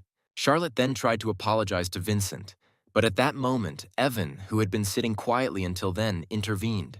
As soon as Vincent heard Evan's voice and recognized it, his aggression instantly disappeared, replaced by shock. His demeanor changed abruptly. He stood before the hero and greeted him with the utmost respect. This sudden turn of events completely stunned everyone present. Following the hero's example, Vincent immediately turned to Nolan and respectfully greeted him as a brother. Evan then told Vincent that it was his classmate's wedding and he needed to act accordingly. He stated that he and his men would now leave. And before leaving, he turned to the bride and groom, apologizing for his rude behavior. After this, the groom, Jim, began to look at Nolan completely differently. He began to show obvious respect for him. Axel and Philip also began to praise Nolan, noting that you can't judge a person by their appearance and that they always knew he would succeed. Meanwhile, Evan, with a slight grin, noted that good words began to sound only after the situation changed. Teacher Philip could only laugh awkwardly in response, clearly embarrassed by how he had previously treated his student. Trying to smooth over the awkwardness, their classmate raised his glass for another toast. In the end, all the guests ignored the newlyweds and raised their glasses specifically to Nolan. After the wedding, the bride and groom stood on the stairs, calmly waving goodbye to their classmates. The story then smoothly shifted to the street, where the main character was helping a very drunk friend get to his car. Meanwhile, Nolan, continuing to play the role of an important person, announced that they urgently needed to go to an important meeting. At this point, Christy asked if it was really necessary to collect the money for the car repairs. In response, Evan said with utmost seriousness that they were going to get compensation for every scratch. Meanwhile, drunk Nolan was completely distraught over his failed love. He clearly couldn't control his emotions. At some point, Evan simply slammed the door of the car he had pushed his friend into. Then, while talking on the phone, he explained that he had to take his boss home. But almost immediately after that, another call came in. It became clear from it that plans had changed and the deal was being moved to a nightclub. In response, the young man calmly confirmed the new instructions and said that he was ready to proceed without further questions. The story then moves to the luxurious Shanghai nightclub. Evan intended to study the local leaders and assess the situation. However, the club's staff immediately perceived him as an insignificant figure and did not attach any importance to him. Evan had already received a dossier on his target, one of the 12 martial arts masters. Meanwhile, inside the club, there was a real chaos of light, sound, and movement. Looking around, Evan tried to find the right person among the crowd. He then headed to the bar, where he ordered a martini, trying not to attract unnecessary attention. Meanwhile, the place was filled with the energy of the crowd. People were moving, talking, and completely immersed in the atmosphere. Soon, the bartender served him a freshly prepared drink. However, at that very moment, the situation changed dramatically. A girl with cat ears unexpectedly crashed into him. At first, the hero did not attach much importance to this, but then he realized with surprise that this was a familiar face. Officer Naomi was clearly taken aback by what was happening and asked what he was doing there. Almost immediately after that, she called him a pervert and pushed him away sharply. In response, the guy asked her the same question. Evan remained calm, however, claiming that he was a decent person and had simply come to have a drink. At this moment, the protagonist received a signal on his phone. From the message, it became clear that the deal had already begun. Afterwards, he warned Naomi that she had better leave before serious problems started. Then the young man headed towards the VIP room. There were 2 guards standing at the entrance. Then he lit a cigarette and once again made sure that he had come to the right place. One of the guards tried to stop him by telling him to scan the QR code, but Evan refused to do so. The very next moment, the situation changed dramatically and the men immediately rushed at him. The protagonist acted quickly, throwing a cigarette in the face of one of the guards. He easily dodged the first blow. He then delivered a powerful elbow strike to his second opponent. After this, with a final movement, he threw the first guard back. Everything happened in literally seconds. After examining the fallen guards, the young man concluded that he had no other choice but to use force. After that, he calmly walked inside the room, where there was a group of people in suits. They were just busy making a deal. One of the bodyguards immediately pointed a gun at him. However, Evan did not show the slightest worry. He calmly stated that their meeting was canceled. At this point, another person tried to intervene, clearly trying to prevent the conflict from escalating. However, this only angered the boss, who then ordered his men to attack. Immediately after this, 2 attackers rushed forward with clubs, but the hero acted without delay. He tore a decorative panel from the wall and used it to instantly disable the first enemy. It happened so quickly that those present didn't even have time to react. As a result, everyone present, including the boss, froze in shock. Then one of the men in the suit looked closely at him and realized that in front of him was a representative of the 10 Elders Society. However, he didn't know the hero's name, so Evan calmly introduced himself. Upon hearing his name, the interlocutor immediately changed his behavior. He called him the 9th young master and announced the completion of the deal. However, the boss was not going to put up with this. He took out his gun and declared that this was his territory. In response, Evan did not engage in long conversations. He simply rushed towards him with a metal vase in his hands. The blow was accurate. The weapon flew out of the boss's hands. After this, Evan told him to watch his words. Then he sat down calmly, lit a cigarette, and returned to business. He demanded that the head of Buddha be handed over to him. Another person tried to offer an alternative, but the young man immediately said that he only needed this item. Soon, the situation escalated again. The man in the suit asked if Evan had come alone, and the hero confirmed it. And then a gun was pointed in his direction. However, he remained completely unperturbed. He said that they could shoot. At some point, a shot rang out. However, the bullet only hit the wall behind the main character. He himself remained unharmed. The man then warned him of the serious consequences, making it clear to him that this step could lead to dangerous consequences. However, Evan did not change his mind. He simply held out the bag and demanded that the item be handed over. Then the boss ordered his subordinates to carry out the order, but one of them clearly hesitated. Then, to speed up the process, the boss fired a warning shot into his ear. After this, the frightened man hurried to pack the figurine into a bag. Having received what he wanted, Evan listened to the final warning. He was informed that after this there would be no turning back. However, he did not attach any importance to this. He calmly turned around and left the room, leaving the others to deal with the consequences of what had happened. Meanwhile, the remaining people gradually began to realize what had happened. They understood that this man was a serious figure. The beaten boss demanded an explanation. He wanted to know where Evan was. He then grabbed one of the men in the suit, demanding answers, in response to which he was told that his allies had long since left the place. Finally, he recommended that the boss first figure out who the 10 elders were before taking any action. These words shocked the man. He obviously knew their reputation. At that moment, he put the facts together. He realized that in front of him was the same person who had previously defeated Bald Liu.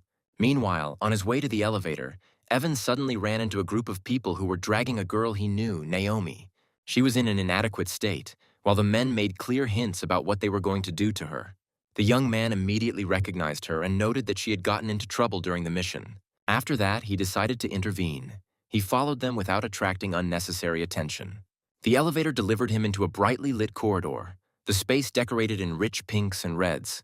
Loud music was coming from somewhere. It caught his attention, so he decided to look inside one of the rooms. There he saw a girl chained to a counter, surrounded by shirtless men. The situation looked extremely strange. The hero didn't even think that everything would be so bad.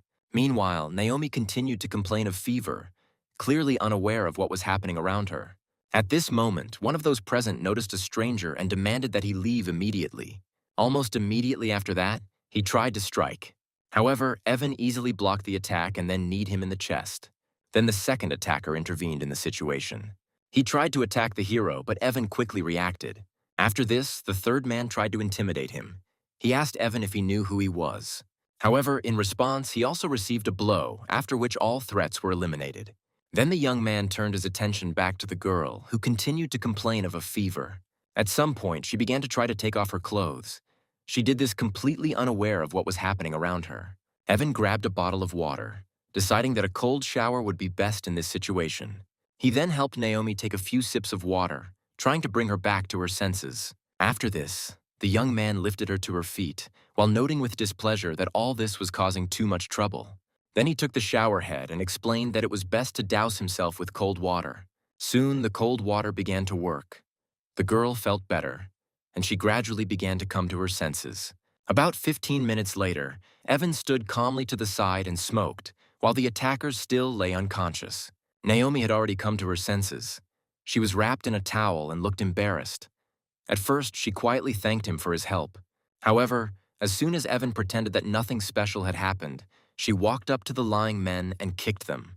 After this, the girl accused him of allegedly seeing too much.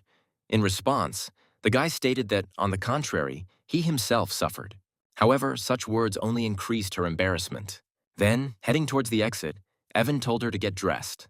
In response, the girl warned him to keep everything a secret. However, already at the door, Naomi stopped him. Her attention was drawn to the bag in his hands, and she began to suspect that there was something important in it. Evan tried to explain that it was a routine errand, but the girl insisted on seeing the contents. The next moment, she pulled the bag towards herself sharply, causing it to open and revealing a damaged Buddha head inside. The girl immediately accused him of stealing. In response, the young man began to justify himself. He stated that he was simply returning the item. However, the situation had already gotten out of control, so he decided not to continue the conversation and quickly headed for the exit. In response, the girl shouted after him. She warned that she would find him if the item was not returned by tomorrow. As Evan went downstairs, he again encountered the same people he had easily defeated earlier. However, now their boss acted much calmer. He even bowed, calling him the ninth master. Moreover, he offered him complete control over the place, but Evan took it calmly and stated that it was just a misunderstanding. After that, he only asked for a ride home. In response, the boss immediately gave orders to organize transportation. At this point, Evan received a call. He confirmed that he had the required item, but he was asked to keep it for a while. Almost immediately, Evan realized the consequences. Now Officer Naomi would be actively searching for him. Later, he returned to his apartment, where he again met with a half-naked Madison and asked her to get dressed. However, the girl only smiled and said that she didn't see the need for it. Then Evan threw her a jacket, warning her that Megan would be home soon. In response, the girl asked where his wife Sarah was, to which the guy sharply replied that it was none of her business. After that, he picked up his phone and texted his girlfriend to order a light meal. Later that day, Madison followed him outside. She declared that during the day he belonged to her. In response, Evan asked what kind of nonsense she was talking about. She then threatened that he could pay off the debt with his own body. But Evan did not attach any importance to this. Continuing to walk with her, he suddenly noticed a group of people. They squeezed Lily between themselves, not allowing her to pass. And then one of them grabbed her and began making unambiguous demands for the evening. At that moment, the woman suddenly recognized Evan, which immediately attracted the attention of the attackers. Then Evan tried to explain that he simply lived nearby, but this only made the situation worse, and one of the men began to insult him. Then Evan intervened. He demanded that they stop this and not make a scene. In response, the man pulled out a contract and stated that he was simply doing his job to collect the debt. According to him, Lily only paid the principal amount but not the interest. After that, Evan stood in front of her and asked her the total amount of the debt. The man gave a clearly inflated figure, saying that taking into account the debt and interest, she owed him $300,000. Lily tried to protect the hero. She asked not to drag him into this matter. However, this gave the attacker a new idea. He offered to waive the interest in exchange for payment with her body. However, before anyone could react, Madison intervened, delivering a swift kick to his head. As a result, the attacker ended up on the ground. After this, she declared that she was his wife. These words completely caught the hero and Lily off guard. He tried to explain that she was just his acquaintance. Meanwhile, the enemy stood up and ordered his men to seize both women. Two of his subordinates immediately rushed forward. However, the girl acted faster. She struck in a jump, instantly incapacitating one of them. The second one received a strong elbow, while she called them pathetic. Within seconds, all three were on the ground, completely incapacitated. Madison continued to stand over them, clearly not intending to stop. Evan approached Lily, saying that he was going to go to the company, but she expressed concern, not wanting to leave them alone. In response, he calmly assured her that everything would be fine, while the defeated men began to beg them for mercy. After this, the hero went to the company where his wife Sarah worked. Evan brought the girl lunch, but she immediately expressed dissatisfaction with the fact that he was late. In response, he explained that there was a delay. She then suddenly remarked that his cooking skills had improved, but their conversation was interrupted by a phone call. On the other end, her father was begging the girl to help save him, as he had lost a large sum of money and was once again in captivity. However, Sarah, clearly tired of such situations, immediately interrupted the conversation. She told the man never to call her again.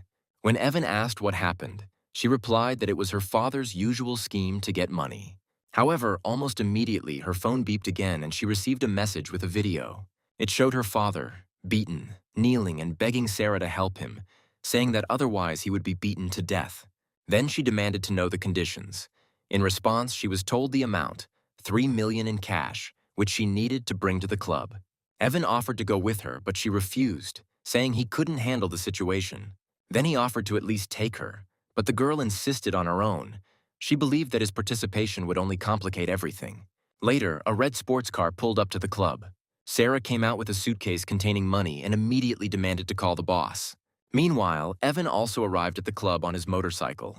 The name seemed familiar to him. Inside, the girl saw her father Sam kneeling in front of his boss and looking beaten. He begged for mercy, but the local boss, Kevin, wearing a bright shirt, calmly ate a watermelon. He stated that he was ready to release the man in exchange for money. However, after carefully examining the girl, he changed the conditions. He stated that her father had harmed his brother. After this, it became clear that his demands now went beyond money. Kevin leaned toward Sarah, remarking on how beautiful she was, and told her that she should figure out what he wanted. Sam, instead of protecting her, actually offered to sacrifice herself for him. But Sarah did not tolerate this and immediately slapped the man standing in front of her. This resulted in Kevin becoming furious, and he grabbed the bottle of wine and ordered his men to hold it back. His subordinates immediately carried out the order. They grabbed the girl and did not allow her to move. At one point, Kevin tried to put a bottle in her mouth, demanding that she drink and stop being so brazen. However, the girl did not lose her composure. She delivered a precise kick, hitting him in his most vulnerable spot. The blow was so strong that the man instantly doubled over in pain and screamed, unable to contain his emotions. In a fit of rage, he smashed a bottle and began threatening that Sarah had almost robbed him of his future. Meanwhile, her father, instead of intervening, again tried to save himself. He offered to give up his daughter just to avoid punishment. Then Kevin grabbed a broken bottle and threatened to disfigure the girl's face for her resistance. However, at that moment the situation changed dramatically. Evan burst into the room. His appearance was unexpected for everyone. Sam immediately tried to shift the blame onto him, calling him an ordinary courier trying to impress his daughter. These words only angered Kevin even more. He ordered his people to immediately get rid of the uninvited guest. His subordinates immediately rushed forward, loudly declaring that they were going to punish him. However, the young man acted calmly. He effortlessly stopped the attack, simply blocking the kick with his foot. He then delivered just one precise punch to the man's face. This was enough to render the second attacker unconscious. After that, Evan found himself next to the girl. He supported her, as she could barely stand on her feet. Meanwhile, Kevin watched the scene in complete shock, claiming that Evan had touched his woman. After that, he picked up the broken bottle again, intending to attack Evan. However, his attack was instantly stopped, the hero's hand squeezing his wrist with such force that he was unable to move. Then Evan calmly said that it would not be difficult for him to get rid of it. As a result, the enemy completely lost control of the situation. He couldn't even free his hand. Evan pointed his own hand with the broken bottle at the villain's face, and then he began to panic. After that, Evan just pushed him away. The man lost his balance and fell to the floor. At that moment, another man in a suit burst into the room and immediately demanded that this stop. Meanwhile, Kevin, on the floor, continued to point at the hero and demand reprisals. However, his ally reacted differently. He hit him, saying that he had crossed the line by allowing himself to touch the ninth master's girl. He then immediately began to bow and apologize to Evan, explaining that his subordinate had acted thoughtlessly. After that, he made Kevin get down on his knees and apologize. Meanwhile, Sarah was still barely able to stand, so Evan decided he would deal with it later. He picked her up and headed towards the exit, and at that moment her father began to act friendly and even tried to ingratiate himself. However, Evan stopped him abruptly, saying that he didn't know this man. Sam was left standing there completely confused. Later, they arrived at the protagonist's apartment. Evan helped the girl get to the apartment and carefully laid her on the bed. He then offered to prepare something to ease her condition. However, Sarah suddenly grabbed his hand and asked him not to leave her alone. Her grip was unexpectedly strong, forcing Evan to stay close and sit on the edge of the bed. An awkward atmosphere arose between them, and then the girl pulled him closer to her and again asked him to stay. At this point, Evan realized that the situation was becoming ambiguous. While she insisted, he did not want to take advantage of her condition. The next morning, Madison noticed he looked tired and had dark circles under his eyes. She hinted quite openly that she had heard everything that had happened during the night perfectly well, but Evan did not comment on this. Before leaving for the meeting, the hero reminded her to pick up Megan from school. However, Madison replied that she would only do so if she had time left. Left alone, the young man sat down on the sofa and sighed heavily, clearly feeling tired. At that moment, Sarah, having come to her senses, asked if he had undressed her. In response, Evan explained that she had done it herself. Then he gave her back her clothes so that she wouldn't be even more embarrassed. When she took the things, a small object fell out of her pocket. It turned out to be a bead. Seeing her, Evan's face changed dramatically. He realized that he had found what he was looking for. Sarah asked if it belonged to him. She understood that she had received it from the man who had helped her earlier. Then Evan confirmed that it was his thing. He pointed to the symbol that was inside. This became proof. At that moment, everything became clear to Sarah. She realized that he was the very person who had helped her earlier. Later, they arrived at the office building where she worked. At the entrance, security greeted her and his companion. Evan, in turn, allowed himself an informal gesture, as if he was used to being treated this way. Then he switched back to everyday matters. He reminded Sarah to choose lunch. When she entered her office, she saw that her friend from Sophie was already waiting for her there. She suggested that in the evening they go to an event to celebrate the 100th birthday of the son of the vice president of the Zhonggong Chamber of Commerce. Sophie also noticed that Sarah was in a good mood. In response, she said that Evan turned out to be her savior. This news greatly surprised her friend, since he did not look like a lifeguard at all. She then offered to help recover the deleted messages to find that important person. Meanwhile, Evan was outside, calmly smoking and watching what was happening. When he finished, he walked up to the guards to greet them again. At some point, he received a call. It turned out to be his fourth sister. She said that she had come to the city for a conference. However, she then added that she wanted to meet his fiancée. These words took the hero by surprise. He clearly did not understand what they were talking about. And then suddenly the connection was broken, leaving the protagonist confused.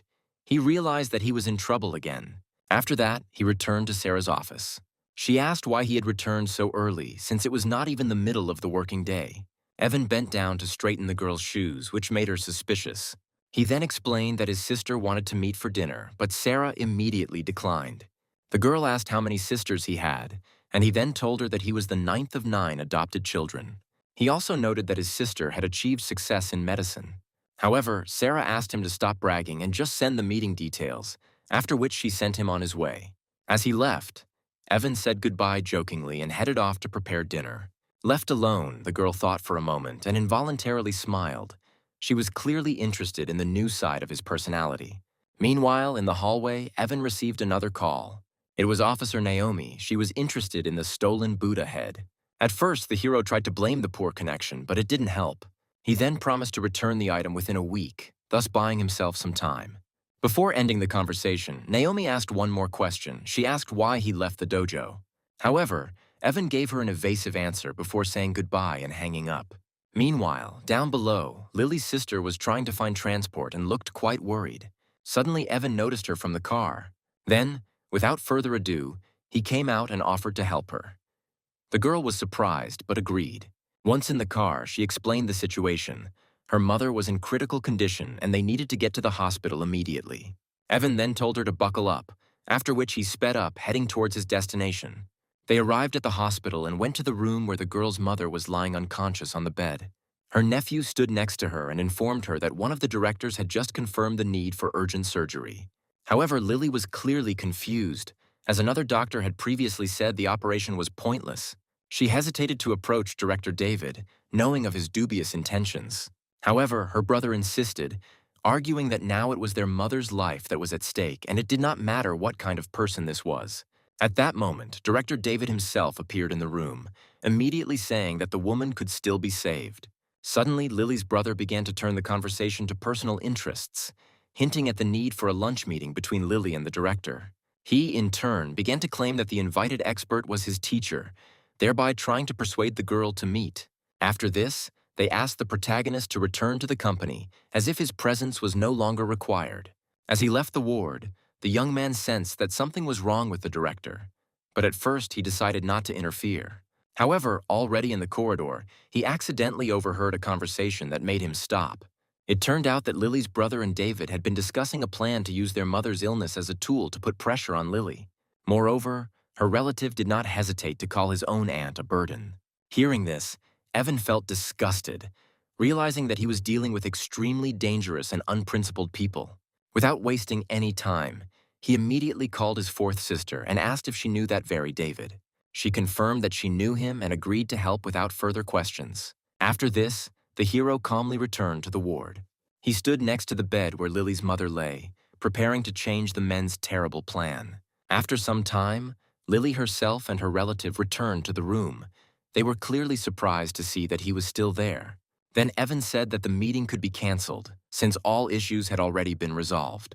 These words caused an immediate reaction from Lily's brother, who began to mockingly belittle him, calling him an ordinary driver.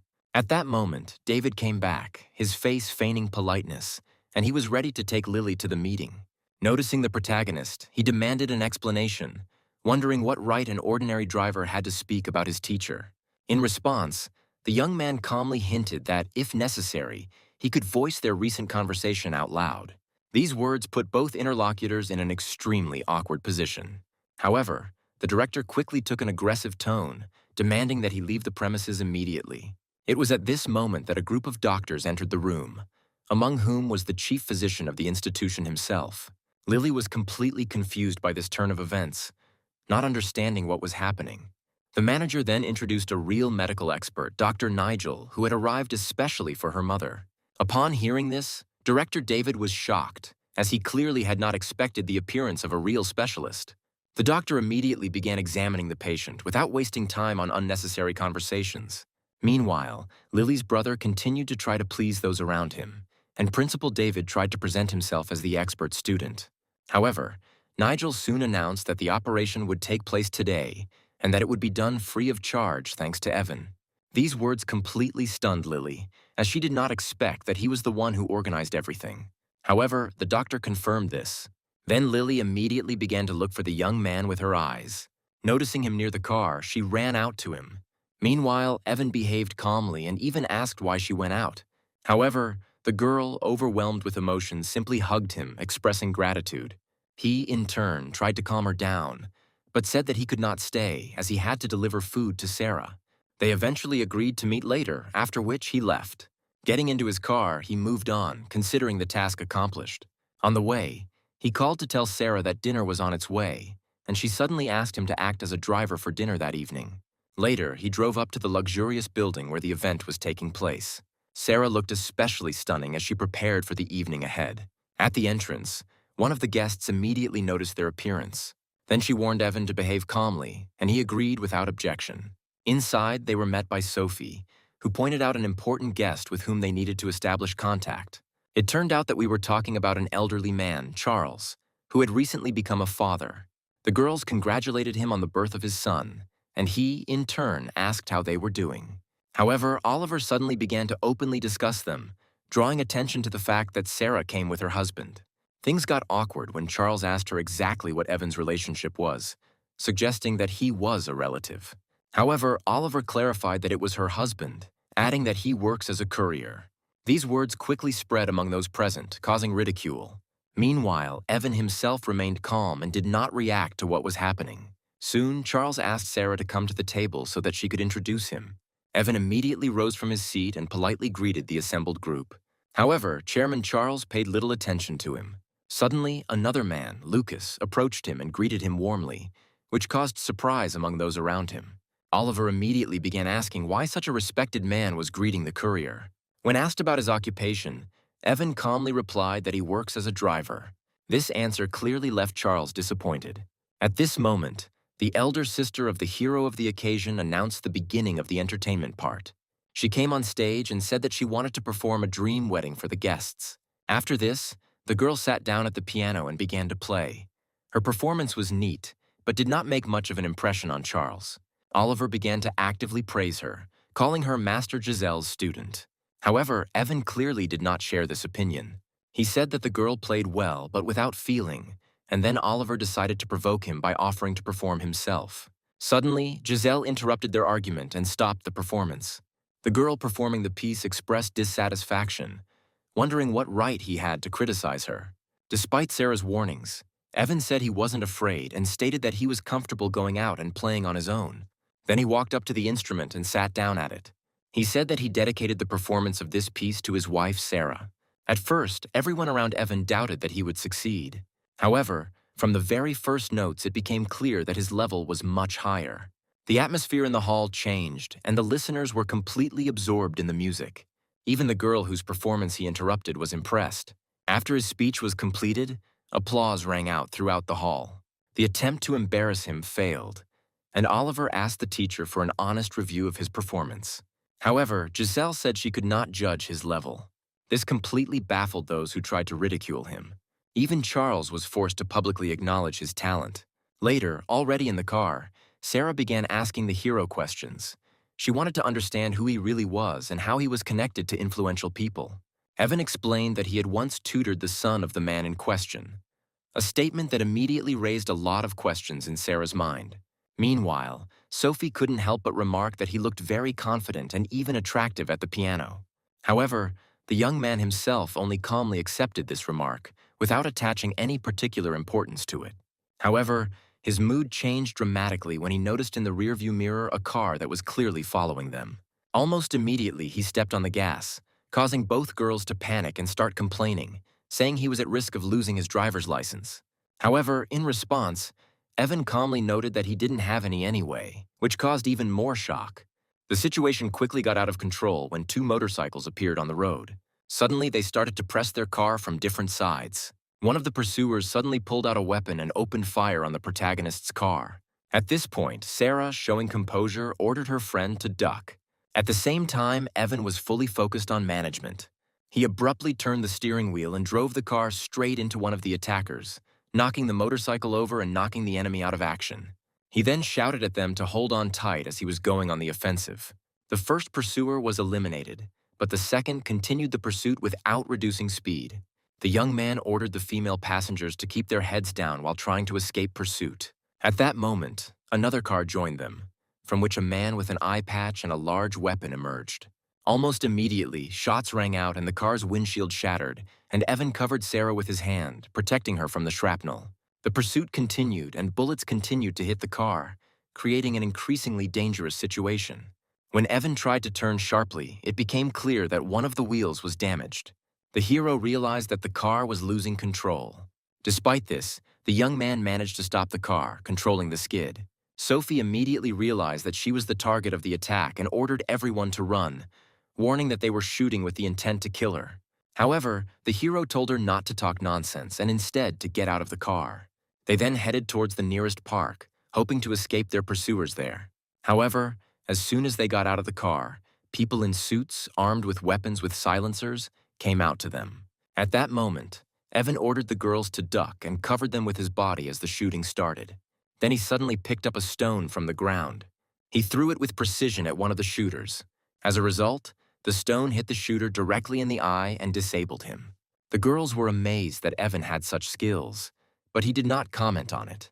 Meanwhile, the attackers continued to approach, and the situation became increasingly tense.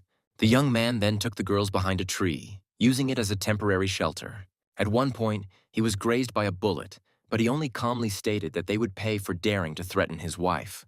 With these words, he came out of hiding again and began to act even more actively. He dodged the shots and continued to use the objects at hand, throwing stones with amazing accuracy. One of these throws hit the enemy directly in the head, instantly neutralizing him, and soon all the attackers were incapacitated. After this, Evan noted that they were representatives of a group known as the Seven Fallen Angels. Sophie immediately demanded an explanation, since she did not understand what he was talking about. He then pointed to a 6-pointed star tattoo on the neck of one of the attackers, explaining that it was the symbol of the Abyss organization. He then added that Sophie possessed something that could alter genetics and extend life, meaning that such attacks were inevitable. Upon hearing this, Sarah was impressed by his knowledge and skills, but he only said that this was far from all he was capable of. Meanwhile, Soft contacted her relative to pick them up. At the same time, Evan advised them to strengthen security and repair the car. The girl was still under stress and stayed close to her friend, trying to come to her senses. Later, the young man accidentally met Lily from the hospital. At that moment, she tripped and dropped a box of things, among which were her personal belongings. Evan immediately rushed to help, asking why she was carrying boxes alone. But while picking up the things, he accidentally saw her underwear, which made him noticeably embarrassed. However, the girl did not pay attention to this and asked about his wound. And yet, she soon noticed what it was Evan was holding in his hands. Then he calmly replied that everything was fine and said that her mother's operation was successful, after which he tried to leave. However, Lily reminded him of the previously promised dinner, but Evan carefully postponed this meeting, trying to remain calm. As he left, the young man reflected on what had happened, noting to himself how unpredictable such situations could be. He later returned home to find Madison lounging on the couch, looking rather revealing. The hero immediately asked her to get dressed, since there was a child at home. After that, he got down to business, talking about life-extending drugs, which surprised her, as she didn't expect him to know about it. Evan then explained the situation with the Abyss organization and the recent attack. In response, Madison warned that the organization was extremely dangerous and did not tolerate interference. She then began to hint at possible solutions to the problem. Getting too close to him, however, Evan said he preferred to keep his distance. Despite this, she continued to try to persuade him to cooperate, claiming that he could resolve the issue with just one word. At one point, she even tried to sit on him, but the hero stopped her, declaring that he did not intend to participate in such games. Nevertheless, he agreed to contact the organization's leader, warning her to be careful. After this, she offered him to take herself as a reward by standing in a seductive pose. However, their conversation was interrupted by Megan's unexpected appearance. She entered the room and called her father. Madison tried to quickly come up with an explanation for her appearance, while Evan just calmly watched what was happening. The girl gave him tickets to the amusement park, reminding him of his promise to spend time with her. Evan realized that with all the fuss, he had almost forgotten that he had promised Megan to take her out on the weekend. In the end, he agreed, after which he sent her off to rest. After this, he asked Madison to behave decently in the presence of the child, but she stated that she still intended to take the mother's place. Then she said that she was leaving the day after tomorrow, and the hero asked if she really wouldn't stay for a couple of days. The girl immediately took this as an invitation to stay with him longer. However, the hero still asked her to leave the house as quickly as possible, which irritated her. Meanwhile, in another location, at the Lin family mansion, 2 guards were on duty. And then suddenly a knife flew out of the darkness towards them, hitting one of them right in the head. The attacker acted quickly and accurately, eliminating them without making any unnecessary noise. However, strange sounds woke up Sarah and Sophie, who were in the house. Suddenly, an unknown woman with a long braid appeared at the door of their balcony, asking the girls to voice their last words. She said that she even felt a little sorry for killing them. However, Sophie showed no fear. She stood up and declared that she was the target, demanding that Sarah be left alone. The attacker ignored her and was already about to act, but suddenly someone called her, saying that the mission was cancelled. The man told her that it was a direct order from his personal superior. Eventually, the girl turned back, reporting that the mission had been cancelled by order of senior management. She warned them that they were lucky, and then left the place, disappearing as quickly as she had appeared. A few seconds later, security guards burst into the house, but it was too late. Then Sophie's uncle appeared and began to find out if everything was okay. The girls hastened to assure him that they were fine, but the killer had managed to escape. After examining the bodies of the guards, he noted the high level of her skills, since she killed them with literally one blow. Sophie then confirmed that the attacker belonged to the Abyss organization and had a higher rank, judging by her tattoos. This news stunned the elderly man. He immediately realized that the situation was much more serious than it seemed. Meanwhile, Sarah explained that the attacker had received a call from a man called Han Huang, and it was he who had canceled the mission. Upon hearing this name, her uncle frowned, as he had never heard of it before, and firmly stated that he intended to find out who was behind this nickname. In turn, Sophie only thanked him for his help. Meanwhile, Lily, standing near the hospital, tried unsuccessfully to hail a taxi. At that moment, Evan suddenly stopped next to her on a motorcycle and offered her a ride. The girl agreed without hesitation, after which she sat behind him, and he calmly told her to hold on tight. During the trip, she cautiously inquired about Megan's mother. In response, the young man explained that her parents were no longer alive. Lily was visibly upset by this news, feeling sympathy for the poor girl. Meanwhile, at the company where Sarah worked, employees reported that she took the day off due to feeling unwell. When Evan showed up there, he was clearly unhappy that she hadn't warned him. In the end, he decided to sort out the situation himself and got back on his motorcycle. His first thought, however, was to check on Megan, so he headed home to meet her after school. Entering the house, he began calling Sarah, asking how she was feeling. However, he immediately noticed that the bedroom door was ajar, which seemed strange to him. He peered inside cautiously and immediately realized that the situation was far from normal. There was a red-haired girl in the room, and she looked as if she was preparing for a completely different meeting with him. She immediately began to behave provocatively and tried to persuade him to get intimate, hinting at something more personal. However, Evan showed no interest, pretending not to understand her intentions. However, the girl continued to act. She approached him and asked him to turn around, promising a surprise. Placing her hands on his back, she confidently declared that she would show him how to have a good time. However, instead, she suddenly pulled out a knife and tried to attack. She was counting on a quick victory, but everything went differently. The young man easily dodged the blow and immediately intercepted her hand. He then effortlessly stopped the next attack, completely depriving the girl of the ability to act. Evan then demanded an explanation, trying to find out who she was. In response, the girl continued to play the role, stating that she was his wife. However, the hero noted that his real wife behaves differently. Then he completely immobilized his opponent. Realizing that there was no point in hiding any longer, the girl tried to escape by jumping over furniture. However, she had a backup plan. She took out a gun and pointed it straight at him. But even this did not change the situation. He remained completely calm, and the shot missed him. Then, already on the bed, the girl demanded that they give her the Buddha's head, threatening to kill her. However, Evan again evaded and stated that the item was not in his possession. Despite this, she did not believe his words and continued shooting, claiming that she had received accurate information. Then he suddenly pulled out his black card. The hero threw it with such accuracy that it knocked the weapon out of her hands. After this, he pinned her to the bed and again demanded an explanation. But the girl continued to adhere to her previous line of behavior. Then his attention was drawn to her clothes. He noticed a small pendant and asked if she was the daughter of the master from Kaifeng Valley. The hero's confusion gave her the opportunity to escape. She pushed him away and headed for the window, but before leaving, she noted with surprise that he knew about her origin. At that moment, Evan began to suspect that the woman in front of him might be his longtime fiancée, who, at the same time, looked very similar to Sarah. Before disappearing, the girl warned him about the Buddha's head, after which she jumped out the window. Once she was outside, Evan shouted that she still had to give him an answer about the bead. As a result, he was left alone in the apartment, trying to understand what exactly had happened. Almost immediately, he called Lucas and asked if Sarah had a twin sister.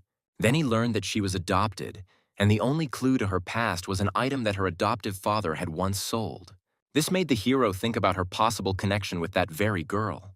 Later, he began to carefully ask Sarah about her childhood. The girl didn't understand why he was interested in such questions. However, at that moment, her adoptive father appeared at the door and immediately began demanding a large sum of money, playing on her pity. But Sarah no longer responded to such behavior and made it clear that she did not intend to help him again. Despite this, the man continued to insist, but the girl interrupted the conversation and took him away, leaving her father alone. Left without attention, he began to behave extremely irritably, complaining about his daughter's ingratitude. Then he noticed the jacket left by the hero and decided to check the pockets. Sam was very angry because even an ordinary courier now had more money than he did. There he found money and that very bead, and Sam began to wonder how an ordinary person could possess such a thing. He soon realized its significance and decided to use it to his advantage. When Sarah returned, he had already prepared a new story. He stated that she was not his biological daughter. As evidence, Sam cited a past incident involving a blood transfusion. However, the girl did not want to listen to him. Then he took out a bead and said that it would help find her real parents, but he demanded money for it. Sam demanded that she give him $500,000 at once, and then he would do everything. Sarah was only willing to give him $100,000, and after much debate, they settled on $300,000. In the end, the girl agreed to transfer this amount to him. Having received the money, Sam left the bead and hurried out of the office, citing urgent matters. Left alone, the girl looked at the object, feeling a strange connection with it. Meanwhile, Evan returned to the office, trying to find something important. He started to take off his jacket and suddenly noticed something strange. At some point, he realized that the bead was missing. The hero immediately suspected the recent stranger of disappearance. At that moment, Sarah entered the office and confirmed that her father had indeed been to see her.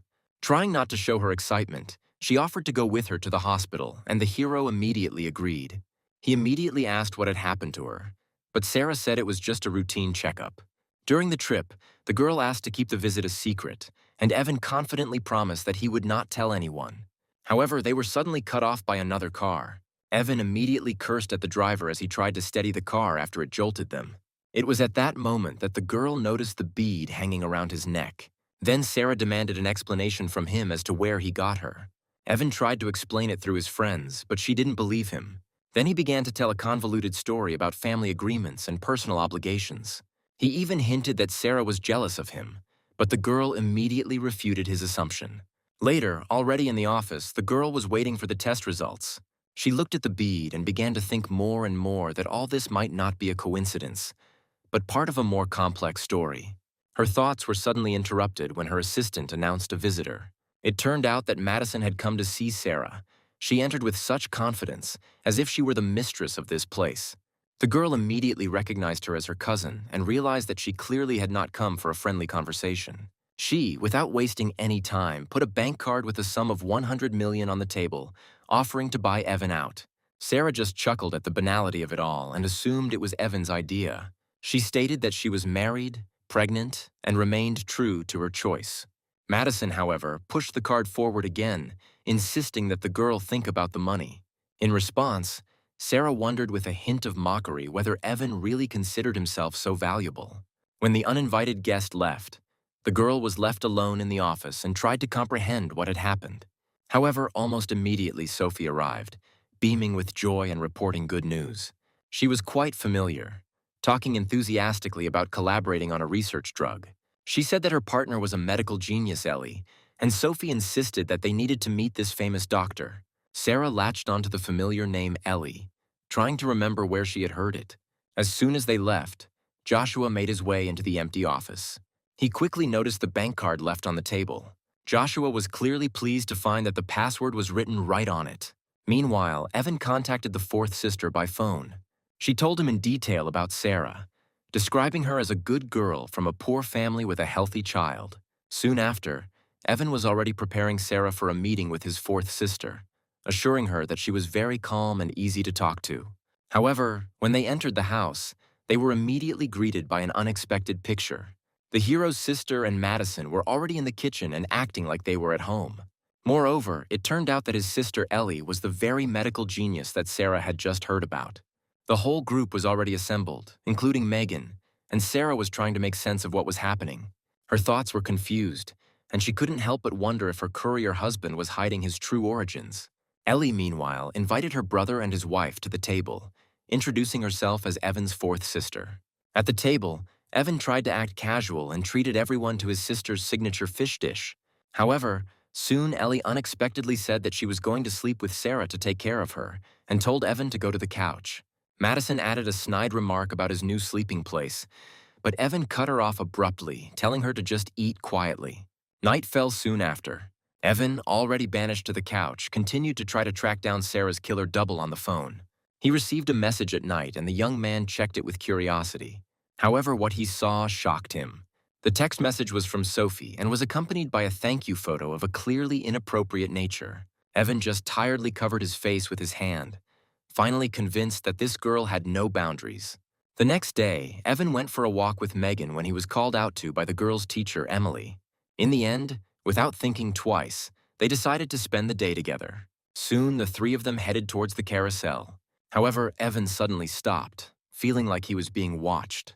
As it turned out, Henry was watching them, but then suddenly someone's hand fell on his shoulder. When the man turned around, he realized it was none other than Evan.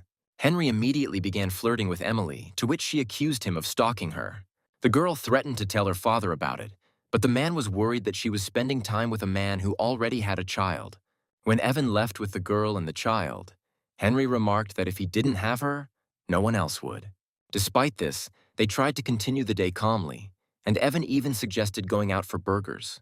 However, suddenly there were cries for help. Someone fell into the water. Seeing the man in the water, Evan immediately rushed to the water. Emily wanted to help too, but suddenly someone stopped her, claiming that it was too dangerous. As it turned out, it was Henry. He did not allow the girl to move, fearing that something would happen to her. While they were arguing, Evan had already dived into the water. He moved with such speed that those around him mistook him for a professional athlete. He ended up saving one person, but was told there was another victim, someone entangled in the seaweed at the bottom. After that, he went underwater again. Meanwhile, Megan and her teacher watched in horror as the scene unfolded. The girl remembered that her father had died under similar circumstances while trying to save another person, so she was very nervous. And then suddenly Henry said that Evan might not return, which caused a sharp reaction from everyone standing nearby. Emily was shocked by his behavior and slapped him, calling him selfish, and was about to jump into the water herself. Henry was still trying to stop her, not understanding why she cared about the driver's death. At that moment, there was movement in the water, and everyone immediately paid attention to it. Evan soon emerged with the second rescued man, looking exhausted but still swimming to shore. The arriving paramedics immediately rushed to the scene. Megan immediately rushed to him, hugging him and calling the hero father. However, the second rescued person remained unconscious, which baffled doctors. Then Evan, ignoring his condition, said that he would check it himself.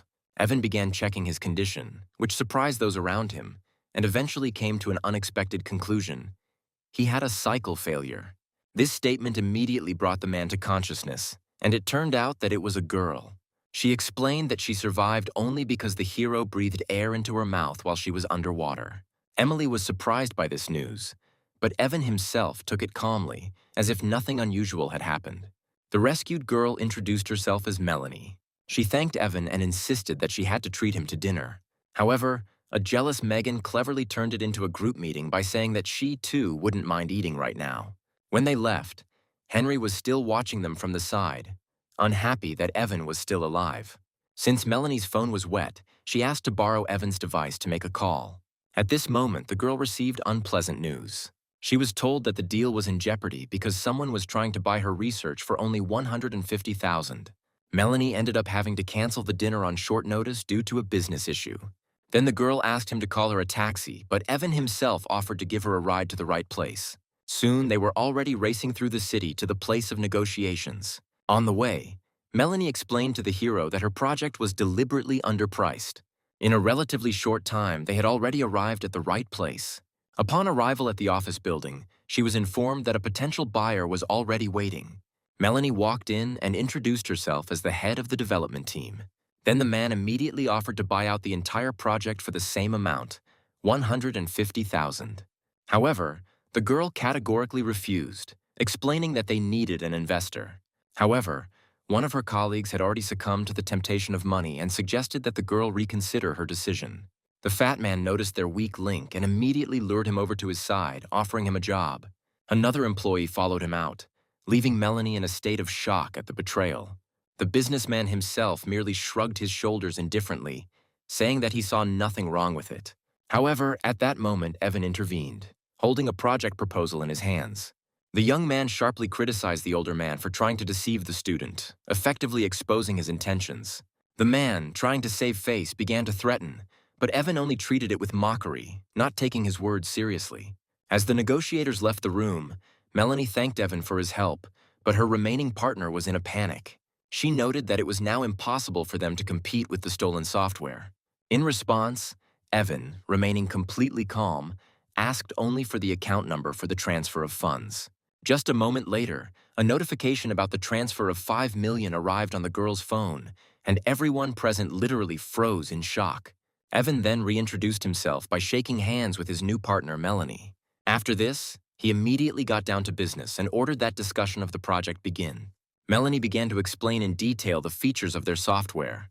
However, she soon admitted that they urgently needed legal and financial support, and they had no connections. Then Evan made just one call and soon promised that a top-notch team of lawyers would join them. Having settled this issue, he advised focusing exclusively on the technical part, taking financial matters upon himself. Later, when Evan was driving Megan and Emily home, the girl was still under the impression of the events of the past day. At some point, Megan noticed that a car had been following them for some time. It soon became obvious to the hero that this was a real chase. Then Evan dropped the girl off at the house, telling her to go straight inside. As soon as she was safe, the young man turned his attention to the pursuer. The man in the cap hid in the bushes extremely ineptly. Evan came up behind him and grabbed him, and he immediately began to make excuses, claiming that his boss just wanted to talk. But Evan, without showing much interest, ordered that he be taken to this man. Soon they approached a car where an elderly man and woman were waiting for them. The man introduced himself as Daryl, a master criminal. But this statement did not make any impression on Evan. He explained that he had seen a recent water rescue and wanted to hire a hero for underwater work, offering $6 million. His companion doubted the need for such a sum, but Daryl insisted, specifying that he would pay only after the task was completed. Evan was skeptical of this condition and demanded an advance payment of $2 million. Before agreeing, he paused and stated that he needed to make a call. At that moment, he received a message in which his old man urged him to agree. Then, returning to the conversation, Evan agreed to the deal. The woman then handed him a prepaid card, along with a threat of consequences if he cheated. After this, Daryl clarified that the mission was to retrieve bodies from a place called Long Huitan. Hearing this, Evan became wary because of the ominous name. However, Daryl only reminded that the money had already been received, which meant that the contract was considered concluded. After this, his new employers left, leaving the hero alone with his thoughts. Almost immediately, he contacted his old man to get more information. He told him that the message he sent was true. Evan needed to go to that place. He said that the target of the mission was not the bodies, but a golden statue with an object inside. The old man explained the backstory in detail. It was about a monument to a monk, inside which a valuable artifact was hidden. Evan tried to clarify why this was so important, but received an evasive answer asking not to ask unnecessary questions. Eventually, Evan agreed to follow the instructions. Meanwhile, in the apartment, Sarah was looking through important documents. When Evan returned earlier than usual, the girl was clearly surprised. He noticed that she was holding the evaluation report in her hands. However, Sarah immediately took it back, declaring that it was her business alone. She then changed the subject and asked about the bead he was wearing, and eventually came to the question of his real identity. In response, Evan gave a rather frivolous explanation about being an ancient heir, which did not make any impression on the girl. But the young man just shrugged and offered to cook food for her. The next morning, Sarah drove up to a large office building where she was met by security guards. However, Madison was already waiting for her in the office, reminding her that she had accepted the money and was now obliged to fulfill the conditions. She detailed her position, stating that her relationship with Evan had been unbreakable for 12 years. She also said that Evan still had 6 bullets in his body because of her, and that she was willing to sacrifice her life for him. After that, she tried to persuade Sarah to make the right decision, but the girl refused to sign any documents. Madison gave her a deadline of 8.5 hours to change her mind. As she was leaving the office, she ran into another woman, Sophie. Then the girl, entering her friend's office, asked who this influential guest was. At that moment, Sarah had a memory. She had already seen this woman next to Evan's sister, which aroused her suspicions. Sophie confirmed that the Zhang family had enormous influence and could easily buy out their business. This caused Sarah to quickly look through the documents on her desk. Soon she discovered something and in a panic called her assistant. The girl asked if any suspicious people had appeared in her office. The assistant then mentioned a certain Joshua, which immediately caused her alarm. At that moment, Sarah's phone rang. She picked up the phone and demanded that Joshua return her bank card, but he pretended not to understand what she was talking about. Sarah then threatened him, citing evidence of his past crimes. After this, she calmly turned to her friend and asked her to cancel their plans. Sarah tried to act as if nothing had happened, although inside she was under great tension. After that, she said goodbye to her friend, remaining alone in the office for a while. After some time, Joshua came to her and returned the card, claiming that he had spent very little. However, Sarah, not believing him, slapped him and demanded that he name the exact amount. It turned out that he had spent more than 10 million, and then the girl, in a rage, ordered him to leave immediately. When Joshua stormed out of the office, she realized that Madison had given her the 100 million just to get her to give up Evan. Meanwhile, the story moves to the company's headquarters. There, Evan chatted calmly with the guards, telling stories about pirates. At that moment, he heard Sarah's voice calling him. He greeted her formally as the CEO, causing her to momentarily think he was about to leave. Instead, however, Evan suddenly announced that he would like to cook her fish stew for dinner. Watching him leave, Sarah pulled out her phone and a plan began to form in her head. She called someone and tried to urgently sell her new house and car. They tried to dissuade her. Sarah said that she urgently needed money and that she was ready to even take a loss. At that moment, a call from Madison interrupted all of Sarah's thoughts. The woman again offered to buy Evan for any amount. However, Sarah calmly stated that she would return the 10 million, and that would be the end of their financial relationship. She added that her interlocutor could take her card back at any time, completely ignoring her offer. As for Evan, Sarah emphasized that his future depended only on himself, and she did not intend to interfere with this choice. Meanwhile, outside, Evan continued to calmly communicate with the guards, completely unaware of what was happening. At that moment, a luxury car pulled up to them, and those around them decided that it was intended for him. Madison got out of the car and called Evan to talk. She said she was planning to leave that night, and Evan, a little surprised, asked why she was in such a hurry. Suddenly, the girl spread her arms and with obvious excitement demanded that the hero hug her. Evan didn't resist and responded to her with unexpected gentleness. He suddenly noticed that the girl was crying, but Madison said that it was nonsense, that she just had a speck of dust in her eye. Then the young man tried to calm her down, hinting that they would have time to talk later. However, in response, he received a sharp blow from the knee between the legs. Then Evan, bent over in pain, asked her to at least maintain decency in a public place. After this, the girl, without further ado, got into the car and, as she drove away, declared that she would always love him. Evan remained standing there in complete bewilderment, trying to comprehend what had happened. He did not understand how such drastic changes in emotions could be combined in one person. Meanwhile, at the office, Sarah received a message from Madison. It said that she was leaving for good and leaving a card with $100 million to the girl. This news hit Sarah hard, and she was now even more determined to understand who Evan really was. Without wasting any time, the girl contacted an acquaintance and instructed him to conduct a full background check on the young man. However, the report turned out to be extremely strange. It only mentioned an orphanage and military service, after which the trail completely disappeared. Despite this, Sarah decided to continue the investigation and asked to check his supposed sisters. At the same time, Evan himself received a call from his informant about Sarah's double. He said that they managed to detain one of the woman's accomplices, but he was unconscious. The meeting place was a villa in Dragon Bay. Then Evan immediately announced that he was heading there. Having mounted his motorcycle, the young man raced rapidly through the city streets. Soon he arrived at Longwang Villa. Evan walked confidently inside and called for his man, old Lucas. He pointed to a man lying unconscious on the sofa. Without wasting any time, Evan ordered that he be brought back to his senses. The next moment, water was poured on the red-haired stranger's face. When the man woke up, he looked scared, while Evan remained calm. Evan showed him a photo of Sarah's double and demanded to know her location. However, he only grinned and hinted that he knew about the Buddha's head that Evan had. For such words, he immediately received a strong blow. Even after this, he continued to behave defiantly. However, Evan just looked at him, saying that he was not going to tolerate such behavior. After a short but very convincing jab of his finger into the sore spot, the man quickly changed his tone and began to speak. He said the woman they were looking for was named Daphne and that she was going to kill Evan. She belonged to the G family, one of the clans that made up the so-called 8 Dark Gates, which united the clans of assassins.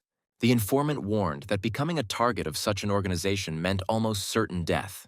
However, Evan merely treated this information with disdain, not considering the threat serious, and ordered the interrogated person to be taken away. However, despite his confidence, he immediately ordered protection to be organized for Sarah, clearly concerned for her safety. Even though he wasn't afraid of these people, his pregnant wife could be in danger. At that moment, Sophie appeared on the stairs, surprised by his presence. She was amazed that her grandfather addressed Evan as young master. Lucas explained that it was Evan who won the Ching family's important project. Realizing this, the girl was shocked and suddenly remembered some photographs which she immediately regretted. The old man didn't understand what they were talking about, while Evan began to criticize the photographs, which completely threw the girl off balance. She ran upstairs in panic, shouting that now she would not be able to wash away this shame. After she left, the old man instructed Evan to follow the informant and find information about this girl Daphne. While Evan was processing what he had heard, his phone rang. As it turned out, it was Melanie. The girl panicked and reported that their competitor had already released similar software. However, Evan calmly replied that he was heading to the company immediately. Meanwhile, Sophie returned and began asking her grandfather where Evan had gone, which left Lucas puzzled. She was in a depressed state, still unaware of Evan's true situation. Lucas warned her not to reveal his identity to anyone for Sarah's safety. Meanwhile, in Melanie's office, the situation was rapidly deteriorating. She met Evan and told him that competitors had already spent $2 million on advertising. Evan then asked why the $5 million he had allocated had not been used, but Melanie said she had been hesitant to act. Once he was sure the software was ready, Evan gave the order to invest the entire $5 million into promotion. The girl was shocked by the amount, but Evan said that it was only a minor expense. Meanwhile, the competitors were in good spirits. They had achieved 300,000 downloads thanks to the $2 million they had invested. Their director felt confident and was even about to celebrate the victory with his secretary. He was already planning to send a mocking gift in honor of his victory. However, he was soon informed that Melanie's team had also begun active promotion. This caused panic among the employees, as it was unclear where they got the funds from. A technical specialist confirmed that the competitors invested $5 million in advertising. The irritated director decided not to give in and ordered that the same amount be allocated in order to maintain the advantage. In response, Evan's team soon took first place in the metrics, although Evan himself remained unperturbed. At that moment, Melanie received a notification on her phone about a new transfer of another $5 million. Surprised, she asked why the hero did this, to which Evan calmly replied that their enemy would not stop so easily. As expected, competition intensified, and the team proposed investing additional funds to maintain its position. Evan agreed and ordered that the pressure be kept up, not giving the opponents a chance to recover. The competitors' companies were thrown into chaos when they saw the new investments. Their director was furious. Having already spent a significant amount, he was not going to give in. In desperation, he contacted Old Man Juan and proposed a new plan. He decided that if he couldn't win financially, he had to resort to a cyber attack. The director instructed his technical specialist to grant full access to the system to a certain third-party contractor. Soon, a strange logo with a black goat appeared on the screen, which seemed vaguely familiar to the employees. Suddenly, one of the employees recognized the symbol that appeared on the screen and said the name out loud: Baphomet. He was one of the world's top hackers, a member of the Black Goat Group, known for extorting hundreds of millions. The CEO just chuckled, deciding that destroying a competitor was much easier than competing with him fairly. Meanwhile, an attack began in Evan's office, and the same Black Goat logo appeared on employees' screens. The team panicked, immediately recognizing the attack as Baphomet's signature. Melanie quickly apologized for any losses, but Evan calmly pointed out that it was just foul play. Moreover, he added that, in fact, everyone knew hackers, which sounded extremely unexpected to those around him. Evan then began making calls, switching between languages, including German, Korean, and Russian. The staff just watched in silence, amazed at how fluently he spoke several languages. At this time, the director of the competing company was already celebrating victory, confident that he had finally destroyed his rivals. However, suddenly his technician's computer started acting strangely. The goat logo suddenly changed to an image of a dancing model in a bikini, which looked like a blatant mockery. Panic broke out in the office as it became clear that they themselves were under attack. The specialist reported that the second, fourth, sixth, and even first-ranked hackers in the world were all acting against them. Meanwhile, back at the office, Evan's team was already celebrating their success, and the hero himself explained that he had simply contacted old acquaintances. However, he was not going to stop there and stated that the next step would be to attract celebrities for promotion. After this, the young man got on his motorcycle and went to the bar. Once inside, Evan approached the bartender, a woman named Molly. She asked him in surprise what brought him here, while Evan himself noted that the establishment looked too empty. The woman offered him money if he needed help, but he explained that he had come with a different request. He needed her old connections in the entertainment industry to find famous people to collaborate with, and Molly agreed to help. Then Evan asked if she really was going to sell the bar, and the woman explained that her friend didn't have enough money to buy it. When he clarified the amount and heard that $9 million was required, he immediately declared that he would pay it himself. Such an easy solution to the financial issue stunned the girl. However, suddenly several bandits burst into the bar demanding money from Molly. Their leader noticed Evan and, upon closer inspection, recognized him as the courier, which only increased his disdainful attitude. Molly tried to intervene, telling them not to touch her friends, but the man responded by slapping her and rudely pushing the woman away, after which he demanded $5 million from her. She responded by claiming the bar had already been sold, which enraged the attacker. He grabbed her by the throat and demanded to name the buyer. At that moment, the main character hit him on the head with a bottle. Evan asked why he was attacking women. In a rage, the blonde shouted, ordering his subordinates to deal with the pathetic courier. Two of his men immediately rushed to attack, but Evan easily repelled their attack. He sent one flying with a kick. Out of the corner of his eye, the hero noticed another person approaching him from the side. However, he also neutralized him by kicking him straight in the chest. Everything happened very quickly, and soon the entire group of villains found themselves on the floor. Molly, worried about what was happening, asked him to stop, warning him that the attackers belonged to the Brotherhood. But Evan was indifferent to this, as if the name had no meaning to him. The woman was afraid of the consequences and asked him to leave. However, Evan instead took out his phone and decided to make a call. The bandit leader looked at the situation with mockery, but at that moment his phone suddenly rang. But a second later, his expression changed dramatically.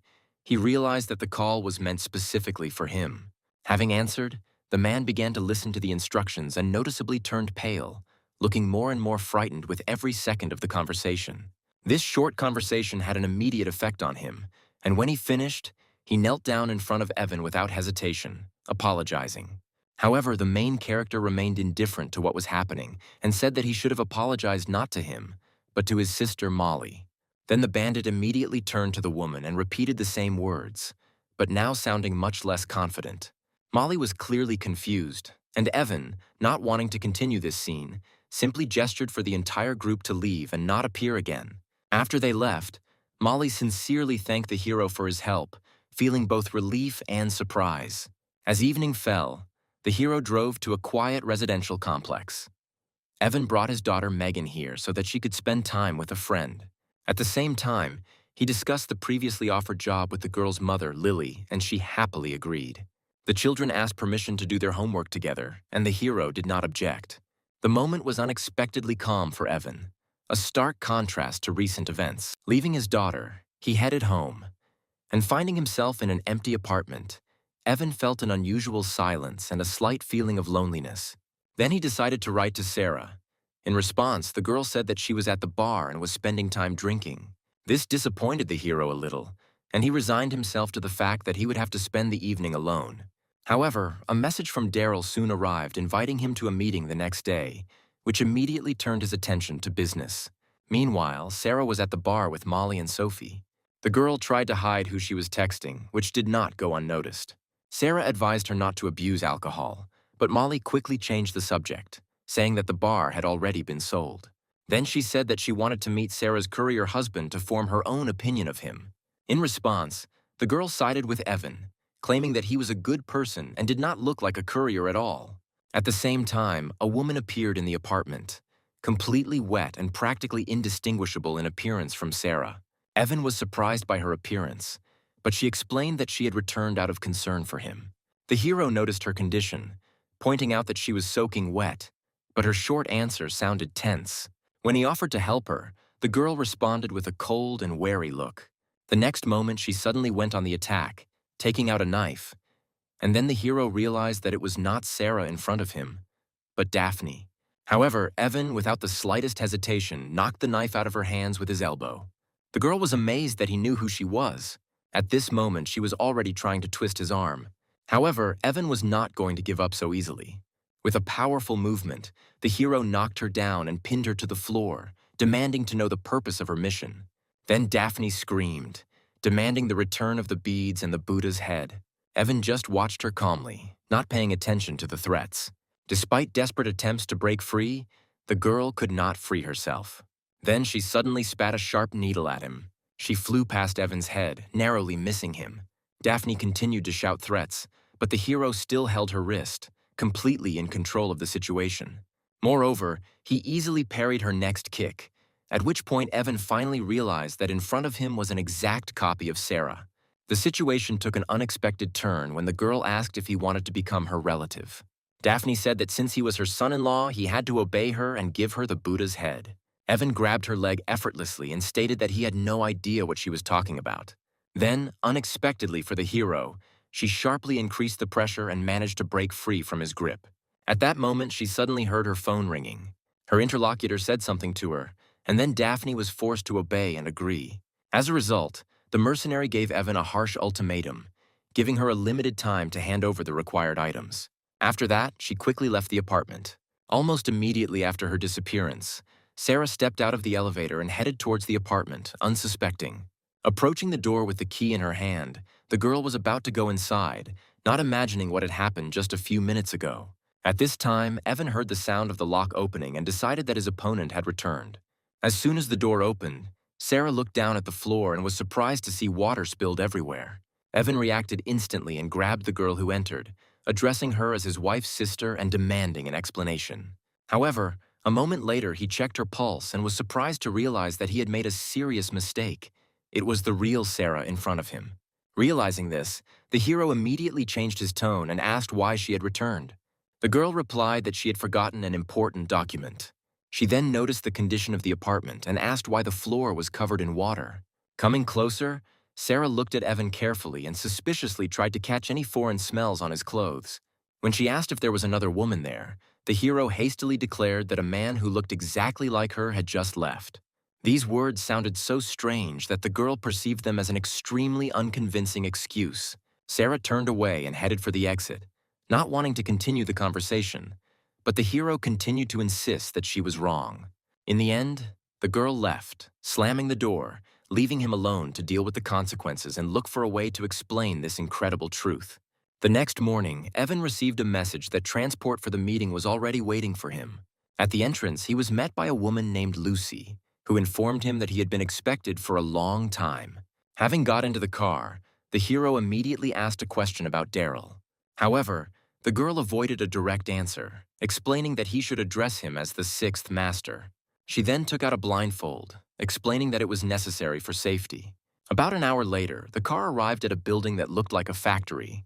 Lucy had to wake Evan up to remove the bandage. Once outside, the hero stretched after the ride, after which he was met by Daryl's men.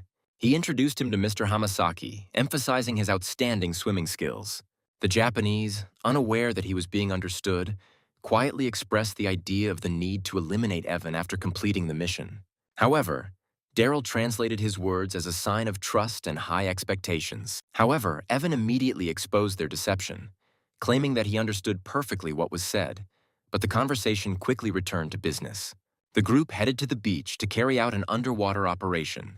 Their guide was an elderly fisherman named Stanley, who was also involved in recovering bodies from the water. And then suddenly Lucy said that they had received a message that another young master was also heading to this place. Daryl immediately ordered one of his men to stay and detain the competitor. Meanwhile, Stanley reported that the current was changing and there was little time left, so it was necessary to start now. Without using any equipment, the elderly guide dove into the river without hesitation, as if it were the most ordinary thing for him. Lucy and Evan followed him into the water, wearing full diving gear.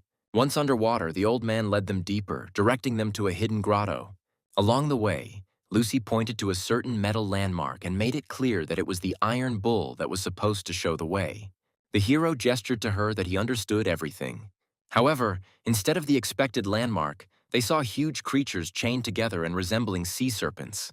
The hero swam closer to examine them, and soon noticed that this creature looked more like a giant centipede than a snake. Stanley immediately stopped him, gesturing not to touch anything. He then pointed towards a powerful whirlpool, which he said served as a safe entrance to the cave. Soon, the entire group was pulled inside by a rapid flow of water. Once in the grotto, the participants in the operation barely had time to get their bearings. Stanley immediately tried to renegotiate the payment terms, which seemed highly inappropriate in the situation. Meanwhile, Evan ignored his words and began to examine the cave with a flashlight. He soon discovered his target, a golden statue stuck high in the wall. An elderly man tried to get it by breaking off a stalactite and using it as a tool. However, his attempt was unsuccessful. Then the hero decided to intervene and help him. Having confidently approached the right place, he delivered one precise blow, breaking the stone. This result clearly impressed Stanley. Inside, they found a mummified monk, after which Evan asked about the final payment amount. However, it was at this moment that Stanley suddenly attacked him, throwing a sharp stone in his direction. It hit the protagonist right in the face, leaving a deep wound. Without wasting any time, the old man grabbed the mummy and hurried away, promising only to perform a ritual in his honor. Evan, left in the cave, bleeding, was overcome with rage and at the same time with the realization that he had been betrayed. However, he didn't have time to think. Two brightly glowing eyes suddenly appeared from the darkness nearby. Almost immediately, a huge snake-like creature appeared in front of him, and at that moment, Evan finally realized that he was trapped. The creature rushed forward, clearly intending to attack him. However, he managed to react by pushing himself to the side. The hero was even able to strike right between the enemy's eyes. In response, the creature released a cloud of poisonous gas, forcing the man to cling to its head to avoid its effects. Then, seizing the moment, Evan pushed off sharply and flew to the side, narrowly avoiding contact with the toxic fumes. Evan then wasted no time in taking out his blades from his suit, preparing to continue the fight. A series of rapid blows swept across the snake-like creature's body, leaving visible wounds on its thick skin. However, despite the damage received, The enemy was clearly not defeated. Nevertheless, there was no point in prolonging the battle.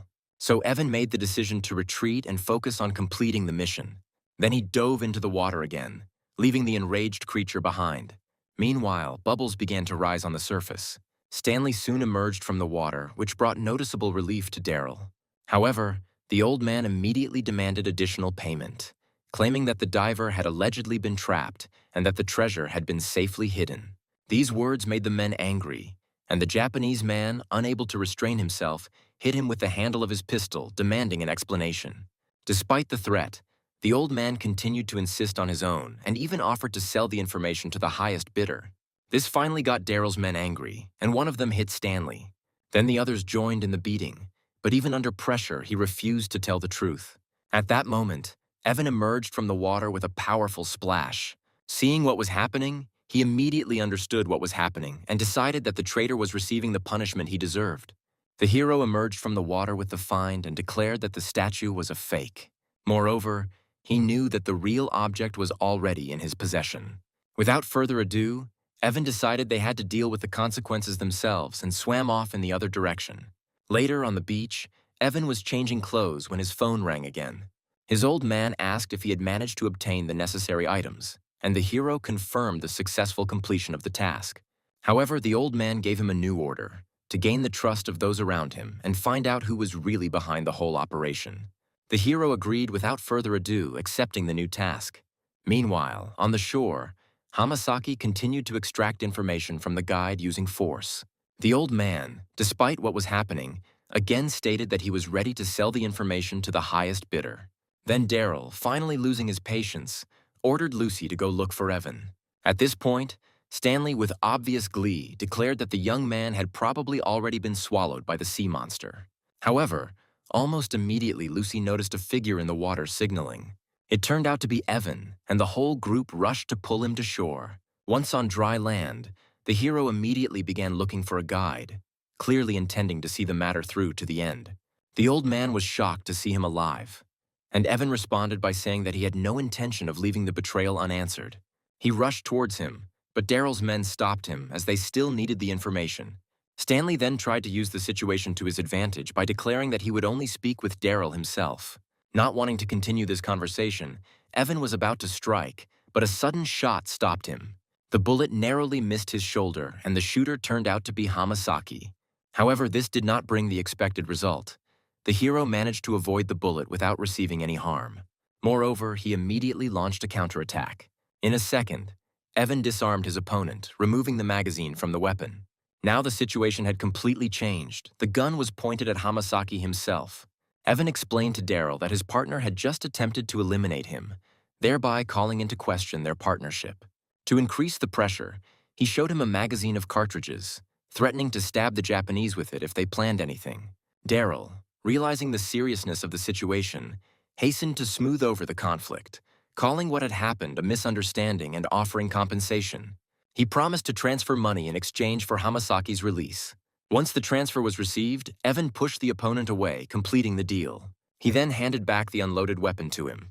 Hamasaki was clearly humiliated and did not hide his anger, but he could not change anything. But the hero decided that he got off too easily, and so he shot him in the ear. Evan, looking at him, warned him not to take any rash actions, while he promised to take revenge on him. After the tension had eased a bit, Daryl suggested discussing the hero's next steps. But in response, Evan came up with a new proposal. He said that he could help eliminate everyone who was hindering Daryl's advancement. And then the old man realized that this guy had just opened up new opportunities for cooperation for them.